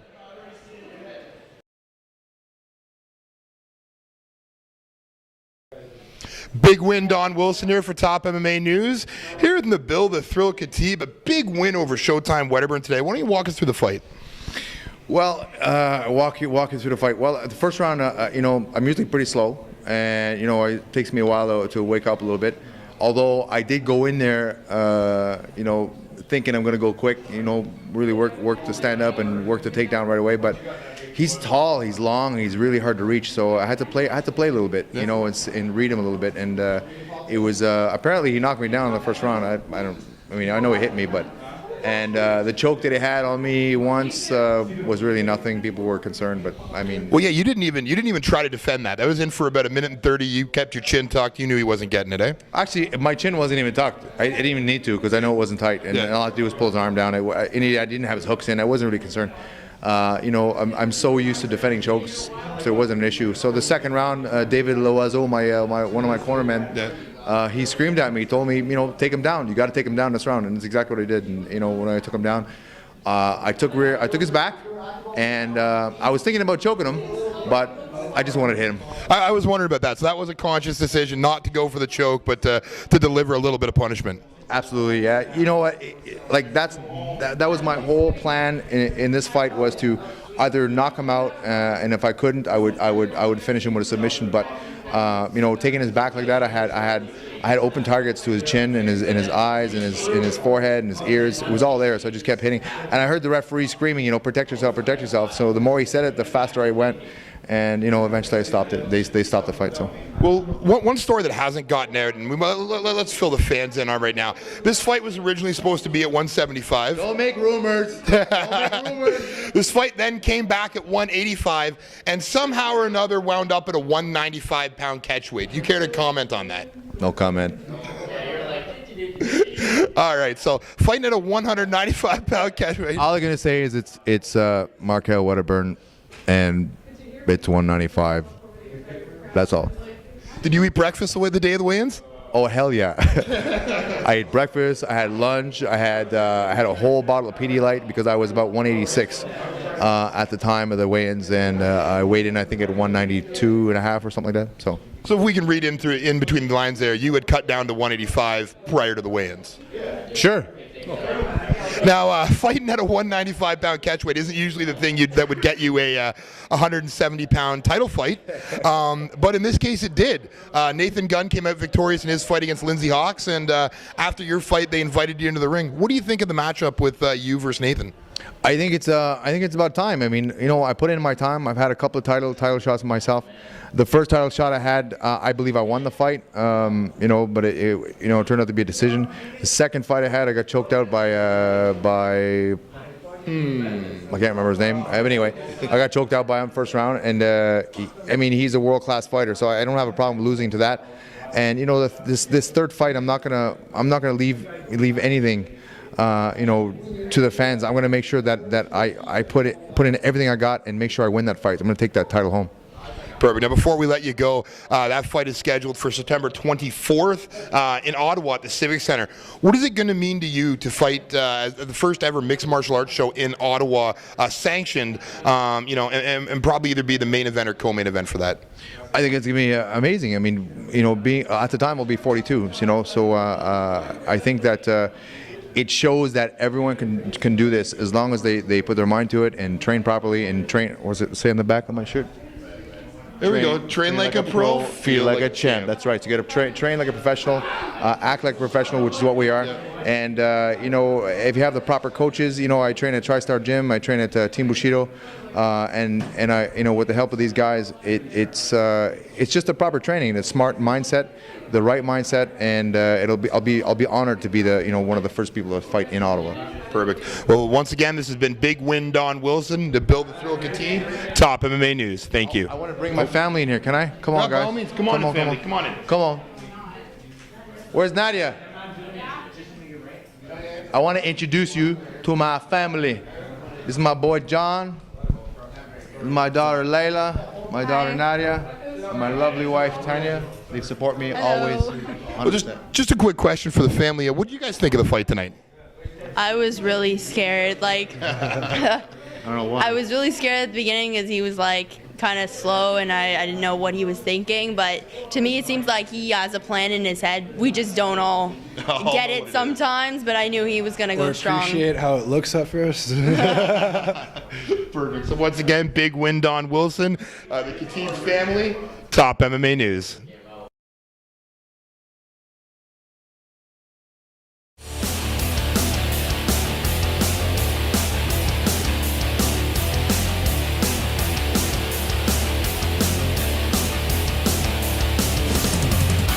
It's Gary Whitaker from The Weigh In on FightWorld.tv, and of course, I'm here with none other than Nabil the Thrill Khatib. You know what? I was watching some videos the other day, and I happened to catch an interview with former UFC Mark Holtz, former UFC, two-time UFC veteran Mark Holtz, and I heard him call out a challenge. I heard him call a challenge to you. So, of course, I had to say, Nabil, what's up? So, I don't know if you want to get straight into it or... I'll go around. Okay, so what's your thoughts, first of all, when you first heard about that, like Mark Holtz, a year or two later was calling you out? Well, you know, I was actually, there was a bunch of things going on in my head. Number one, I was excited that he's finally going to, do this rematch. Number two, I was wondering why he wanted to do it. Number three, I thought about where the event would be held. And so all these things were going through my head, but no matter what, I'm taking the rematch. I'm taking the rematch, no matter where they put it, at Rec MMA or, wherever they want to do it. I definitely want to do it. So the rematch is going to happen. Okay, but see, here's a problem, right? As someone that's kind of business inclined, you kind of just reduce your bargaining power by saying you're going, because that means that they can pay you anything and have it anywhere. No? Hell no. It all depends which show. Number one. Okay. Number two, we have to make sure the weight's going to be at the right weight, right? Because they are. When we fought at the end of the fight, I asked for a rematch, and afterwards they were saying something about I have to beat some Gracie guy first, and then I'd get the rematch. Or they said they would do it at 155, which they know I would never do. Yeah. So those are the terms, right? I have to be at my weight class, which is 170. I can't make it I used to be 185, so there's no way I can make 155, and he already knows he can do 170. So officially right now, you're ready to take him on. You're ready to take on Mark Holtz to get revenge, redemption for that match. Much ado was made out of what came from the match, not just how that match ended, but how the night ended as well. That apparently is still making the papers about you calling out someone's mama. What kind of mama jokes are going on right now? Man, I don't know, but everybody that knows me knows I would never say anything about anybody's mama, number one. What the reference to is that after the fight, apparently I challenged him to a rematch politely, if I remember correctly, because I don't, I'm not a jerk that way. Apparently, I challenged him to a rematch, and the way Pat Cooligan puts it, in front of his elderly mother. Okay, why would you bring your elderly mother to an MMA fight? It doesn't make sense. But I was polite about it anyway, and I said, we should have a rematch because I said, this is not right. That there was an early stoppage, etc. And it's not redemption. I'm not trying to get back at him. I have nothing against Mark Holtz at all, and I've told him that to his face. It's just the way the fight was stopped, and it's a redemption for myself because I didn't put my best foot forward that fight. I was too laid back, too relaxed, and he hit me with a knee, knocked me down for sure. But I got back up and I was ready to go again. So I think it was just an early stoppage. Now, honestly, like we're having some fun here. I mean, it's MMA. It's a little bit of a game, if you will. So we're having some fun and joking around with Mark Holtz. But one thing that you told me off camera, and I think we should bring it up now. That you said just now that you had nothing but respect for Mark Holtz. In fact, there was a recent interview that you had conducted, and you actually had literally nothing bad to say. You actually named him, if I understand this correctly, as one of the better rising prospects coming out of Ottawa. Oh, absolutely. I mean, CTV was at my club. We were talking about the Special Olympics that we work with.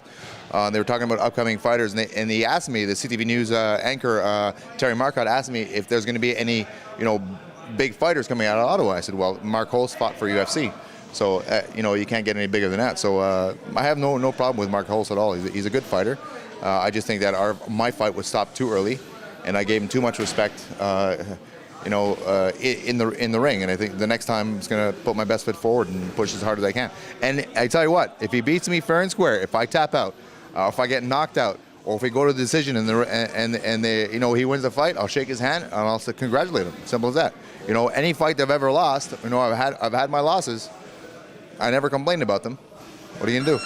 Okay, enough of the nice guy stuff, because now we'll get back to a little bit of promotion stuff, if you will. I do have to ask you this one question though. Is it because, I mean, the Mark Holtz camp was adamant that absolutely knocked out. I mean, they were sending pictures out saying, like, look at this angle, you were knocked out. If I want to take for a second, let's say play devil's advocate, is it possible that because there was the shot, you got like a flash knockdown, if you will. We've already seen in MMA or in combat sports, for that example, that sometimes the ground wakes people up and they don't even remember necessarily being knocked out. Do you think that's a possibility that happened to you at all, or are you adamant 100% you were not knocked out? It was a bad call by the ref.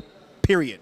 I guarantee you, I was knocked down. Flash knockout. I remember hitting the ground and jumping back up.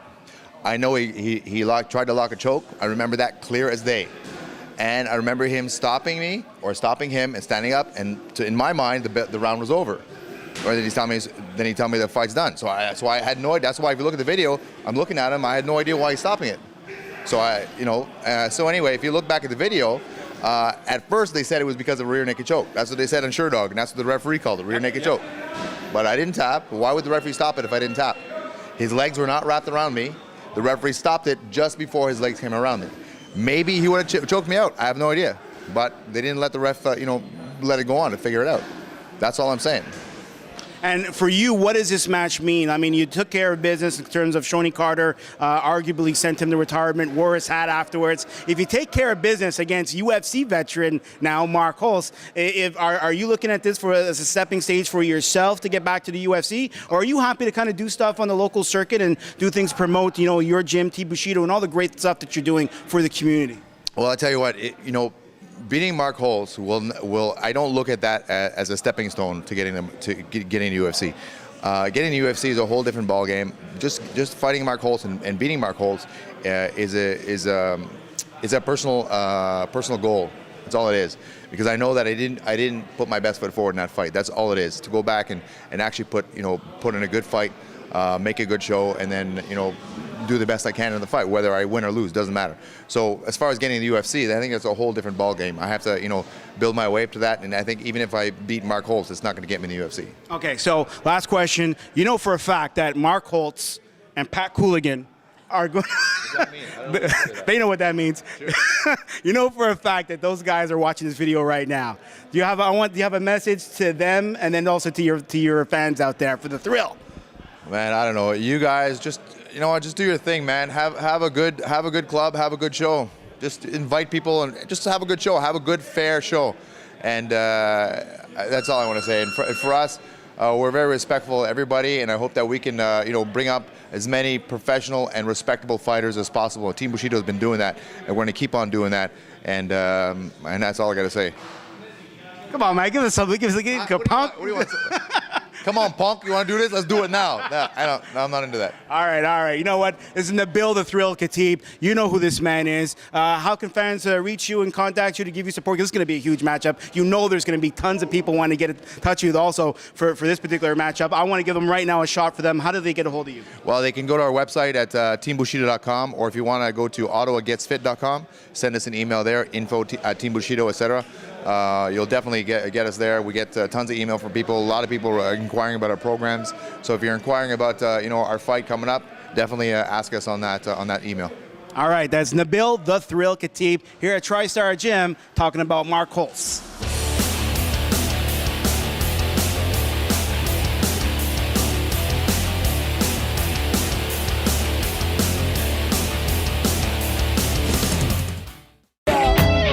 I have a hole in my soul. When you hold me. And welcome back to In the Cage with Bards here on nextsportstar.com. And joining me now, we have a true giant, a true warrior in Canadian mixed martial arts, someone who decided to hang up the gloves after his recent absolute war with Mark Holst at the final Rec MMA show in the Ottawa-Gatineau area. The leader of Team Bushido, I call him the Canadian Randy Couture, the one, the only, Nabil the Thrill Khatib rejoins the program. How you doing, Nabil? Wow. I don't know what to say after that huge introduction. Well, I'm just trying to capture the spirit of the moment, I was disappointed to hear that you retired, to be quite honest with you, my friend. You've given us such great memories over the years. And, while I understand that you maybe think it's time, there's a lot of disappointed fans out there, my friend. Wow, that's it humbles me. It just makes me feel it just makes me feel so appreciated, and and I really appreciate what you're saying, and I appreciate all the fans that were out there that've been there for me for years, and all the fans have been so good to me, and always giving me some compliments and great comments, especially after I sent out that press release. Literally gotten hundreds of replies, and it's really heartfelt. I really feel warm.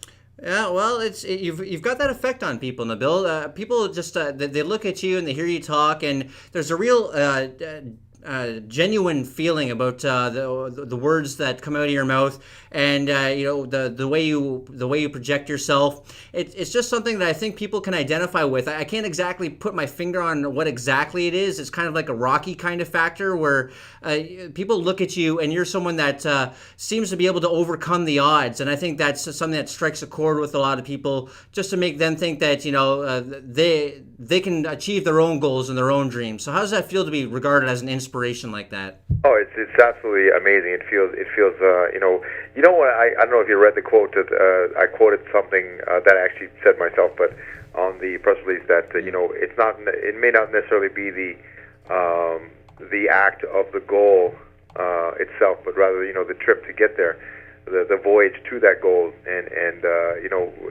my goals, of course, have always been to get a title, to get a good title belt and fight for the UFC. But on my route to that destination, which I never reached, I met some amazing people, and I had some amazing experiences, and I think that's probably more important than the goal itself. So, and for you to say these things to me and have people tell me all the positive vibe that I pass on to them.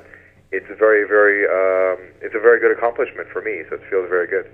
Good, I'm glad to hear that. And you went through an absolute war with Mark Holst in your final fight. You showed a ton of heart and just that real Bushido warrior spirit.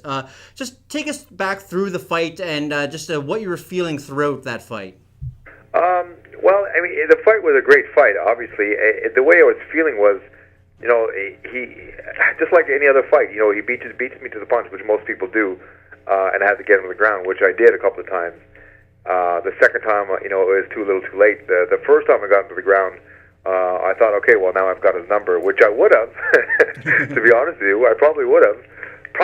I should say probably. I mean, I can't really predict what could have happened, but I would say I probably would have had him, had his number, had I, been able to pull him away from the ropes, because he did wiggle to the ropes.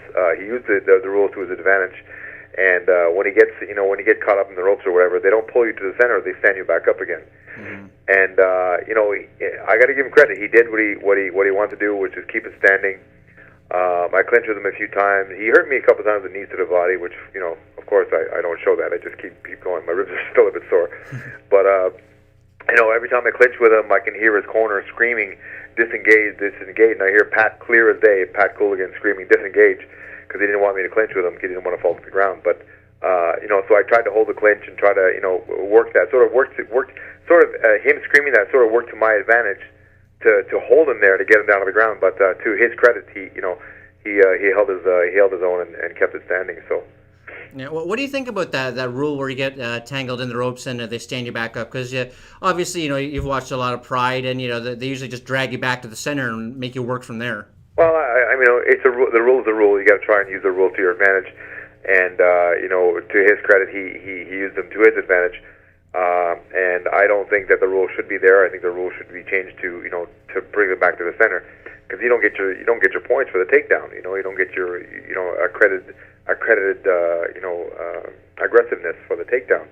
And I think that's unfortunate. I mean, in Pride, of course, it did that, and overseas, it always did that. And I think that but I mean, at the same time, my very first MMA fight, I was caught on the ground. I don't know, somehow got me to the ground, and I held him in guard. The rope was there. I wrapped my leg around the rope on purpose. So, he stood us back up. It's just, you use the rule to your advantage. And that's just the way it is. So he was smart enough to do it that way. And what can you do? I hope the rules would be changed, but he used them to his advantage, and that's the way it is. Yeah, and like I said, you showed a ton of heart throughout the fight.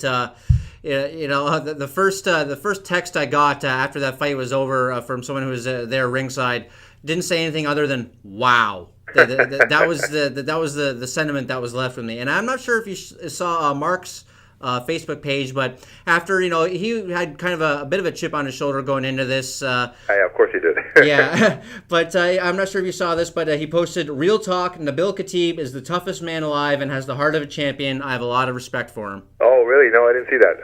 That's nice. That's very, very nice. I'm glad he put that up in there. And again, I really had never had any problems with Mark at all.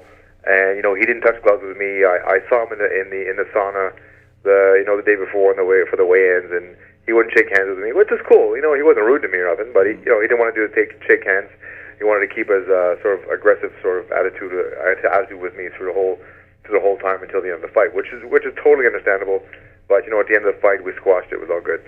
So. Yeah, it's always nice to see when things like that do get squashed, because even though we like, as fans, seeing people punch each other in the face, at the end of the day, I think we want to know that there is that respect there that really, speaks to the high-level martial artists that you guys really are. Yeah, it is. I mean, I don't know anyone, really, to be honest with you, where I wouldn't have their back. Like, I'd have any of the fighters I've ever dealt with, fought, trained with, I'd have their back. So, they ever need a hand or need a help or whatever the case, I'll be there for them, as much as possible. It's just that this is what we do. I have total respect for every one of them, and even the guys that go out there, don't touch gloves and say shit about whatever fighters they fight against. It's always just to hype it up, or it helps them build up their aggression to the fight. But after the fight, it's done. It's always done, Yeah, so obviously the beef is squashed between yourself and Mark. What about Owama and Team Bushido? Is there still a bit of rivalry there, if only on a bit of a local bragging rights level? No, not at all. We never really had. I mean, I never really had problems with Owama. It was just some of the things that they did. Sort of, it wasn't really anything they did. It was kind of like it's kind of what the students sort of portrayed, and it rubbed me a bit the wrong way. I had a chat with them. They talked with me, and we worked things out, and it's been really, really good. We have a good relationship with Nick and with Pat, and it's been good for a long time. And with Rec did a good job with the fighters and took care of me, took care of the rest of the fighters, and they put on a good show. So I'm sad to see them go. So no, I don't have a problem with the WAM at all. Good, glad to hear that. And let's talk about the decision to retire. Was it made before you stepped in the ring that last time? Were you certain that you were going to retire, win, lose, or draw, or is this something that you evaluated afterwards? It was afterwards. The fight itself, I was certain I was going to win. I was certain I was going to take him down. I was certain I was going to, either win a unanimous decision by ground and pound or whatever. I was looking for a submission, which is why, of course, I was trying to get him to the ground. But after the fight, after I wasn't able to do that, it just made me feel like, these guys, they're getting stronger, they're getting faster. Mark's striking was much better than the last time. He hit me much harder than the last time we fought. So you can see I was much more banged up than the first time. The first time I didn't even have a scratch, you know. But this time he got his hands in there and he got those elbows in there and he hit me pretty good. So I don't know. I just having a really hard time with this 4 losses in a row and getting to this title and having 3 titles lost already and trying to get into the UFC. They're looking for at least 3 or 4 wins in a row. It's just really, really tough. And I want to concentrate, on my guys and get them motivated and get them working towards their goals. And I think it's time that I give them a chance. Yeah, and how hard is it for you personally just to walk away from competing? Because it's obviously what you love to do. It's extremely hard. You have no idea. It took me probably about an hour to decide to click send when I made that press release. Yeah. And so it was very, very difficult. It's the sport that I love. I have a passion for it like nothing else. It's just something that's in me. I just love to compete. I love to win, yeah, of course, but it's not even about winning. It's just about the competition itself. That's why I wanted to have that fight with Mark, not because I wanted to win. Of course we want to win, but that wasn't the reason. The reason was because I wanted to have a good fight. And it's exactly what happened. We put on a good show, and that was my goal. My goal was always to win, but that was the ultimate goal, to make sure that the ref doesn't stop it for any silly reason. Yeah. That's just the way it goes. Yeah, and obviously there's still a little bit of that fire inside, I can tell just from talking to you. Is there any scenario that could lead you back for one more fight? Absolutely. Tell Dana White, I'm in. I'm there. There's no ifs, ands, and buts. I'm there. I will do it at middleweight. I don't care. I will do it at middleweight. I'll do it at welterweight. I don't know if I'd do it at light heavyweight, but I would definitely do it. I would be in there. So, if they have an injured fighter and they need a replacement, you talk to Dana White. You tell him I'm in.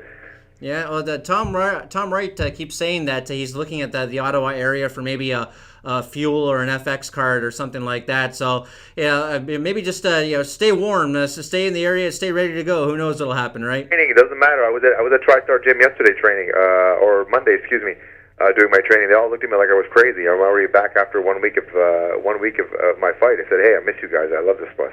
I can't stay away. Mike Ricci and Rick Hahn and everybody else, had a good training camp the last time for my fight, and I had a good training day on Monday. And, things are going to be back to normal in no time.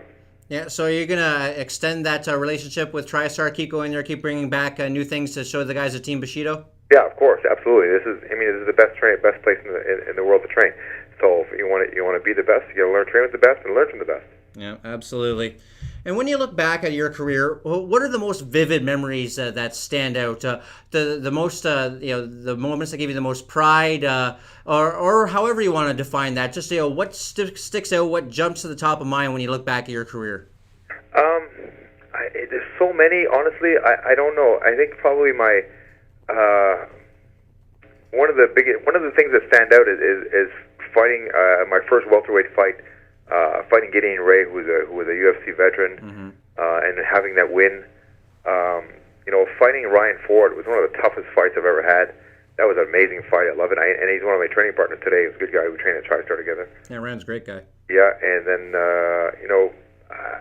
fighting Shorty Carter, that was a blast. That was so much fun, especially with this man with 200 fights. And winning was just to put the icing on the cake. So I don't really know. There's so many things that there's so many highlights in my career. It's really hard to point one out, because I just, again, like I said, I love the sport so much. It's just there's so many to point out. I just love the whole aspect of it. Yeah.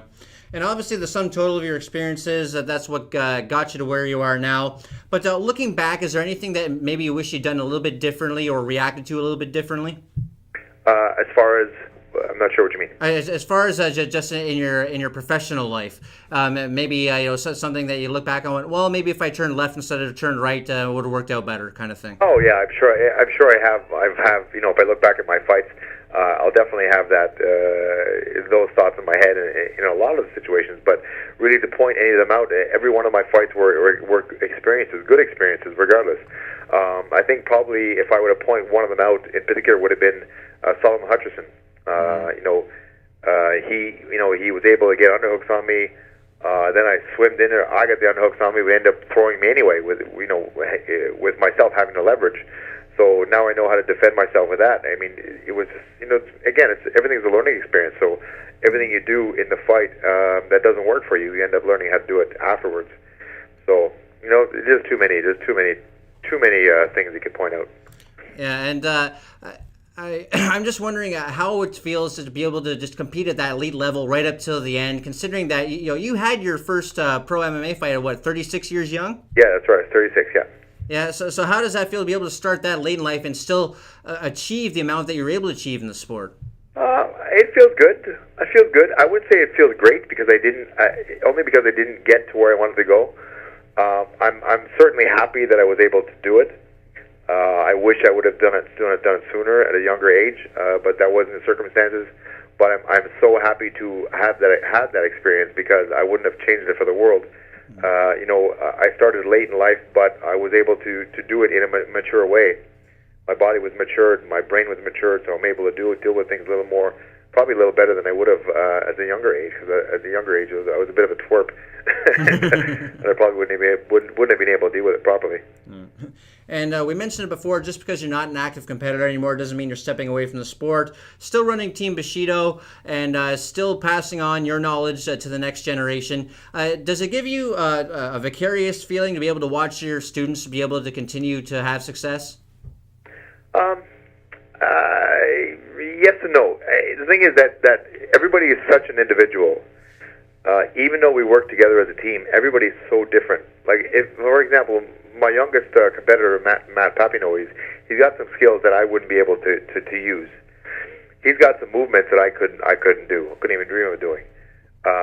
He's got the speed. He's got the same aggressiveness, which is nice. He's got the same sort of moving forward attitude when it comes to fighting, which is great.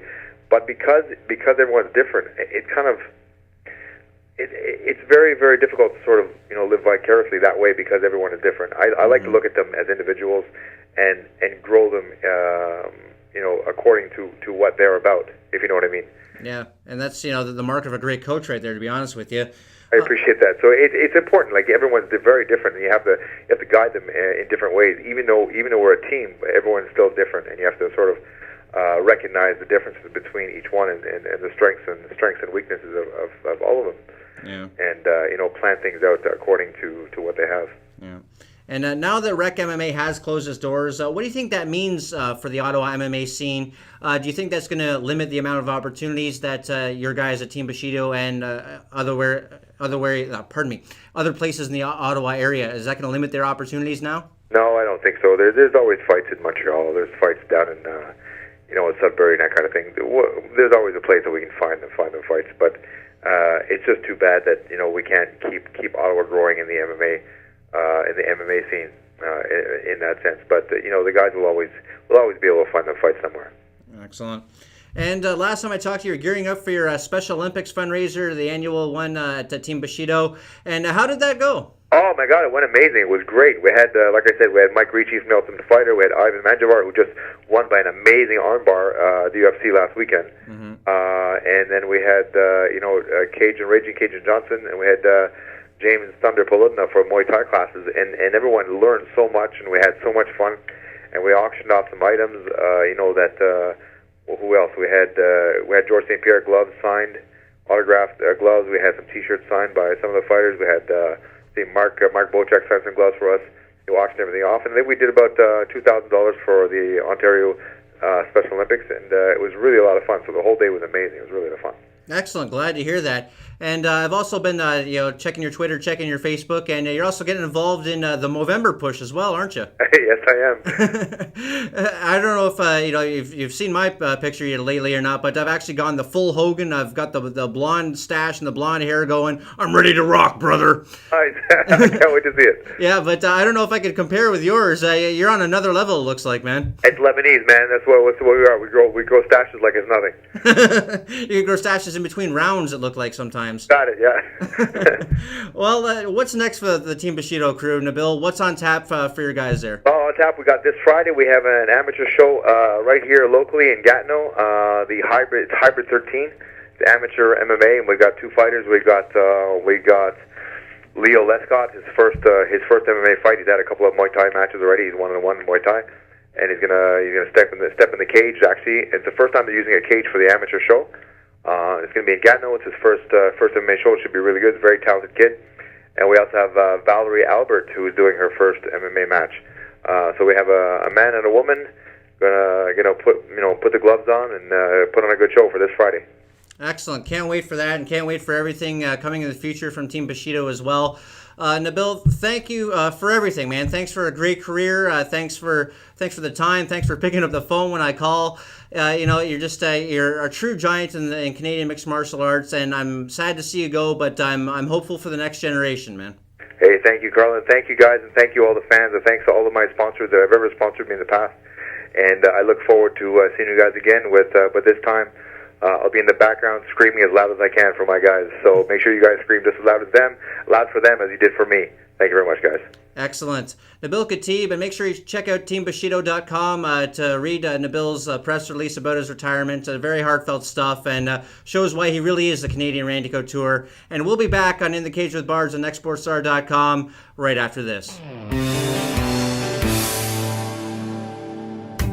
I woke up Saturday.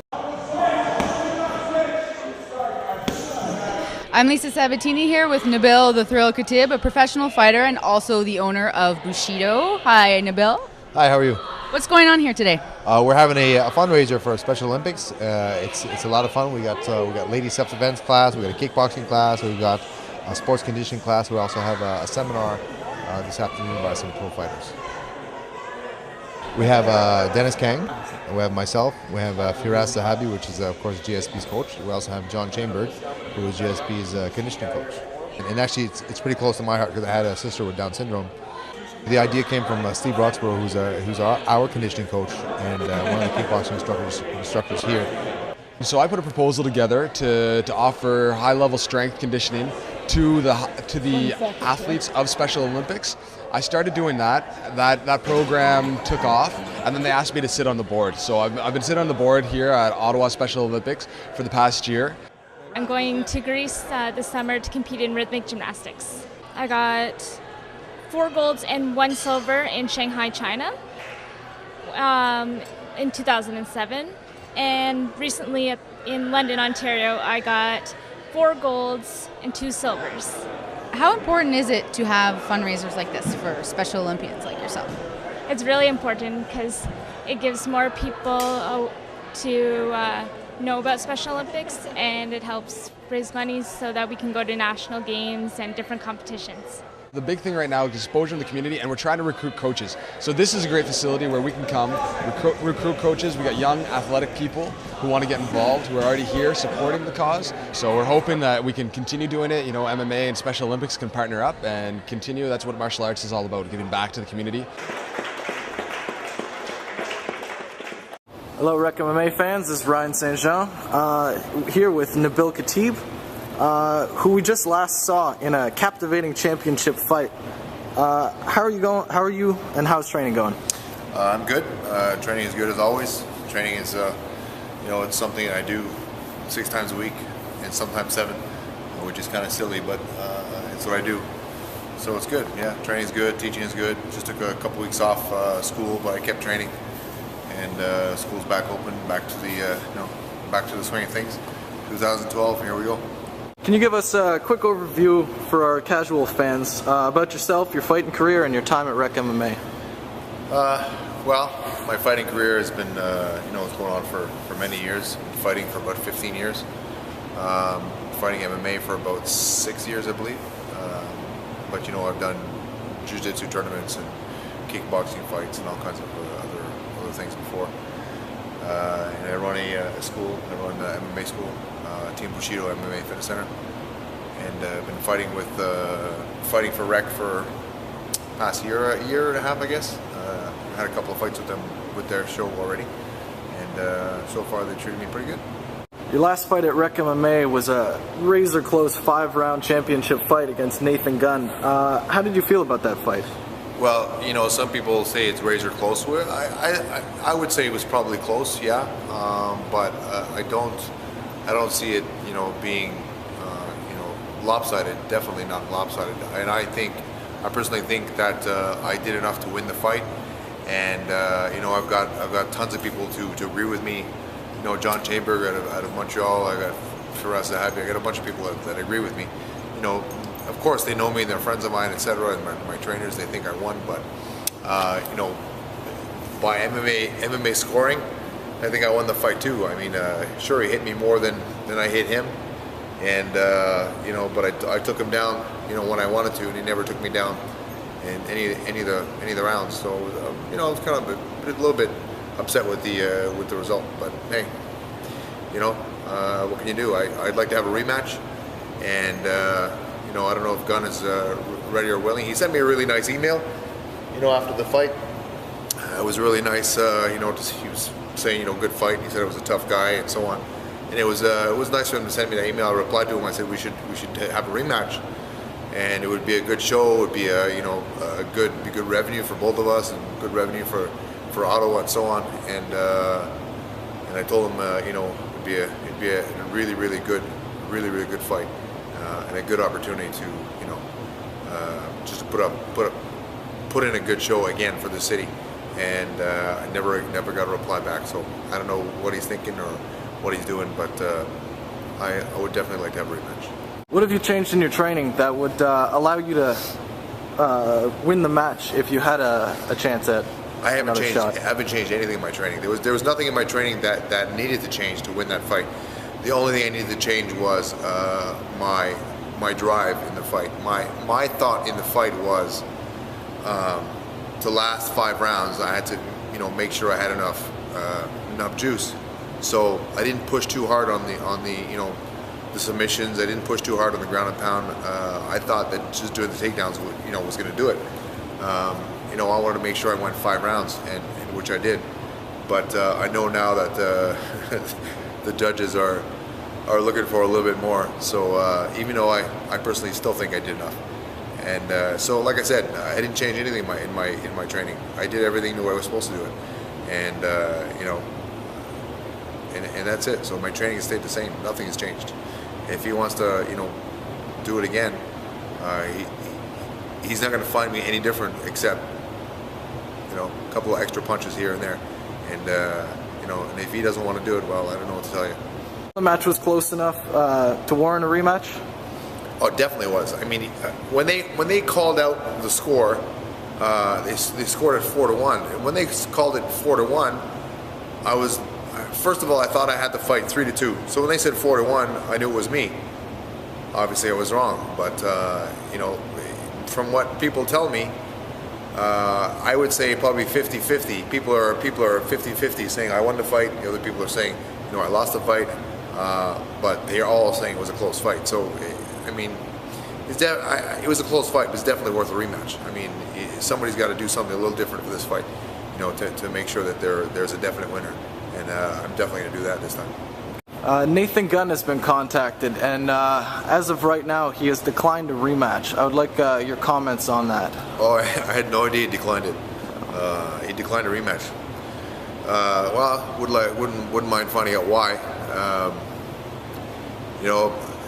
I don't know. Maybe he thinks I'll come out the winner this time. I don't know, but I definitely tell you that if there was a rematch, this is definitely what's going to happen. It's going to be very different. Do you think he declined a rematch out of fear or out of disrespect for your abilities? No, I don't think he disrespects my abilities. I probably, if I were to assume anything, I would assume that he's worried about losing the fight. And if I was in his shoes, I would definitely be in the same position.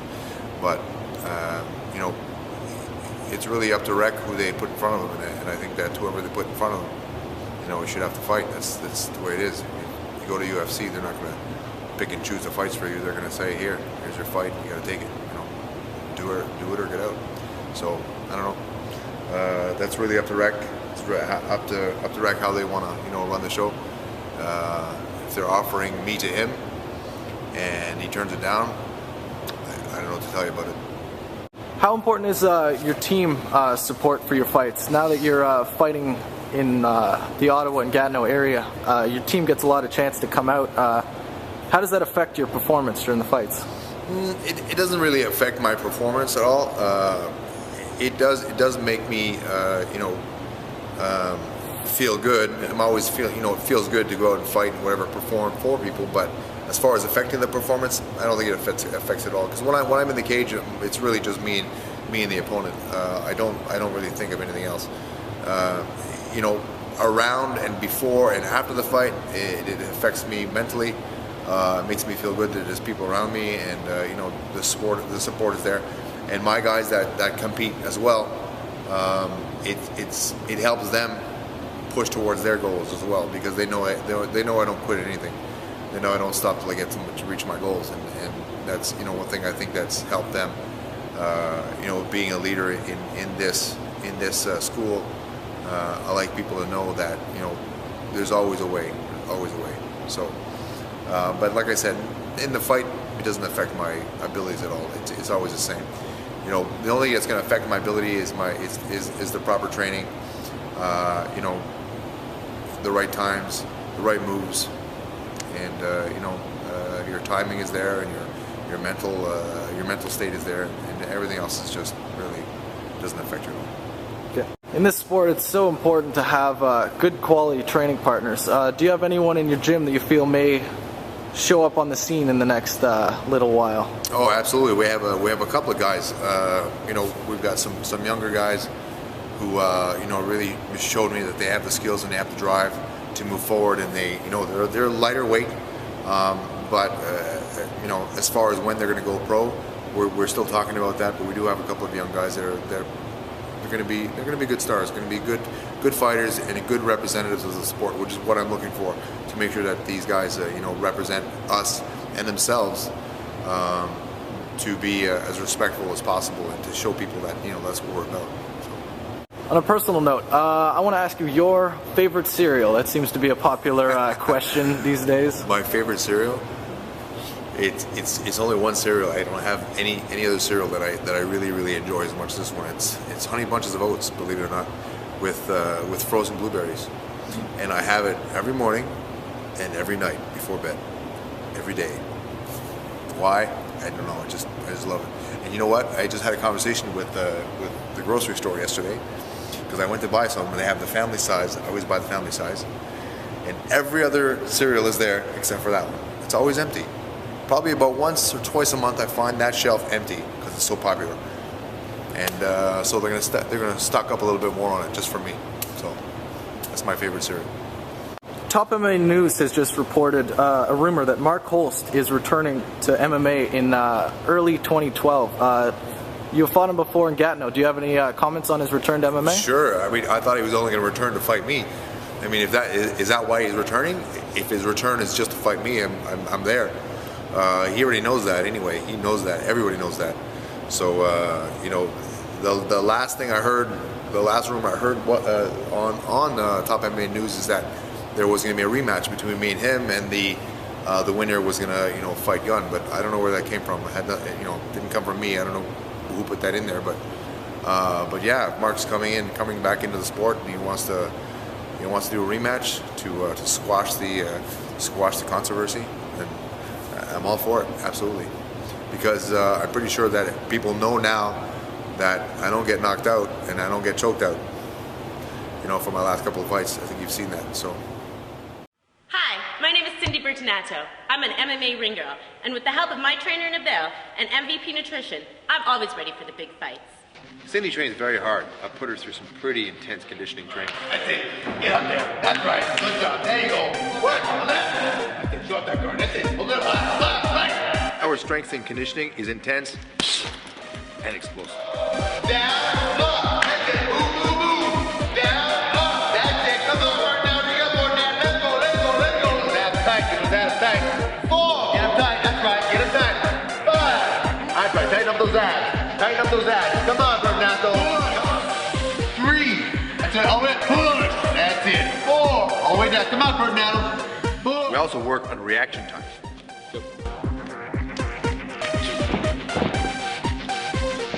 We all know the very importance behind the concentration of a ring girl.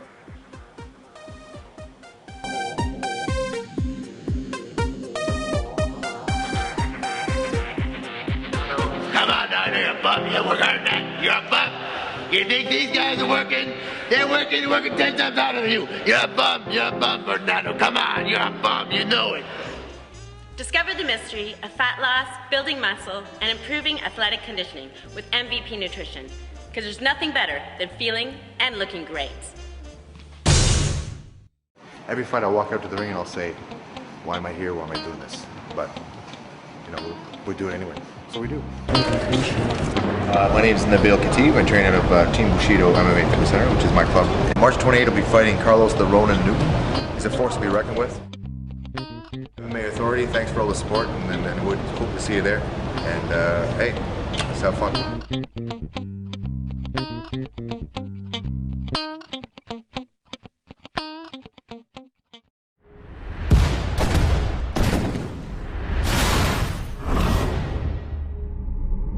Here with Nabil Khatib from Team Bushido MMA Fitness Center.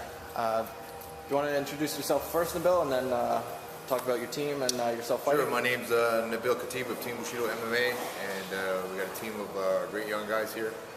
And we train in Brazilian Jiu-Jitsu, Muay Thai style kickboxing, and MMA. So you guys have a couple guys fighting on Rec MMA. How about you talk about your students first, and we'll talk about yourself after. Okay, we have a young Matt Papineau. He's had a pretty good amateur career, and he's young, he's exciting, and he's fun to watch. He's dedicated. He's very well dedicated to the sport. He trains very, very hard, and he works here as well. So he's sort of dove right into the sport. And he's right in there, so he's going to do really well. And then we also have James Kwame. James Kwame he's an athlete. Like athletes you've never seen. He's just very, very athletic. Very powerful, very, very quick, and it's going to be his first MMA fight. He's a Muay Thai fighter, but it's his first MMA fight, and he wants to try something new. I think he's going to do it very well as well. Now on to your fight. This fight's been a long time coming. Can you let us know about your opponent, Mark Holst? How I feel about it? Yes. You want to know how I feel? I feel great! Mark Holst, he's a good opponent, and I have nothing against Mark at all. He's a good fighter, but it's just the way the fight ended was just wrong. I did take him lightly, probably, the first couple of minutes, and I should have went a little more aggressive. I mean, it's somebody I know. He's a little smaller than me, that kind of thing. I got more experience. I didn't, I should have, put that a little deeper into my mind, but. And he caught me with a knee. He didn't knock me out, although the ref thinks he did. Whatever. Hats off to him. He was excited that he won the fight and whatever. But I don't believe that was a decent win. So I'm glad he was able to accept the rematch, and he wants to put his best foot forward and show that he is the better man, which is great. That's exactly what I want to see. And if he is the better man, great. He's the better man. I will raise his hand for him after the fight. If he wins in a formidable fashion. So, but everybody knows me. Everybody that's seen me knows me. I don't get choked. I don't get submitted. And I've been submitted once in my whole career. I've lost some decisions. I've lost some decisions I don't agree with. But whatever. I mean, it's just the way it is. But I mean, just to get a rematch with Mark, it's going to be a great. A crowd pleaser. It's going to draw a lot of attention. And we'll see what happens. Maybe we'll even get a rubber match after this fight. See what happens. Do you think you guys will be okay after this fight and go to the after party and celebrate together? I know I will. I'm sure he will. He was pretty cool after our last fight. So I'm sure it'll be fine. Do you ever hold any grudges against any of the opponents you fought before? Never. No. Never hold a grudge against anybody. Even Markel Wedderburn, after not making weight and calling me and telling me he didn't want to fight, whatever weight, whatever. It's whatever. I mean, I don't mind. It's we shook hands afterwards. I didn't want to touch gloves, at the fight, but after the fight, I shook his hand, said good fight, and left it at that. It's not a big deal. I don't have grudges with anybody. And your two guys coming in, Matt Chouinard, I believe, the local amateur MMA champion. Yeah, Matt Papineau, yeah. And how is he making the transition from amateur to pro, like with the different set of rules, different round length? He does really well. I mean, we practice certain aspects of the sport while we train. So he was able to sort of adapt, and of course on the Muay Thai pads, on the Thai pads and stuff, he's able to do, you know, throw the knees and throw the elbows that you're not normally allowed to throw. And we just sort of make him do them consecutively and over until it becomes natural. So yeah, it should be fine. And how's James making the transition from a striking sport down to the MMA level? Well, the only difference with James is that his wrestling is okay, but like I said, he's athletic. You know, if he wants to take the man down, he will and he can because he's athletic and he's quick. And as far as, you know, defending himself on the ground, he's just got to get up, which he does very, very well. So you know, his athleticism is going to be his biggest benefit. You know, but he's definitely a good striker. And let's go back to you for a second. After this fight, what are your goals? Like, what are you trying to shoot for? I still have the same goals I've always had. And after this fight, you know, if I win, I need to get my belt back, because there's a belt that's out there that should be mine. So, and I truly believe that I won that fight, and I think that Nathan Gunn should come back and we should do it again. I don't mind to have another rematch. I'm a rematch after rematch with the guys I lost to. For sure, I'll do it again. I don't mind at all. So after this fight, you want to give me to call him up and see if he wants the rematch? Yeah, I would love that. I mean, I don't know. He went to Bellator or something. I'm not sure what happened. I don't know if he won or lost or he didn't, never competed or whatever the case. But I'm sure he's you know, he's a tough opponent, and I want to show him that, you know, I can give him a little bit more than the last time. And how's everything going? How's your training going? Training's going very well. I train at TriStar as always, and I train with some really good guys. And we got some you know, big events coming up, as we always do. And we just always keeping busy, always keeping myself involved in the MMA world. And you know, that's how I continue to grow. Even at this age, I'm still growing the sport. So. And Leo Lescott, one of your Thai students, fought on Saturday at Throwdown Gatineau. How did he do? He did really well. He won a unanimous decision, and I think it was well deserved. He still has a way to go to learn. You know, as far as the clinch and the sweeps and so on. But I think he's getting there. He's getting a really good idea. He's a man that loves to train. He's here as often as he can, and when he is here, he's constantly, you know, working technique and constantly working his conditioning. So he's a man that really loves to train. Him and his brother. So his brother Pierre also both compete. He didn't want to compete on the same night as his brothers, so we can sort of cheer him on and help him out. So we look forward to seeing some big things from him as well. All right, Nabil, I'll see you on November 9th at the Hilton Lac-Leamy for Rec MMA. I will see you, and I will see all of you there. You better be there. November 9th. It's going to be a big show.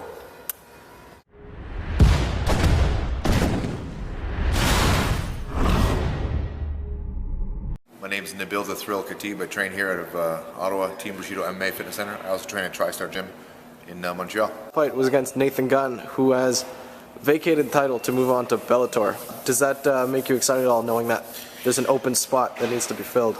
Excited, yes and no. I mean, it's not just the belt. I mean, it's just knowing that I did beat him, and I know I beat him, and you know, and now he's vacating the belt. Now I'm not going to be able to, you know, to redeem myself. But I do have someone else I'm looking to redeem myself with, and he knows who he is. But so we'll see what happens. You know, I mean, a belt is nice, which is one of my goals, but you know, we're going to go from there. Mark Holst is also fighting on the card. He is fighting at 170 again after coming up from 155. He's fighting Gideon Ray. If you both are victorious at Rec MMA, would you be interested in fighting him again? I would love that. I would love that for a belt. And fighting Mark again? Yeah, absolutely. He knows it. I mean, he said he would come out of retirement to fight me again, but apparently it's, you know, it's coming out sooner than that, and I'm all for it, for sure. Is there any bad blood between you and Mark Holst, or is it just you want to get back that win? Yeah, it's just a matter of the win. It has nothing to do with Mark. Mark's a good guy. You know, we chat whenever we see each other. I have no bad blood with him, you know, for him or with him, ever. And hopefully he feels the same way, because it's not the case at all. You know, he hit me with a knee, I dropped, and you know, I started getting up, and the referee stopped it. You know, it's not up to him to stop the fight. It's the referee. So the only beef I have is with that ref, and you know, I just want to get that. I just want to get that fight squashed, and you know, do it again so we can put on a good show for the crowd. You have a student fighting on the card. What do you want to tell me about him? James Kwame he's a talented guy. He's got some very good skills, and he's just one of those naturally gifted, martial artists. He's a Kyokushinkai black belt. He's also an instructor in that style. He's lived in China, I believe, China and Japan, I believe, and he's just a very talented guy. And he wants to get his feet wet in the MMA world, and we're here to help him out to do that. You're fighting Brant Dewsbury. He came off with a win over Triangle over Chris St. Jean, his last fight at Rec MMA, and has since won another. What can you tell me about him? Well, he's pretty tall, and I don't know. I haven't seen that much of his fights, but he's pretty tall. He's got some reach on me. I'm not sure about his power or his grappling techniques because I haven't really seen that much except for that triangle. But to be honest with you, the triangle was sort of there, and he took it. So I mean, he didn't really try to pull out of it. So if you don't try to pull out of a triangle, it's going to get sunk in. So I can't tell you that. I can't tell you really much about him except it's going to be fun. It's going to be a fun fight. He seems to have most of his wins by submission or TKO on the ground. Do you think your background in jiu-jitsu is going to be able to help you with this fight? I think my background in jiu-jitsu will definitely help me in this fight. I don't think he's had fights with anyone with my experience. I don't know what degree jiu-jitsu people he's competed against, but I've only been submitted once in all of my career in fighting, so that should tell you right there. Do you have anyone you want to thank before the fight? Yeah, I want to thank my trainers, Zahabi MMA, with Firas Zahabi and TriStar Gym, TriStar Dorms. They helped me out a lot, for when I spend my time up in Montreal. And all the guys up in Montreal, Roy McDonald, James Thunder Poludna, just everybody I train with up there. They're just a great bunch of guys. And yeah, and of course everybody here at Team Bushido, they helped me out a lot. All right, thanks to Bill. It's always an exciting fight when you're at Rec MMA.